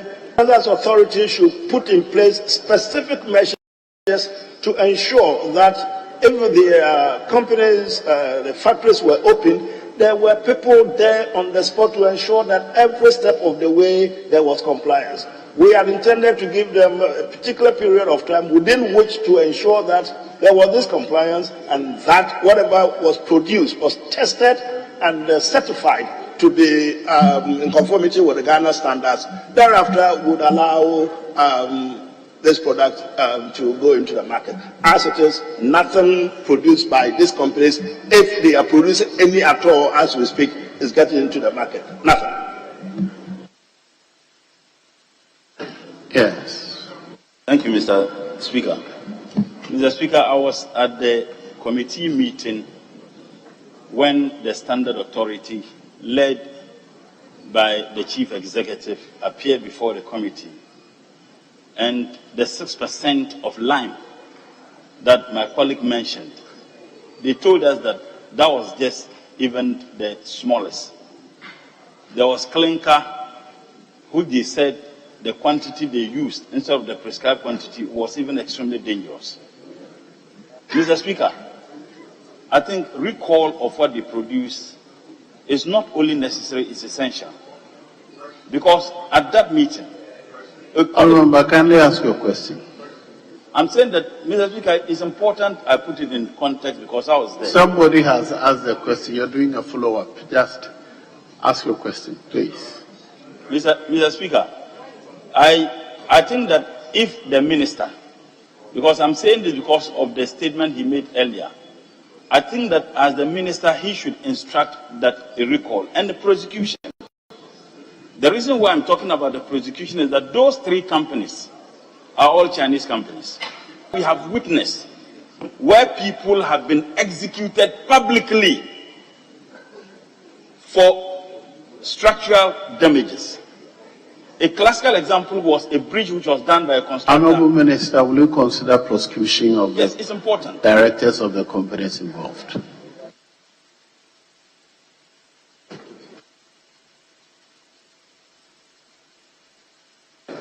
You see? Honorable Minister, I ask a question. Will you consider prosecution of the directors of the companies involved? Mr. Speaker, can I wait for a report from my Director General? And quite a few things on my mind, but can we wait for the report? I could come back. It's a matter that has troubled all of us quite considerably. I see the frowns, the unhappiness on some faces, but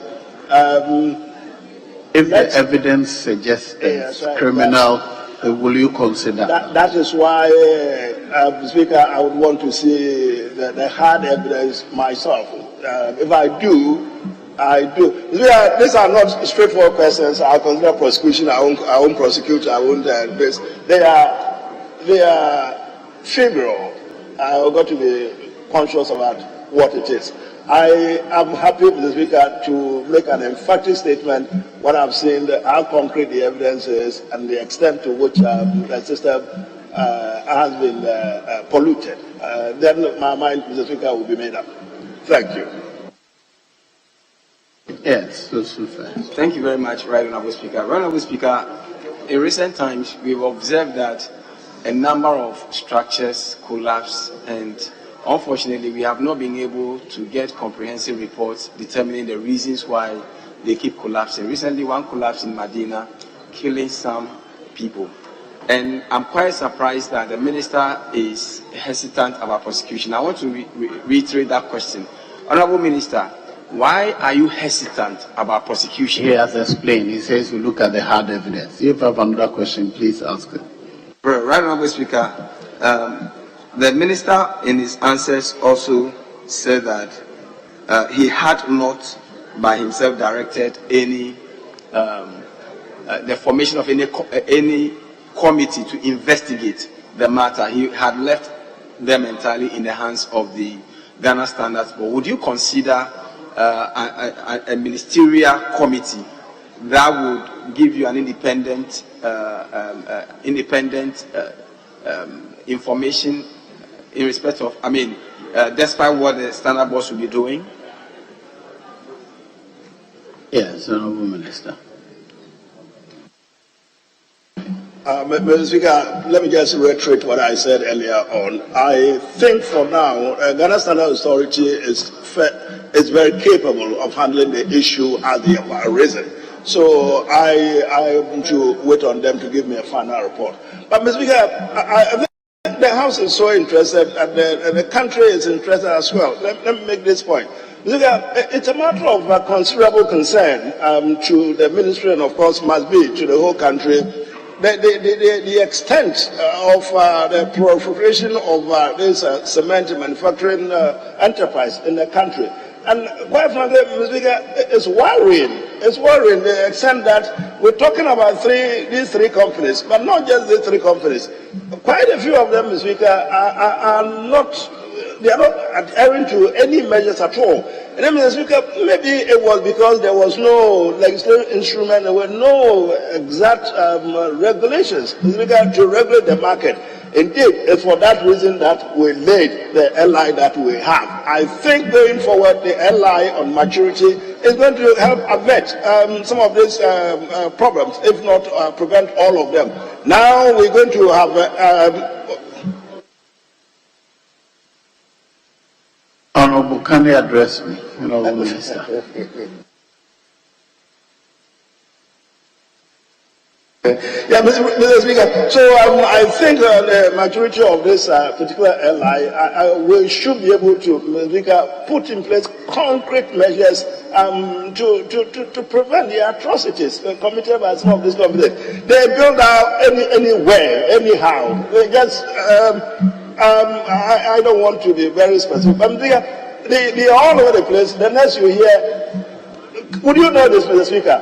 The installed capacity of cement production in Ghana is 18.3 million tons, while the consumption is only 7.3 million in Ghana. That's the extent of it. Everybody, Mr. Speaker, is establishing companies and producing and bagging and bringing things without recourse to any regulation of any kind. Mr. Speaker, the LI will mature 21 days after the day we put it in there, and it's going to help. It's going to help. We will deal with the situation. It is so important. Cement goes into every infrastructure, everything that we build in the country. We've got to keep our eyes on these companies. Honorable, yes, Masum Panta.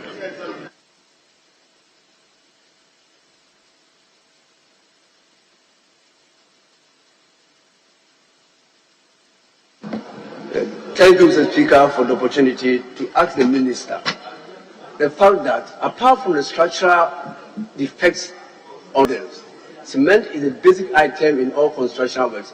Is the Minister considering the possibility of looking into other companies which are manufacturing cement in the country, and also publishing the outcome of all investigation to help those in the industry and consumers of the product to assure us that whatever structure you're putting up, we are assured of the economic life and life expectancy or maturity of those structures.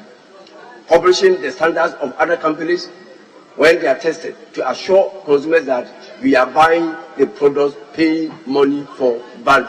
Thank you, Mr. Speaker. Honorable, I think you have to ask your own question. This is not coming out of the cement question. I'll give the last one to a champion before I come to leadership. Mr. Speaker, thank you very much. I just want to find out from the Minister, since the maker of the statement has brought this issue to bear,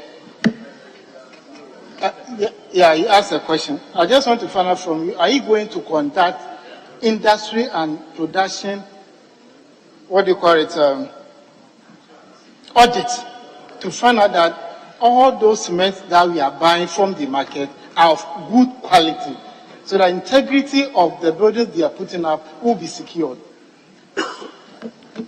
Yes, Honorable Minister. Mr. Speaker, yes, I mean, that's actually the offshoot of all that is happened now.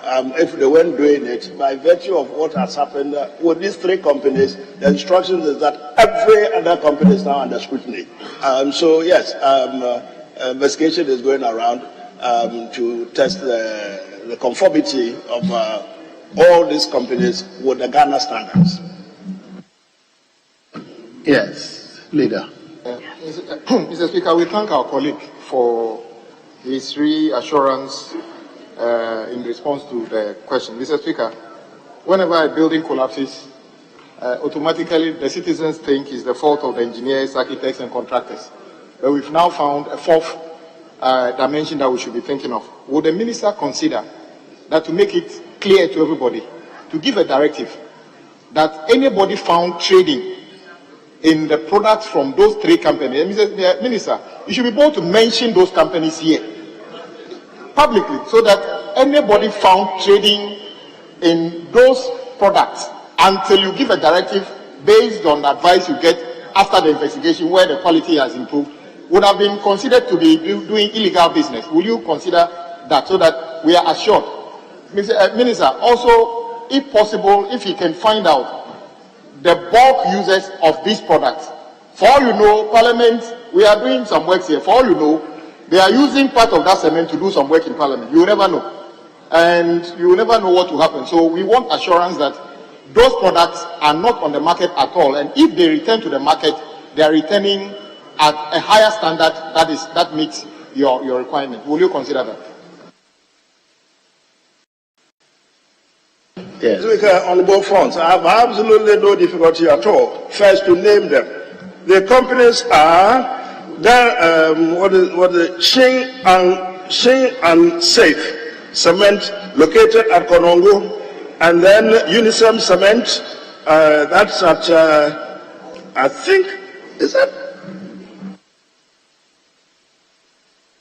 The one at the Samkwanta, between the two, your constituency and mine, it may be affecting my I didn't know that.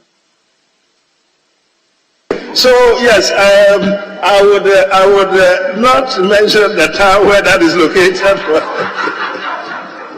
And then, Mr. Speaker, there's also the Kumasi Cement, and that's located at Offenso. So these are the companies. I have absolutely no reason why not to have mentioned that. And then the third point that you make, I emphatically make the statement, reinforce what you just said. If there's any cement that is found its way into any of our markets, yes, they should not be used. There is now, by this statement today, an embargo on all the cement produced by them until there is a further statement to that effect in this House. Thank you. Unichem at Samkwanta. Samkwanta is in my constituency. From there you go to second deputy specs constituency, then we come to your constituency. That's very interesting because there are products that the problem we have is that I'm going to announce immediately that nobody should buy from them because they do go there to buy. It's extremely important. Yeah, that is it. That's the Unisem Cement. That's that one. It's around our area. So yes, Mr. Speaker. Very well. We'll proceed. We'll move on to the main item 6. The first question is in the name of the honourable member for Bolle Bamboy. He's not in the House. Then I move to question number 1841.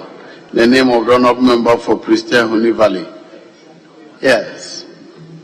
Christian Huni Valley. Thank you, Mr. Speaker. Mr. Speaker, I rise to ask the Minister for Trade and Industry his plans regarding revamping of the defunct Aboso Grass Factory. Yes, Honourable Minister.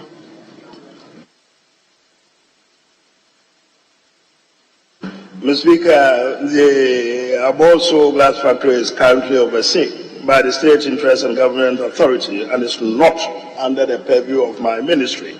Notwithstanding this, the factory's revival could further garner's potential in attracting investment in intermediate grass processing for bottling and as raw material for automobile components and accessories, and as windscreen and driving mirrors for Ghana and the ECOWAS sub-region to fully complement our nascent automotive assembly industry.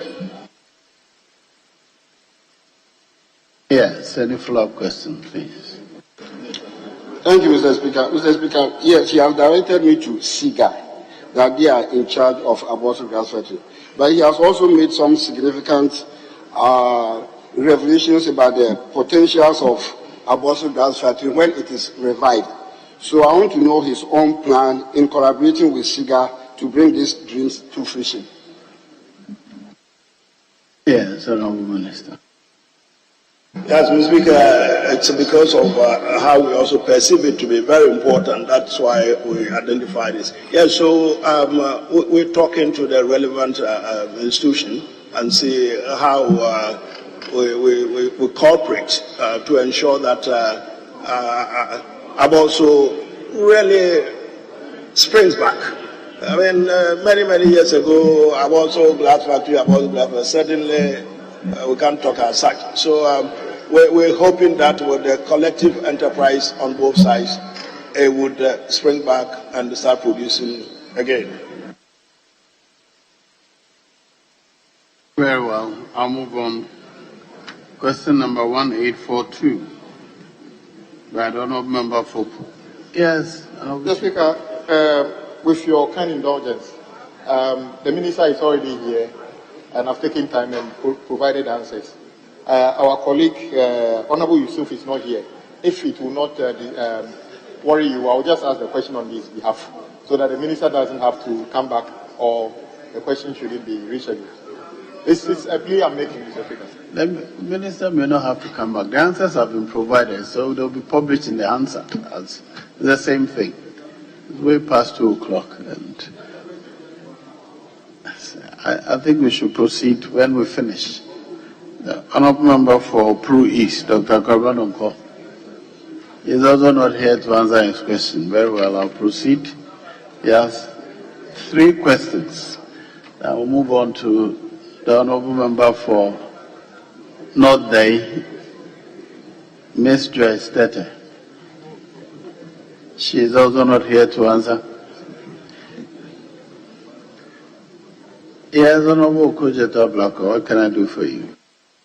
I'm grateful, Mr. Speaker. Mr. Speaker, I rose when you called Honourable Dr. Karbanonko to take his questions on his behalf. With your permission, I don't know if you want to come back to that. Let me go to those who are here. Okay, Mr. Speaker. Joyce Tete is also not here. Then I come to question number 1876, the honourable member for Tempani, Ms. Lydia Lamisi Akamvareba. Yes, Honourable, you may ask your question. Thank you, Right Honourable Speaker, for the opportunity. I rise to ask the Minister for Trade and Industry plans, or when will the good people of Timpani get their share of one village, one district, one factory? Yes, Honourable.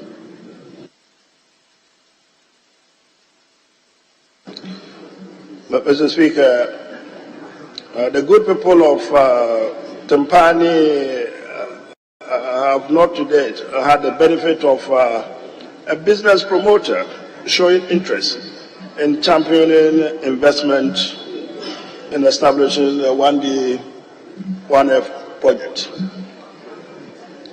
Mr. Speaker, that is a very short answer, but can I add to this? I've always been entreating colleagues, make some effort. Get people to show interest in their respective constituencies and in their districts. We are there to help colleagues, the districts, the constituencies. But it's not always that the government, the ministry is able to direct someone to come to Timpani, for example. Let's make it a collective effort. The district chief executives, you can answer you and who? You and the person asking the questions and the other members, all those, we accept that 1D, 1F is not in every district, it's not in every constituency. But the responsibility also lies on all of us to make sure that the project is sold out there and we'll have promoters showing interest. So your communities, your constituencies, and your districts can benefit. Yes, Thank you, Mr. Speaker, and thank you, Honourable Minister. Honourable Minister, I want to find out, as a policy in the industry or in your ministry, is it that somebody has to get a promoter, or what does the policy say about the 1D, 1F, so that we all know that if we need to get a promoter, then we begin to work on that, because it is a government policy. So you have to explain as to how we can even get the promoters to come and help us in this aspect, because it is agreed that every district or most of the districts has benefit, and my people have not got the opportunity to benefit. So please, can you elaborate further so that I will know how the business community can come in and help my constituency or the district? Thank you very much. Yes, Honourable. Mr. Speaker, it's a little worrying and that after about 7 years of the institution of this program, the suggestion is made that the House is not aware of the details of it. Mr. Speaker, the issue has always been this. It's a program that the government initiated to ensure that every single district in the country had the benefit of a factory. That is why it is 1D, one district, one factory. But essentially, it was to ensure that people showed interest. So, for example, Ekunfi fruit, for example, Ekunfi pineapple juice, for example. The promoter showed interest in establishing the juice factory in Ekunfi. Now, having shown that interest, the person then comes to the ministry, identified their interest, obviously the company, identify the interest and what they intend to do. It doesn't need to have been only just Ekunfi. In all the other about 150 or so districts in which we have the program, we have the factories. The individual identifies, the company identifies where they want to. So they want to come to Tampani, they will tell the ministry what is it that they intend to do, how much capital they themselves have initially that they want to start up with. Then the government's initiative is this: start it off. We are what we call the participating financial institutions. We have about 15 financial institutions in the country. We've encouraged them to extend financial benefits, credit to these people who are showing interest in the program. So the person who shows interest in Tampani, for example. Honorable Minister, do you have a document you can share with her? Is it possible to have a write-up on it and share with her? Because that is why, Mr. Speaker, I always like you. You make life so easy for me. I will share it with you. Thank you very much. Honorable, kindly see him. He will give you a copy because the same question has been answered. Please, kindly take your seat. The same question has been answered so many times in this house whilst I'm in charge. So I know that it is the same, but if you probably gave her the accurate information, it will guide her as how to go about it. So that's my suggestion to you, Honourable Member. Right Honourable Speaker, thank you for your intervention. But I'm not still convinced about the explanation that the Minister is giving, because looking at my constituency, it's a rural constituency, and as a government or as a policy, the people are expecting that at least they should also get the share of the one district, one factory. And the Minister is telling us that we need to, or somebody needs to identify the district or the district. So in an event that nobody identifies it or nobody recognizes that we need to do something in Tampani, does it mean in such a situation the people of Tampani will not be able to... Our rule is that when information is available in the public domain, we don't ask a question on it. That is why I'm asking that the Minister gives you a pack of the information. All these questions you're asking will be answered there. I think it will be helpful for you in this matter, because the information is already out there in the public domain. So it's not to be asked. Our rules do not admit any such questions, please. You haven't asked a question, so can you let me deal with those who have asked questions? No. Very well. Now, Leader, I can admit you to ask the questions on behalf of those who are not here. Mr. Speaker, thank you very much. I'll take that of those of Honorable Yusuf, and then Honorable Kujeto will take the rest. Mr. Speaker, I rise to ask the Minister for Trade and Industry what the total cost of renovating the Commander Sugar Factory is and the source of funding for the renovation. Yes, Honorable Minister. Mr. Speaker, is it right if I suggested that the answer should be taken as captured in the other paper? No, can you read it so that if he has a follow-up question, he can? Because they haven't bothered to be here to put their own question, Speaker. It may not be fair. Can you read it, please? It's quite a lot, you know. Mr. Speaker, I would read it. It's quite a lot. Mr. Speaker, in about 2015, some 35 million United States dollar loan facility was secured by the previous government from the Indian Exim Bank for constructing the factory building and installing plant and machinery for crushing 1,250 tons of sugarcane per day. In addition, Mr. Speaker, the Export Development Cultural Industrial Fund, ADAIF, provided $1.25 million for the construction of an access road, Speaker, to the factory. From recent information, I'll skip that, Mr. Speaker. Speaker, furthermore, I'm skipping it not because it's not relevant, but that at least should be considered as read.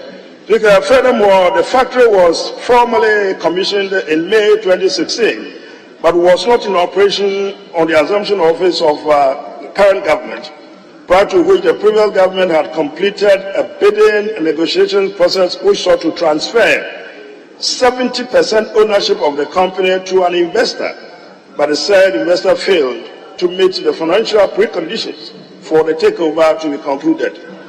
Mr. Speaker, a technical audit report submitted by independent consultant to the ministry in October 2017 revealed that a test run was never completed before the factory was commissioned.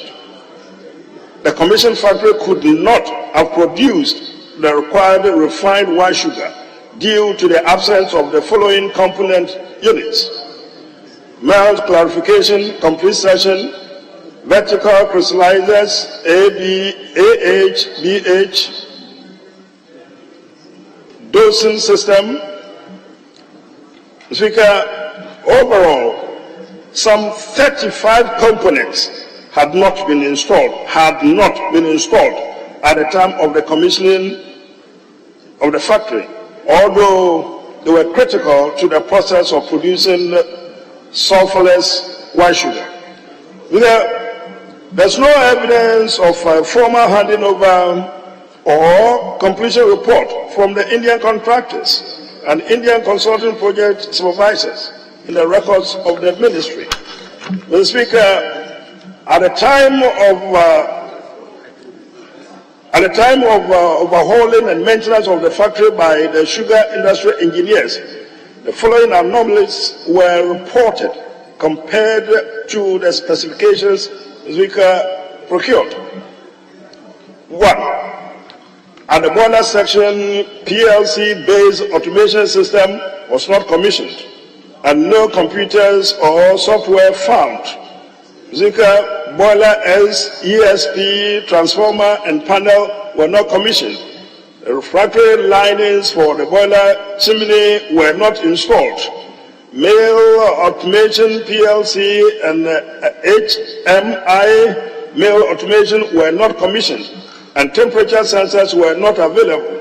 The lime slacker was not commissioned. There was no motor and gearbox, and any form of electrical and mechanical connections from the lime elevator to the lime tank to the lime classifier. There was no analysis equipment in the laboratory. The turbine in the power section was not commissioned. No effluent treatment plant was found. Washroom facilities were inadequate for the number of factory workers required. The cane lever and the fabrizer was installed upside down. It was installed upside down, truncated. Mr. Speaker, this occasioned the major retooling of the factory at the cost of 56,150,000 cedis to make it fully operational, which was expended mainly on the underlisted civil works equipment. the re-roofing of the factory building and warehouse, construction of 2 multi-liter raw water reservoir walkways for ease of access to all installed plants and machinery, way bridge capacity increased, parking area for trucks, additional warehouses, additional washrooms, staff canteen, mechanical workshop, silo system for new sugar feed, reverse osmosis plant, fence wall and gates. Then you go to equipment, you have overhaul and maintenance of equipment and machinery at cane yard, mill house, boiler house, pack house, refinery house and turbine, addition of raw sugar handling system to refine raw sugar, 3 5-ton forklift, tractors and accessories, backhoe loader and wheel loader, laboratory equipment, pickup trucks, staff buses,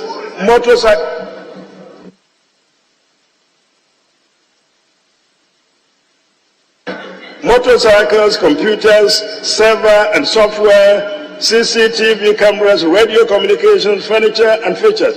Mr. Speaker, the breakdown of loan facilities from the following participating financial institutions is what you find over there. CBG, 24.8 million. Prudential, 23.55 million. GCB Bank, 7.8 million. And the total, 58.15 million. Mr. Speaker, thank you. Yes, Colonel. Mr. Speaker, I thank you for the opportunity. In the second paragraph of the Minister's answer, you suggested there was a contractor and a consultant. Yet you listed a number of things that they ought to have done, which in your own assessment they failed. What have you done since you assumed office, noticing that in effect they failed in their duty of professionalism? What have you done since then? Mr. Speaker,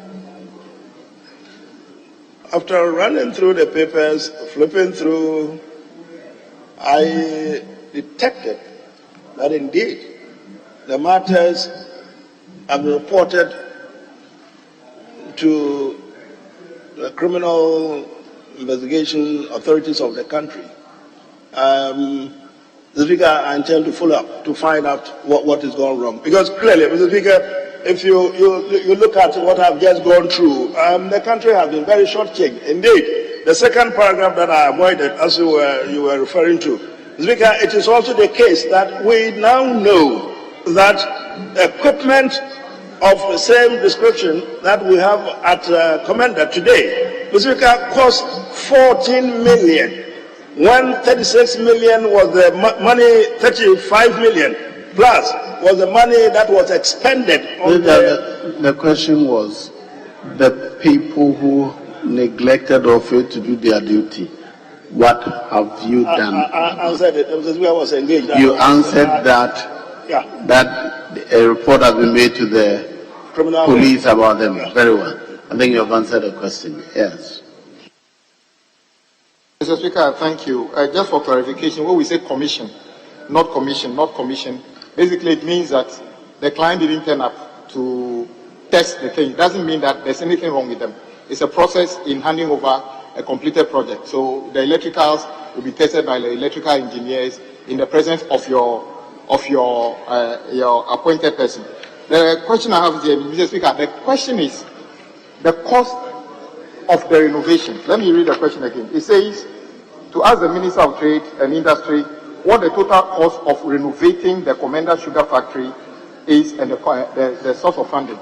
And so, Minister, will you agree that when you start answering the question by listing the buying of forklift, tractors and accessories, pickup trucks, staff bus, motorcycles, it is not part of the cost of renovating the factory.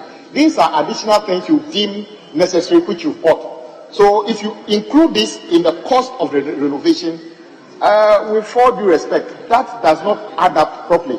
Because buying a new pickup and staff bus is not part of the renovation of the nation. Maybe you need it, I can understand, but You shouldn't have added those as part of the cost of renovating the factory. Would you agree? Mr. Speaker, if I'm allowed a question to the questioner, so I take it that to fix right the part that was truncated, that was turned upside down, the silos and the reverse osmosis, and the other matters, Mr. Speaker, that I've mentioned, he seems to have chosen a couple of them to say that they were additions. But I think he would accept that the other materials that I've mentioned here can properly be categorized as innovation, renovation, refurbishment, and in some of the cases, really, Mr. Speaker, reconstruction. So if he says that tractor isn't part of it, I'm prepared to accept that. It was needed. But I think, Mr. Speaker, maybe the answer is there because it was originally part of the package. That is why it's been included in there. But if it is not, and he says it's just that we need it, Mr. Speaker, there's enough there to explain why so much money had to be raised for the purpose of the rehabilitation. I mean, if his concern is that why do you give us all this long story, Mr. Speaker, just stating that 58.15 was expended wouldn't make a lot of sense to anybody. There must be reason why so much money. That is why, for your benefit, we took the trouble to recite exactly what is it that needed doing, hence the 56.15. Yes. Mr. Speaker, I agree with him. The background is okay. I for the first time, I also understood what happened, so I don't have problem with that. But Mr. Speaker, will you agree that what you quoted as $14 million is also slightly misleading because the $35 million that was spent on not only the equipment, it was spent on the equipment, shipment, consultancy, construction costs, and training. So if you say the new cost, well, you found the price to be 14 million, that is just for the price of the equipment. But there are other 5 items that the 35 million was spent on. So I appreciate your answer, but I think you could have separated them so we have a full understanding. So, Mr. Speaker, I don't have any further question on this particular one. Very well. The next question 1634. Mr. Speaker, thank you once again for the opportunity to ask the Minister for Trade and Industry who the shareholders of the Commander Sugar Factory are,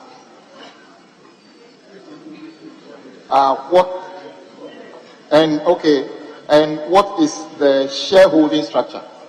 I think there's no need for the question was. Yes. Yes, Mr. Speaker.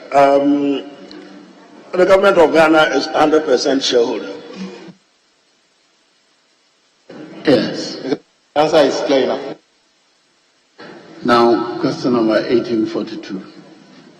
I'm grateful, Mr. Speaker. Mr. Speaker, I rise on the authority of Dr. Kwabena Donkor to ask the Minister for Trade and Industry what steps the ministry is taking to improve the quality of made-in-Ghana goods for the international market. I'm grateful. Yes, Honorable Minister. Thank you, Mr. Speaker.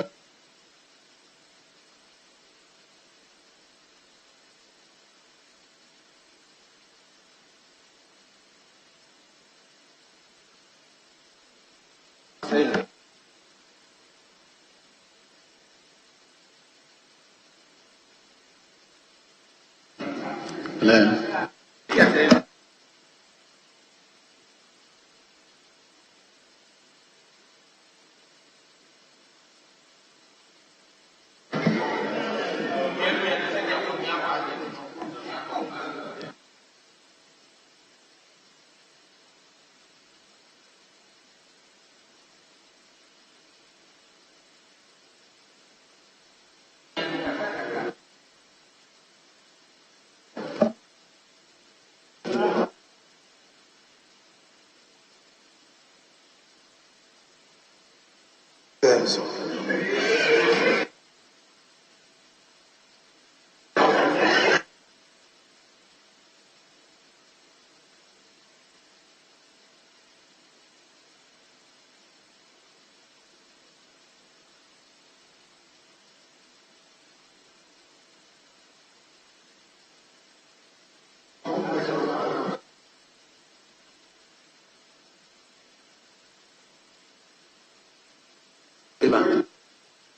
Yes, Honorable Minister, you can answer from the front bench.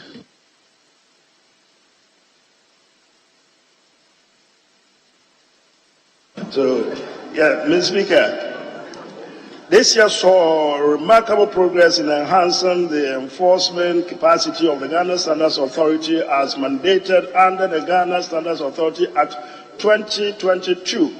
The Ghana Standards Authority has trained, commissioned, and deployed 300 trading standards inspectors for the first time in its recent history to enhance market surveillance as well as quality standards for traded goods.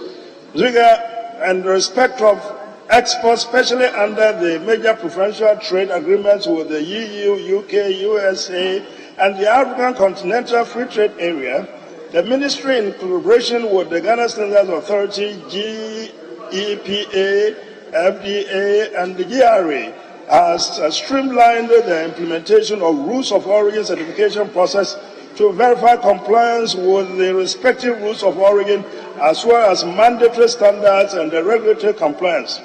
Speaker, in the area of national metrology or weights and measurements, and in line with the relevant provisions of the Act, I recently appointed the Director General of Ghana Standards Authority as the national custodian of weights and measures to ensure that Ghana aligns with international standards metrology.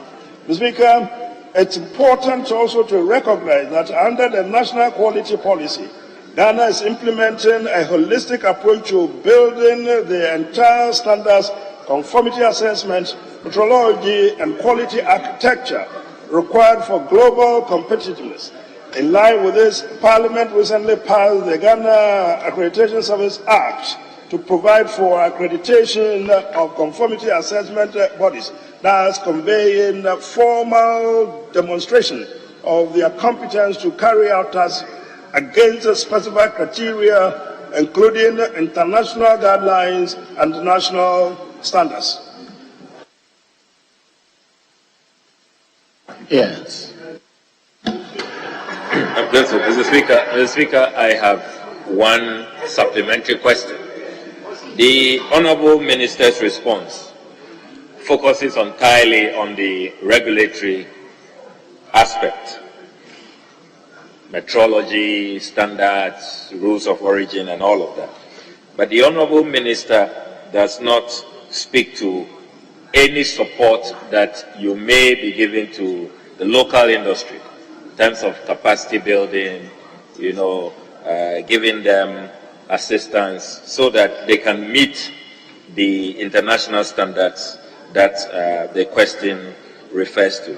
So is your ministry supporting local industry to meet these standards and to have greater access to the international market? We get you on what you are doing at the regulatory aspect, but are you offering any support to our local businesses? Yes. Mr. Speaker, I'm not so sure whether it follows. The support that the ministry gives to businesses in the country, Mr. Speaker, it's an entirely different ball game altogether. I think he's now talking about standards. A moment ago, Mr. Speaker, we were talking about cement. So we're ensuring that production of cement conforms to standards, to specification. So I thought that was what the question was about. How do we ensure that standards are properly followed? And I thought the answer was geared towards ensuring that everybody understood the processes for achieving standards. And you can't do with standards without talking about the recently passed Ghana Standards Authority Act. That is the fulcrum, the Speaker, of ensuring that standards are maintained.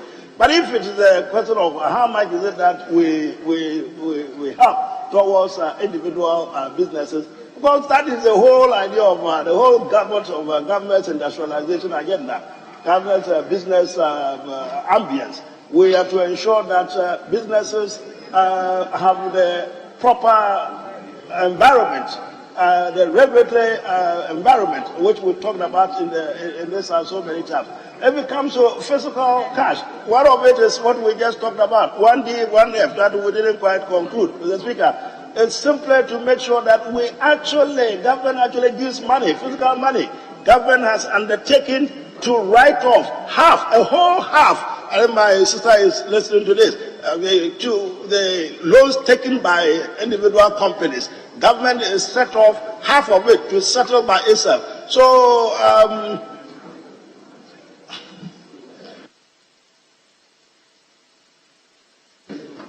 Mr. Speaker, if it's talking about the amount of provisions that we put into companies and businesses, we'll do quite a lot. But I don't think that was the focus of the question. Yes. Question number 1877. Oh, sorry, we haven't gotten to 1877. 1843. We are now on 1843.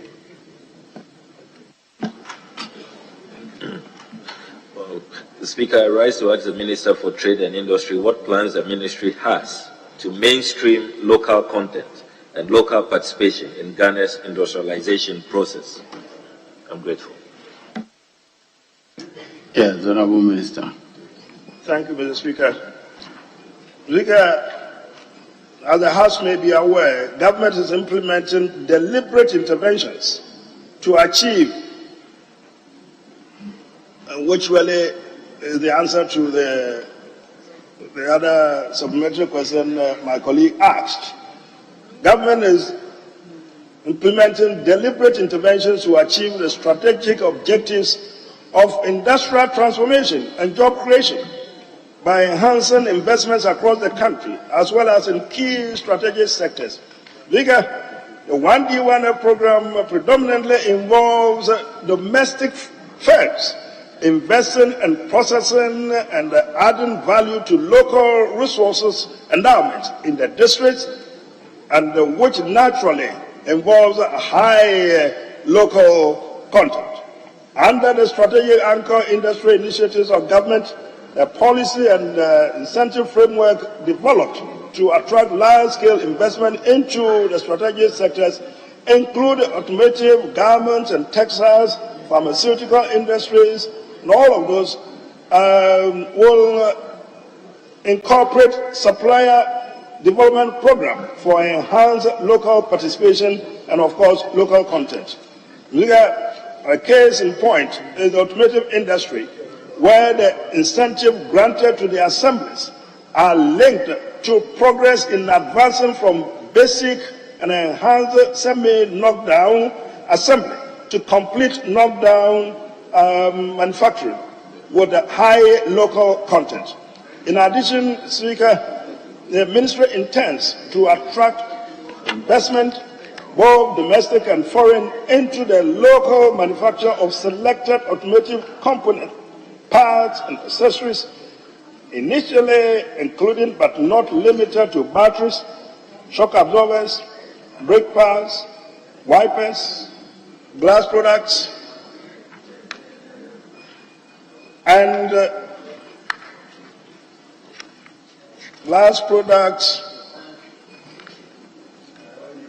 and other parts. Yes, and other parts. And other parts. Yes, Mr. Speaker.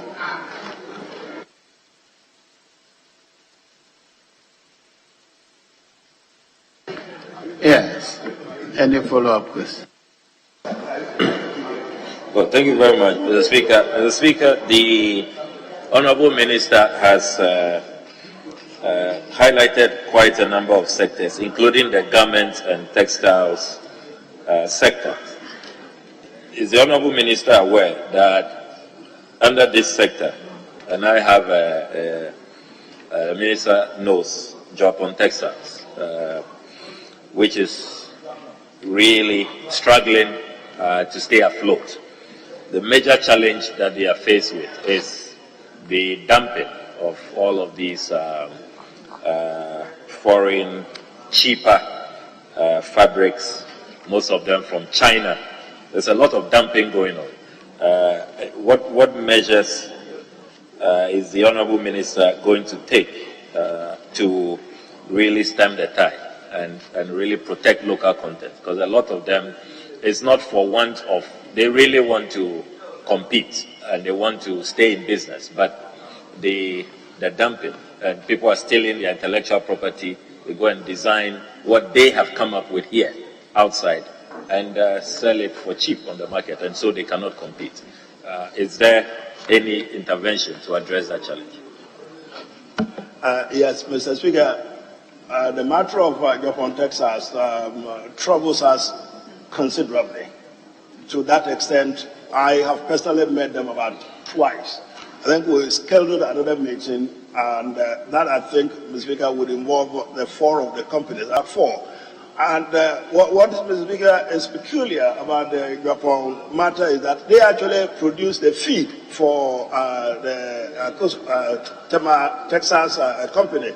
And the warning I received from these companies was that indeed, if Japan is allowed to go under, it's going to have that boomerang cascading effect on the others. So, Mr. Speaker, there are some incentives that we are planning to put in place to make sure that they stay in business. But to start with, we managed to get the 2-year extension of tax-free, the zero rating for VAT for these companies. I think the last extension granted them had come to an end, but we had to manage to get the finance minister to do a further 2 years. So it's a matter that we take rather seriously, and we will look at it comprehensively. Yes. Well, Mr. Speaker, the other supplementary question related to that local businesses are complaining of is the cost of doing business. Japan, Texas, for example, ECG disconnected them recently. I'm sure you are aware. It's a huge arrears. Is there any discussion going on between your ministry and the Ministry of Energy to at least offer some rebates to some of these struggling industries, which are strategic industries that we need to keep jobs, and industrialize as a country? Is there anything being done about the cost of doing business, particularly the cost of utility bills, which is really killing a lot of these industries? Mr. Speaker, my colleague is well informed. Matter came before me, and I actually had to call ECG myself for them to kindly restore them to productivity. Mr. Speaker, I would have been happy if the person who actually put the question had himself been around.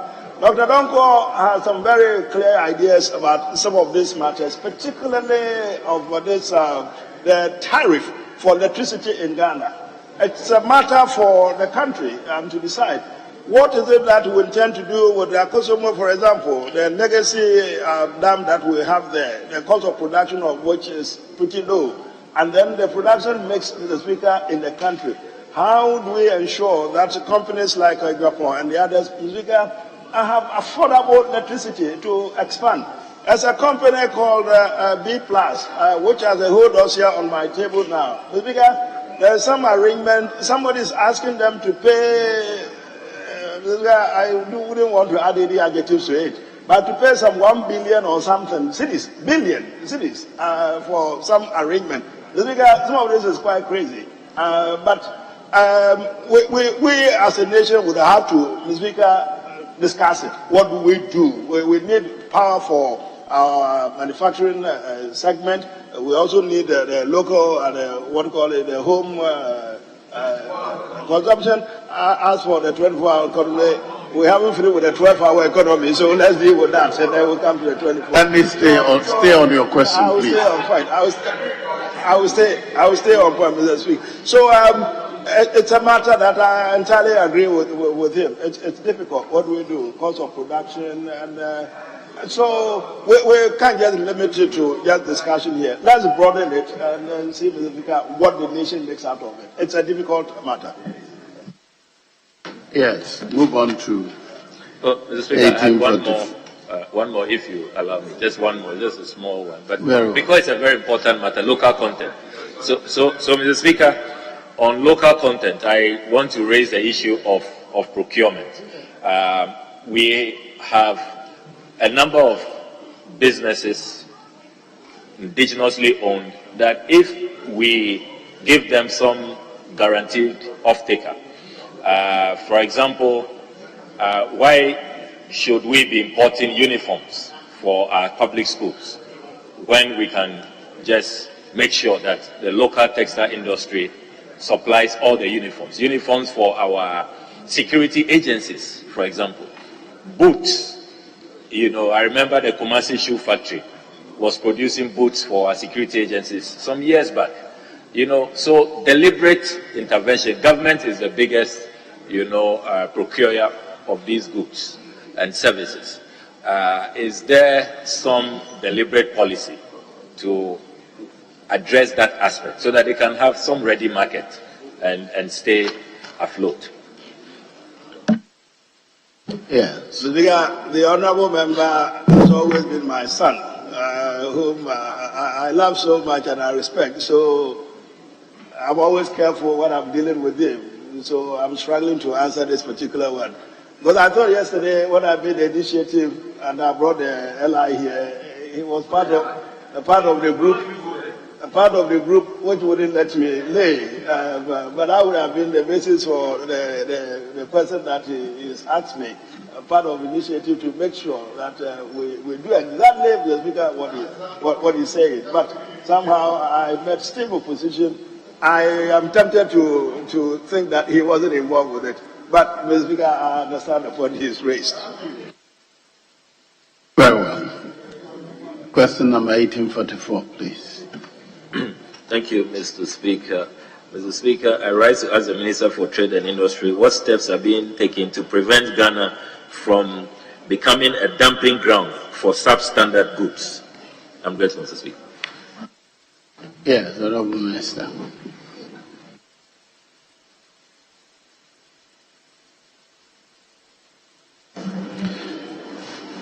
Mr. Speaker,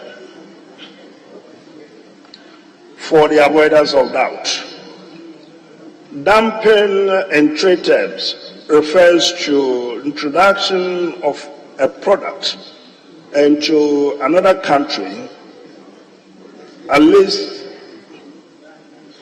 at less than the normal product value in the ordinary sense and cause of trade for the like product when destined for consumption in the exporting country itself.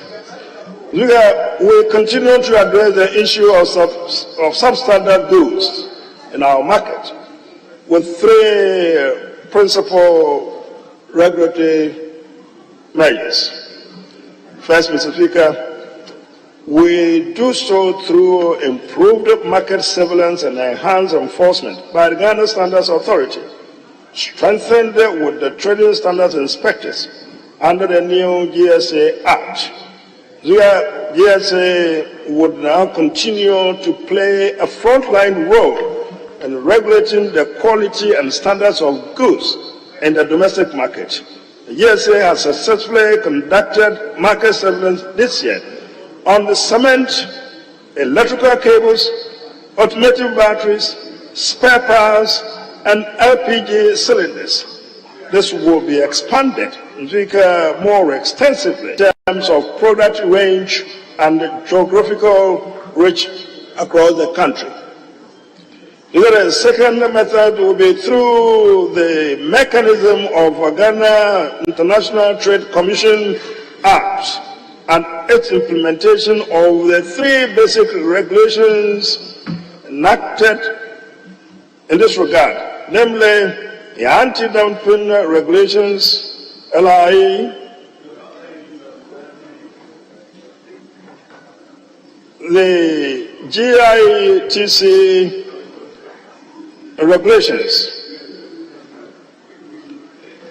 Maybe for sake of completeness, I need to mention all of them.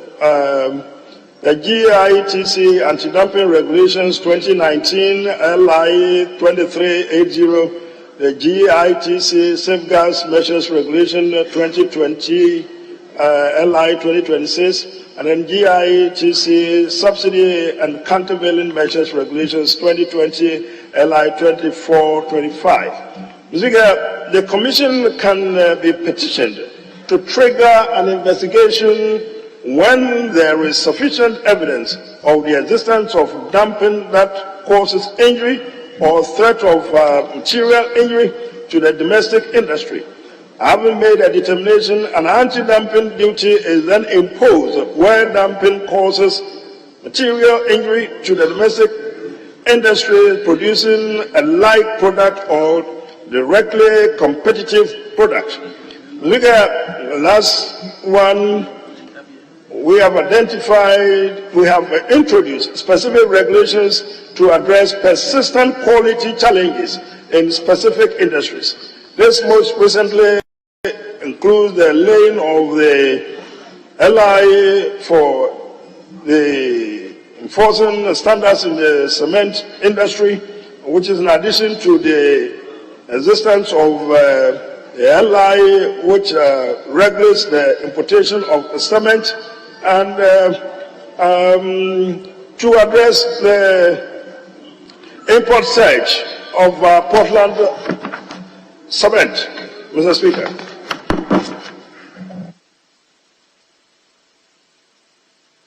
Yes.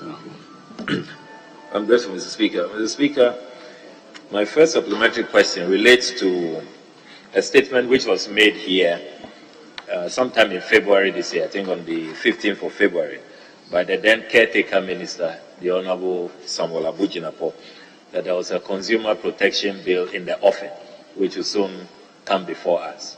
Since that statement was delivered here, nothing has been heard about that, because related to some of the responses you have given about hazardous goods that are dumped and the effects on the citizenry, that law, if passed, would really protect all of us. Can you kindly give us an update on that consumer protection bill, which we were told was in the offing in February this year? Honourable Minister.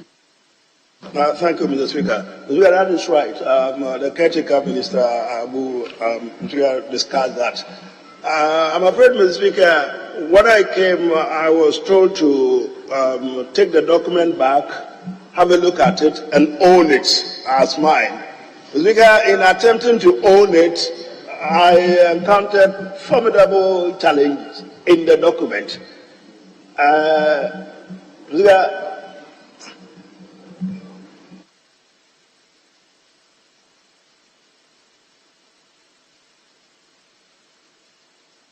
Mr. Speaker, there were some difficulties in the document. So what I've done is that I've referred it back to some committee of experts, funny, including some good friends and members on this side, Mr. Speaker, to look at the document again. They hope that we're able to bring that document back to this side. Yeah, but I really wanted to bring it, but I thought we got to tweak it a bit. Timelines, let me talk with them again, because last week when I checked, I was told that they're almost close to having a first draft for my perusal. So I'll come back on this and share it with you. Well,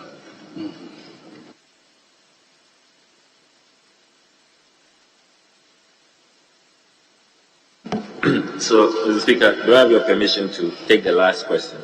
1877. The last Cabinet Donko. Yes, please go. I'm grateful, Mr. Speaker. Mr. Speaker, I rise to ask the Minister for Trade and Industry what measures are being contemplated to take advantage of the Africa Continental Free Trade Area to enable Ghanaian industries expand their penetration of the African market. I'm grateful, Mr. Speaker. Yes, Honourable Minister.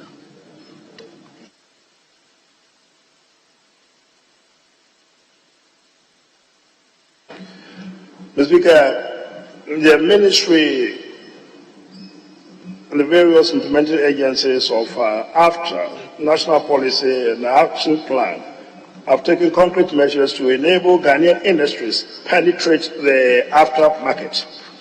First and foremost, prior to the start of trading, series of national and regional sensitization conferences and fora on AFTA were organized for key stakeholders, including the business community. Ghana also completed the export registration and the AFTA rules of origin certification requirements and uploaded same onto the ICOMS on the 5th of January 2021, the first member state to do so after the start of trading in January 2021. Furthermore, an exercise was conducted to identify interested firms in two categories, namely Ghanaian industries already exist exporting with capacity to expand into the African market based on the AFTA preferential tariff regime, and the companies with products capable of penetrating the African market.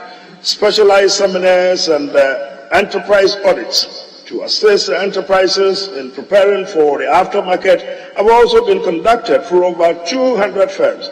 As part of the guided trade initiative of AFTA Secretariat, Ghana is cooperating with 7 countries to facilitate trading under AFTA. Our first target markets are Kenya and Tanzania. Already 63 Ghanaian companies have participated in the market expedition in Kenya with 300 product lines, including the cosmetics, food and beverages, coconut oil and garments. This effort, Mr. Speaker, would continue to be supported to ensure that more Ghanaian industries penetrate the African market under AFTA. Yes. Please, Mr. Speaker. Mr. Speaker, my first supplementary question comes from the 3rd paragraph of the Honourable Minister's statement. He indicates that, quote, furthermore, an exercise was conducted to identify interested firms in 2 categories, namely Ghanaian industries already exporting with capacity to expand into the African market based on the AFTA preferential tariff regime, and companies with products capable of penetrating into the African market.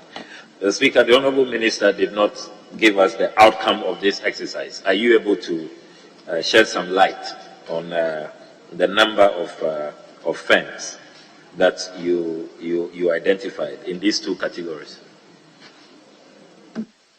Yes. Mr. Speaker, I thought the answer was amplified in the last paragraph, where we state clearly that first target markets are Kenya and Tanzania, and already 63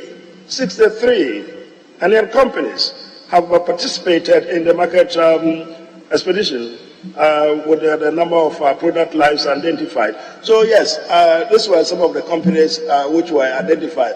2 aspects. Those who had already started but were capable of expanding, they were already trading. So we thought that they could, so with a little bit of help. Then there was another segment which was identified. They hadn't started at all, but it was thought that with a little boost, they could also follow the lead of the first batch. So together, we managed to put together about 63 companies. So these are the companies. I think a few more in the pipeline, GIPA, and then I think it's GIPA, basically.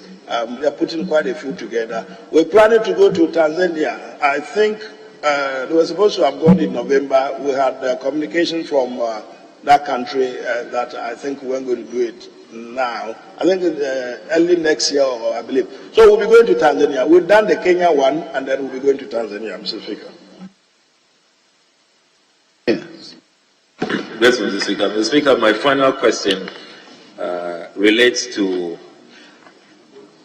an interesting trend from a number of these AFTA countries, including Ghana, and the Minister has been championing that in the case of Ghana.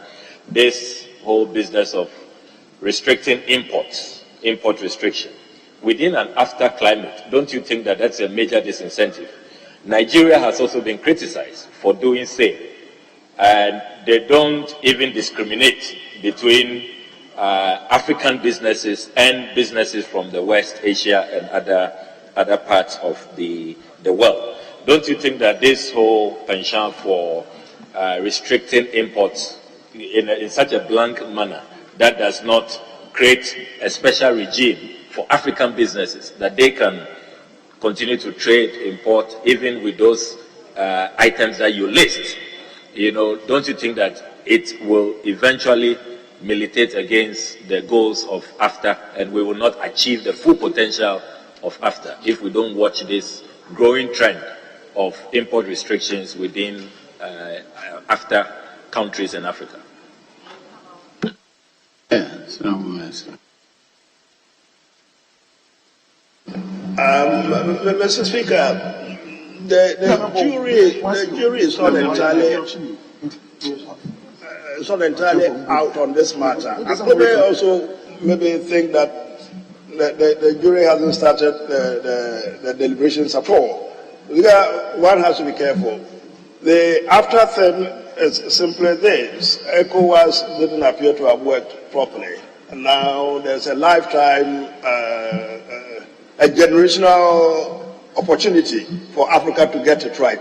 Let's trade among ourselves. In the end, ultimately, let there be no customs union, no barriers. Let's trade properly.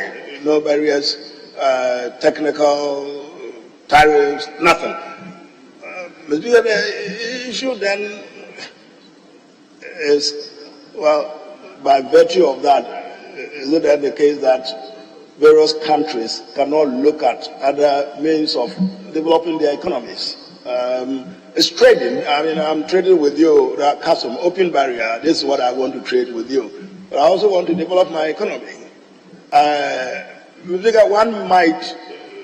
One has to be careful not to get into a diplomatic trap. So I've looked at the Nigerian example. It's quite extensive. Who am I to discuss that here? A good friend of Nigeria that I am. So, again, I also think that the question may be a banana kind of thing. He's throwing banana skins my way. I keep saying, I've put one here. So indirectly, he's asking me to criticize my own document here. I mean, by bringing the restrictions that I have, am I tripping or I'm not tripping? But it's a difficult situation. I really understand the point that you are making. He seems to get my drift, so he's letting me out. But Mr. Speaker, it's a matter that I think the content has to look at. Yes, there should be trading, but to the extent that any restrictions, we've got to get the distinction right, particularly in ours. It isn't banning. We're not banning anything. We are only restricting. But we also got to get it right. The World Trade Organization rules allow for some sort of restrictions within the exceptions that the rules provide. To the extent that it's operated properly within the rules, I'm wondering whether we can't do that. But if it is absolute banning, then there is an issue. But, Sami? If you don't exempt African businesses, AFTA may eventually collapse. Yeah, African businesses from, because it can be counterproductive. Mr. Speaker, it's a matter that will be discussed in its fullness and the appropriate forum. Yes, Honorable Leader. Thank you, Mr. Speaker. Mr. Speaker, in the minister's answer, he talked about guided trade initiative where 63 Ghanaian companies have participated in market expeditions to Kenya with 300 products. Mr. Speaker, one of the complaints from these companies who have been participating is that they are not able to visit a lot of countries as their counterparts are doing, because their counterparts from Morocco and other countries are being supported by their government. By the time they visit one country with the cost of airfare, hotel, it basically is into their company. And so exactly what steps and what support? The minister says that they will continue to support them to ensure that Ghanaian industries penetrate into this African market. Exactly what type of support are you giving to these companies who really want to, visit more countries and showcase their products to these countries? Because this is clearly a competition. Other countries are doing that with their counterparts to penetrate our market. Exactly what support are we giving to these Ghanaian companies to be able to penetrate?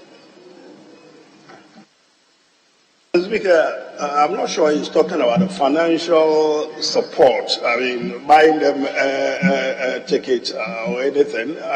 But to even provide a diplomatic leverage for them to get there, it's not listening. It's having a chat. You ask me a question, you should listen to the answer.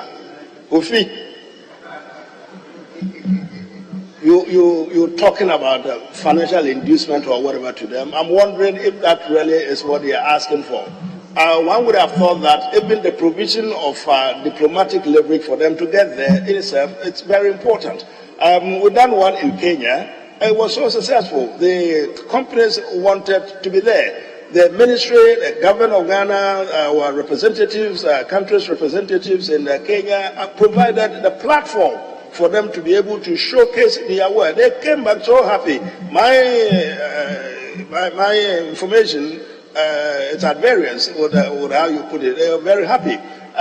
We again contacting our colleagues in Tanzania to provide the same platform for them. I think Ovi has difficulty listening to answers. Don't talk to your colleague. Listen until I finish your answer. Honourable Minister, address me, please.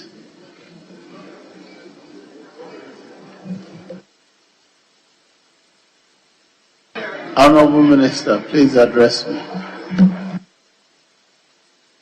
Look at you, Mr. Speaker. Yes, Mr. Speaker. So we are now arranging for another batch of them, and maybe more than the 63 that we identified, maybe a bigger number, to Tanzania. We have established the platform, we laid the foundation, they now know the protocols. Mr. Speaker, I think as I speak to you, quite a number of them are they are planning to go to Doha. There's an expo, Doha, just about this time. Again, the platform.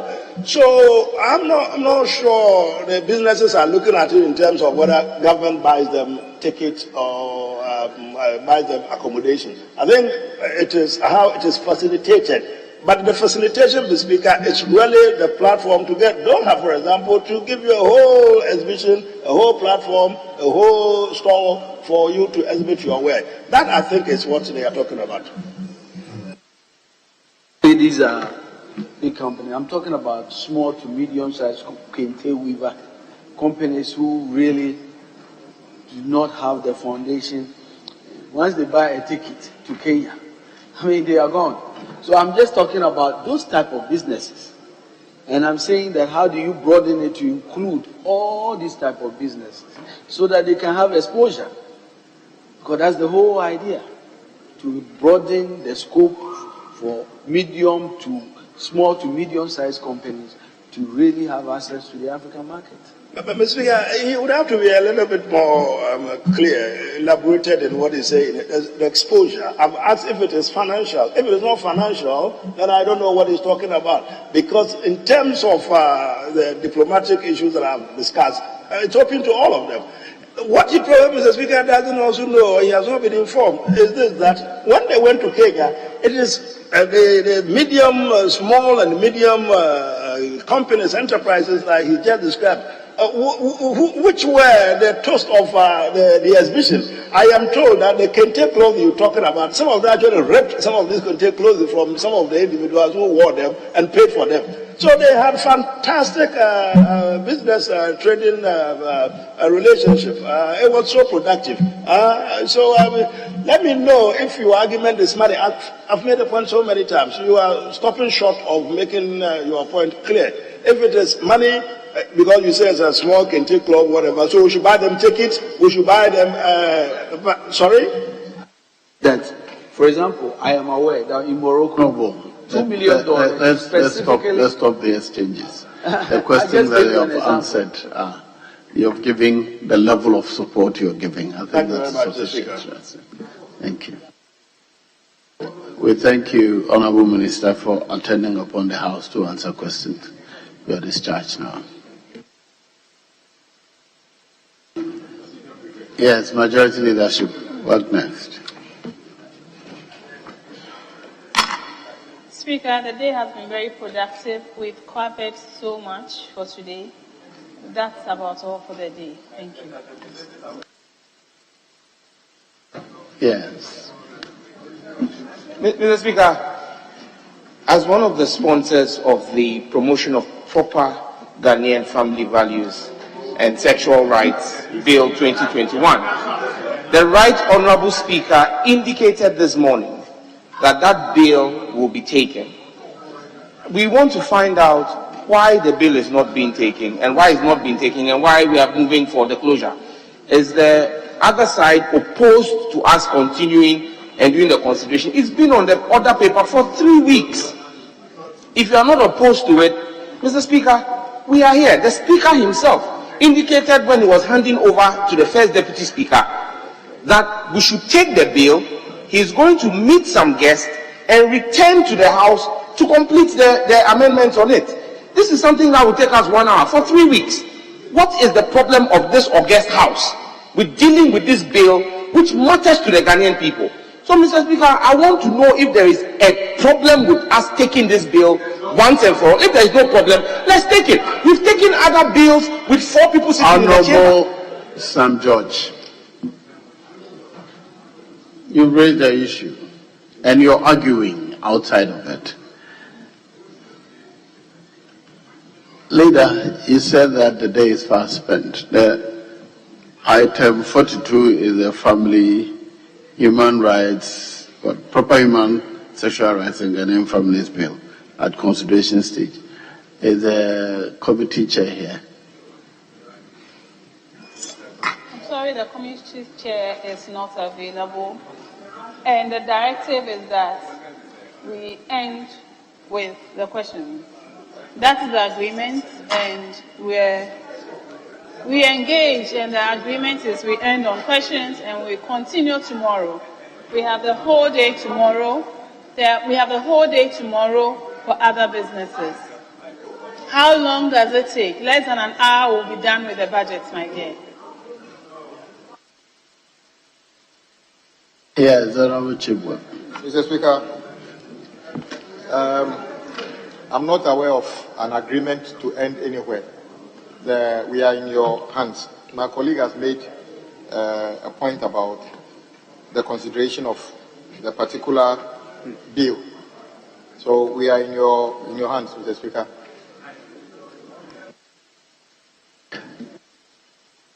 Is the committee chair in the House?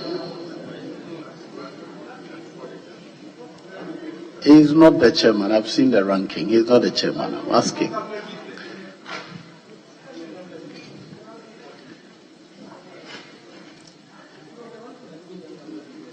Mr. Speaker, yes. I am ever ready to move the committee's amendment. Sorry? I'm ever ready to move the committee's amendment. If given the opportunity, Mr. Speaker.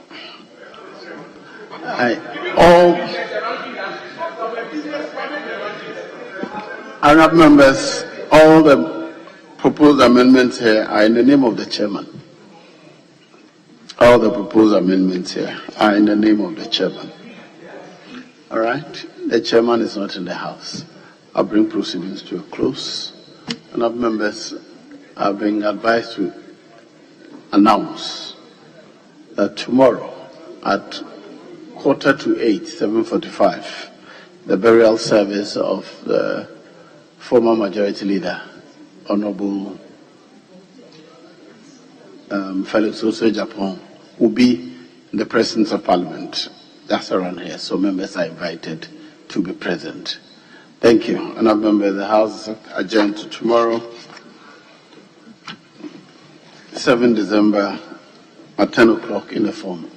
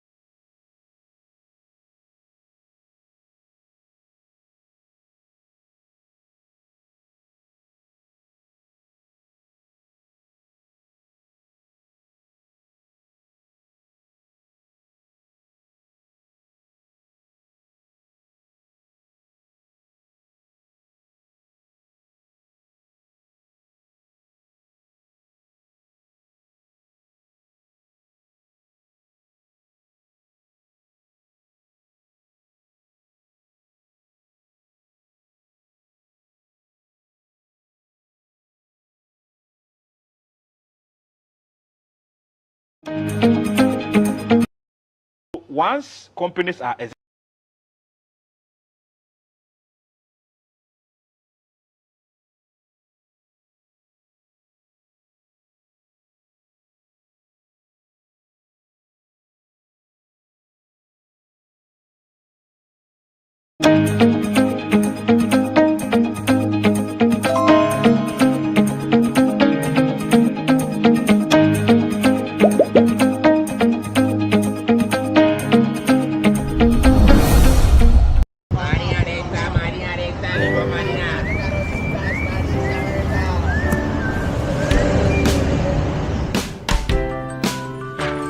I want you so bad, alpha cracker. I want you.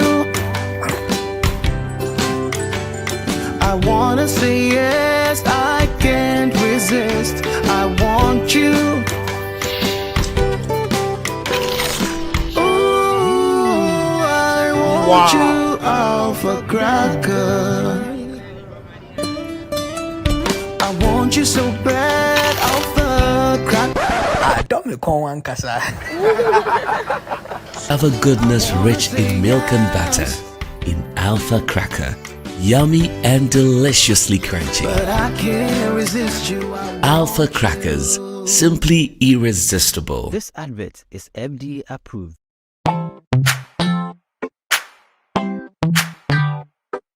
Sweetheart, be mindful of your health. Dear products Nadia Makeup, I welcome you to Sigma Health and Beauty. You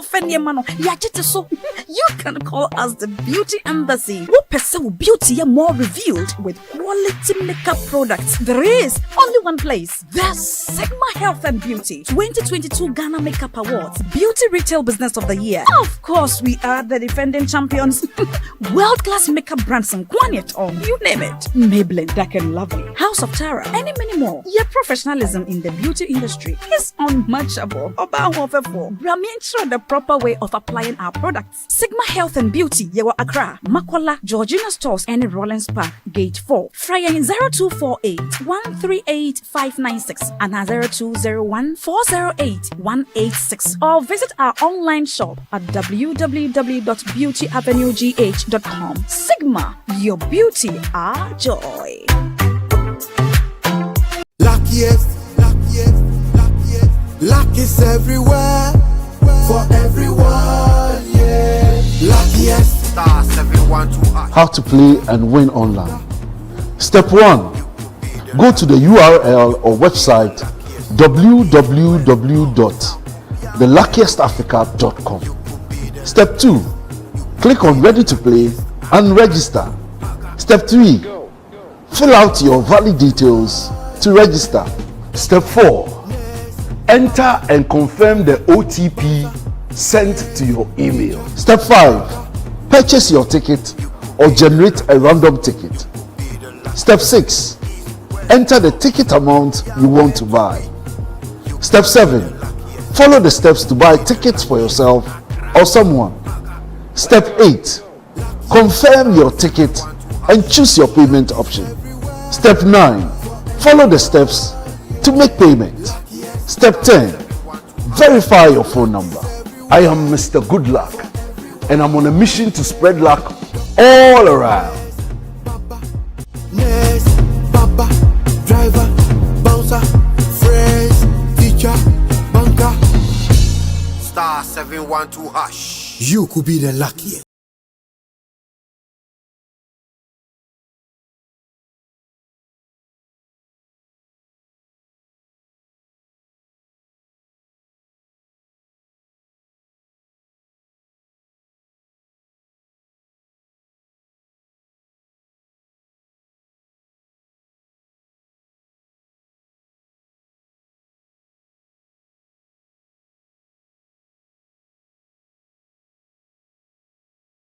This advert is FDA approved.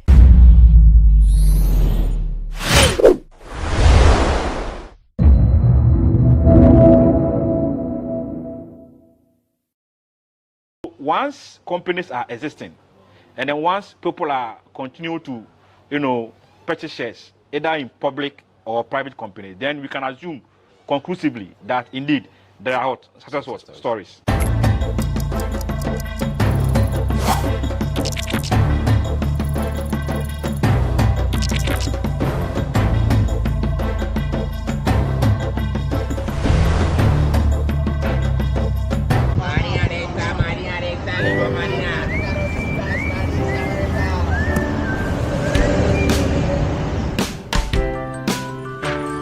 I want you so bad, alpha cracker.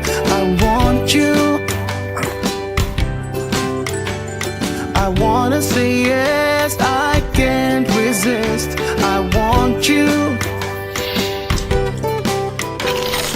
Ooh, I want you, alpha cracker. I want you so bad, alpha cracker. Alpha goodness rich in milk and butter. In Alpha Cracker. Yummy and deliciously crunchy. But I can't resist you. Alpha Crackers. Simply irresistible. This advert is FDA approved.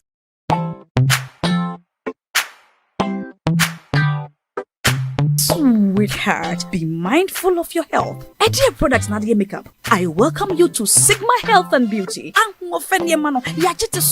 You can call us the Beauty Embassy. Who pursue beauty more revealed with quality makeup products. There is only one place. The Sigma Health and Beauty 2022 Ghana Makeup Awards. Beauty Retail Business of the Year. Of course, we are the defending champions.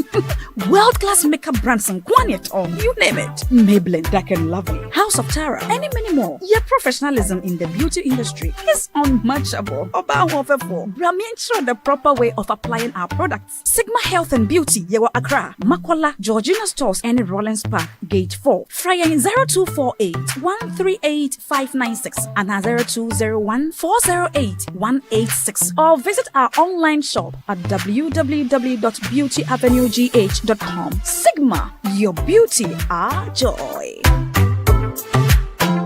Luckiest, luck is everywhere, for everyone, yeah. Luckiest, star 712. How to play and win online. Step 1. Go to the URL or website www.theluckiestafrica.com. Step 2. Click on Ready to Play and register. Step 3. Fill out your valid details to register. Step 4. Enter and confirm the OTP sent to your email. Step 5. Purchase your ticket or generate a random ticket. Step 6. Enter the ticket amount you want to buy. Step 7. Follow the steps to buy tickets for yourself or someone. Step 8. Confirm your ticket and choose your payment option. Step 9. Follow the steps to make payment. Step 10. Verify your phone number. I am Mr. Good Luck and I'm on a mission to spread luck all around. Nurse, Baba, driver, bouncer, friends, teacher, banker. Star 712 hash. You could be the luckiest. Everyone.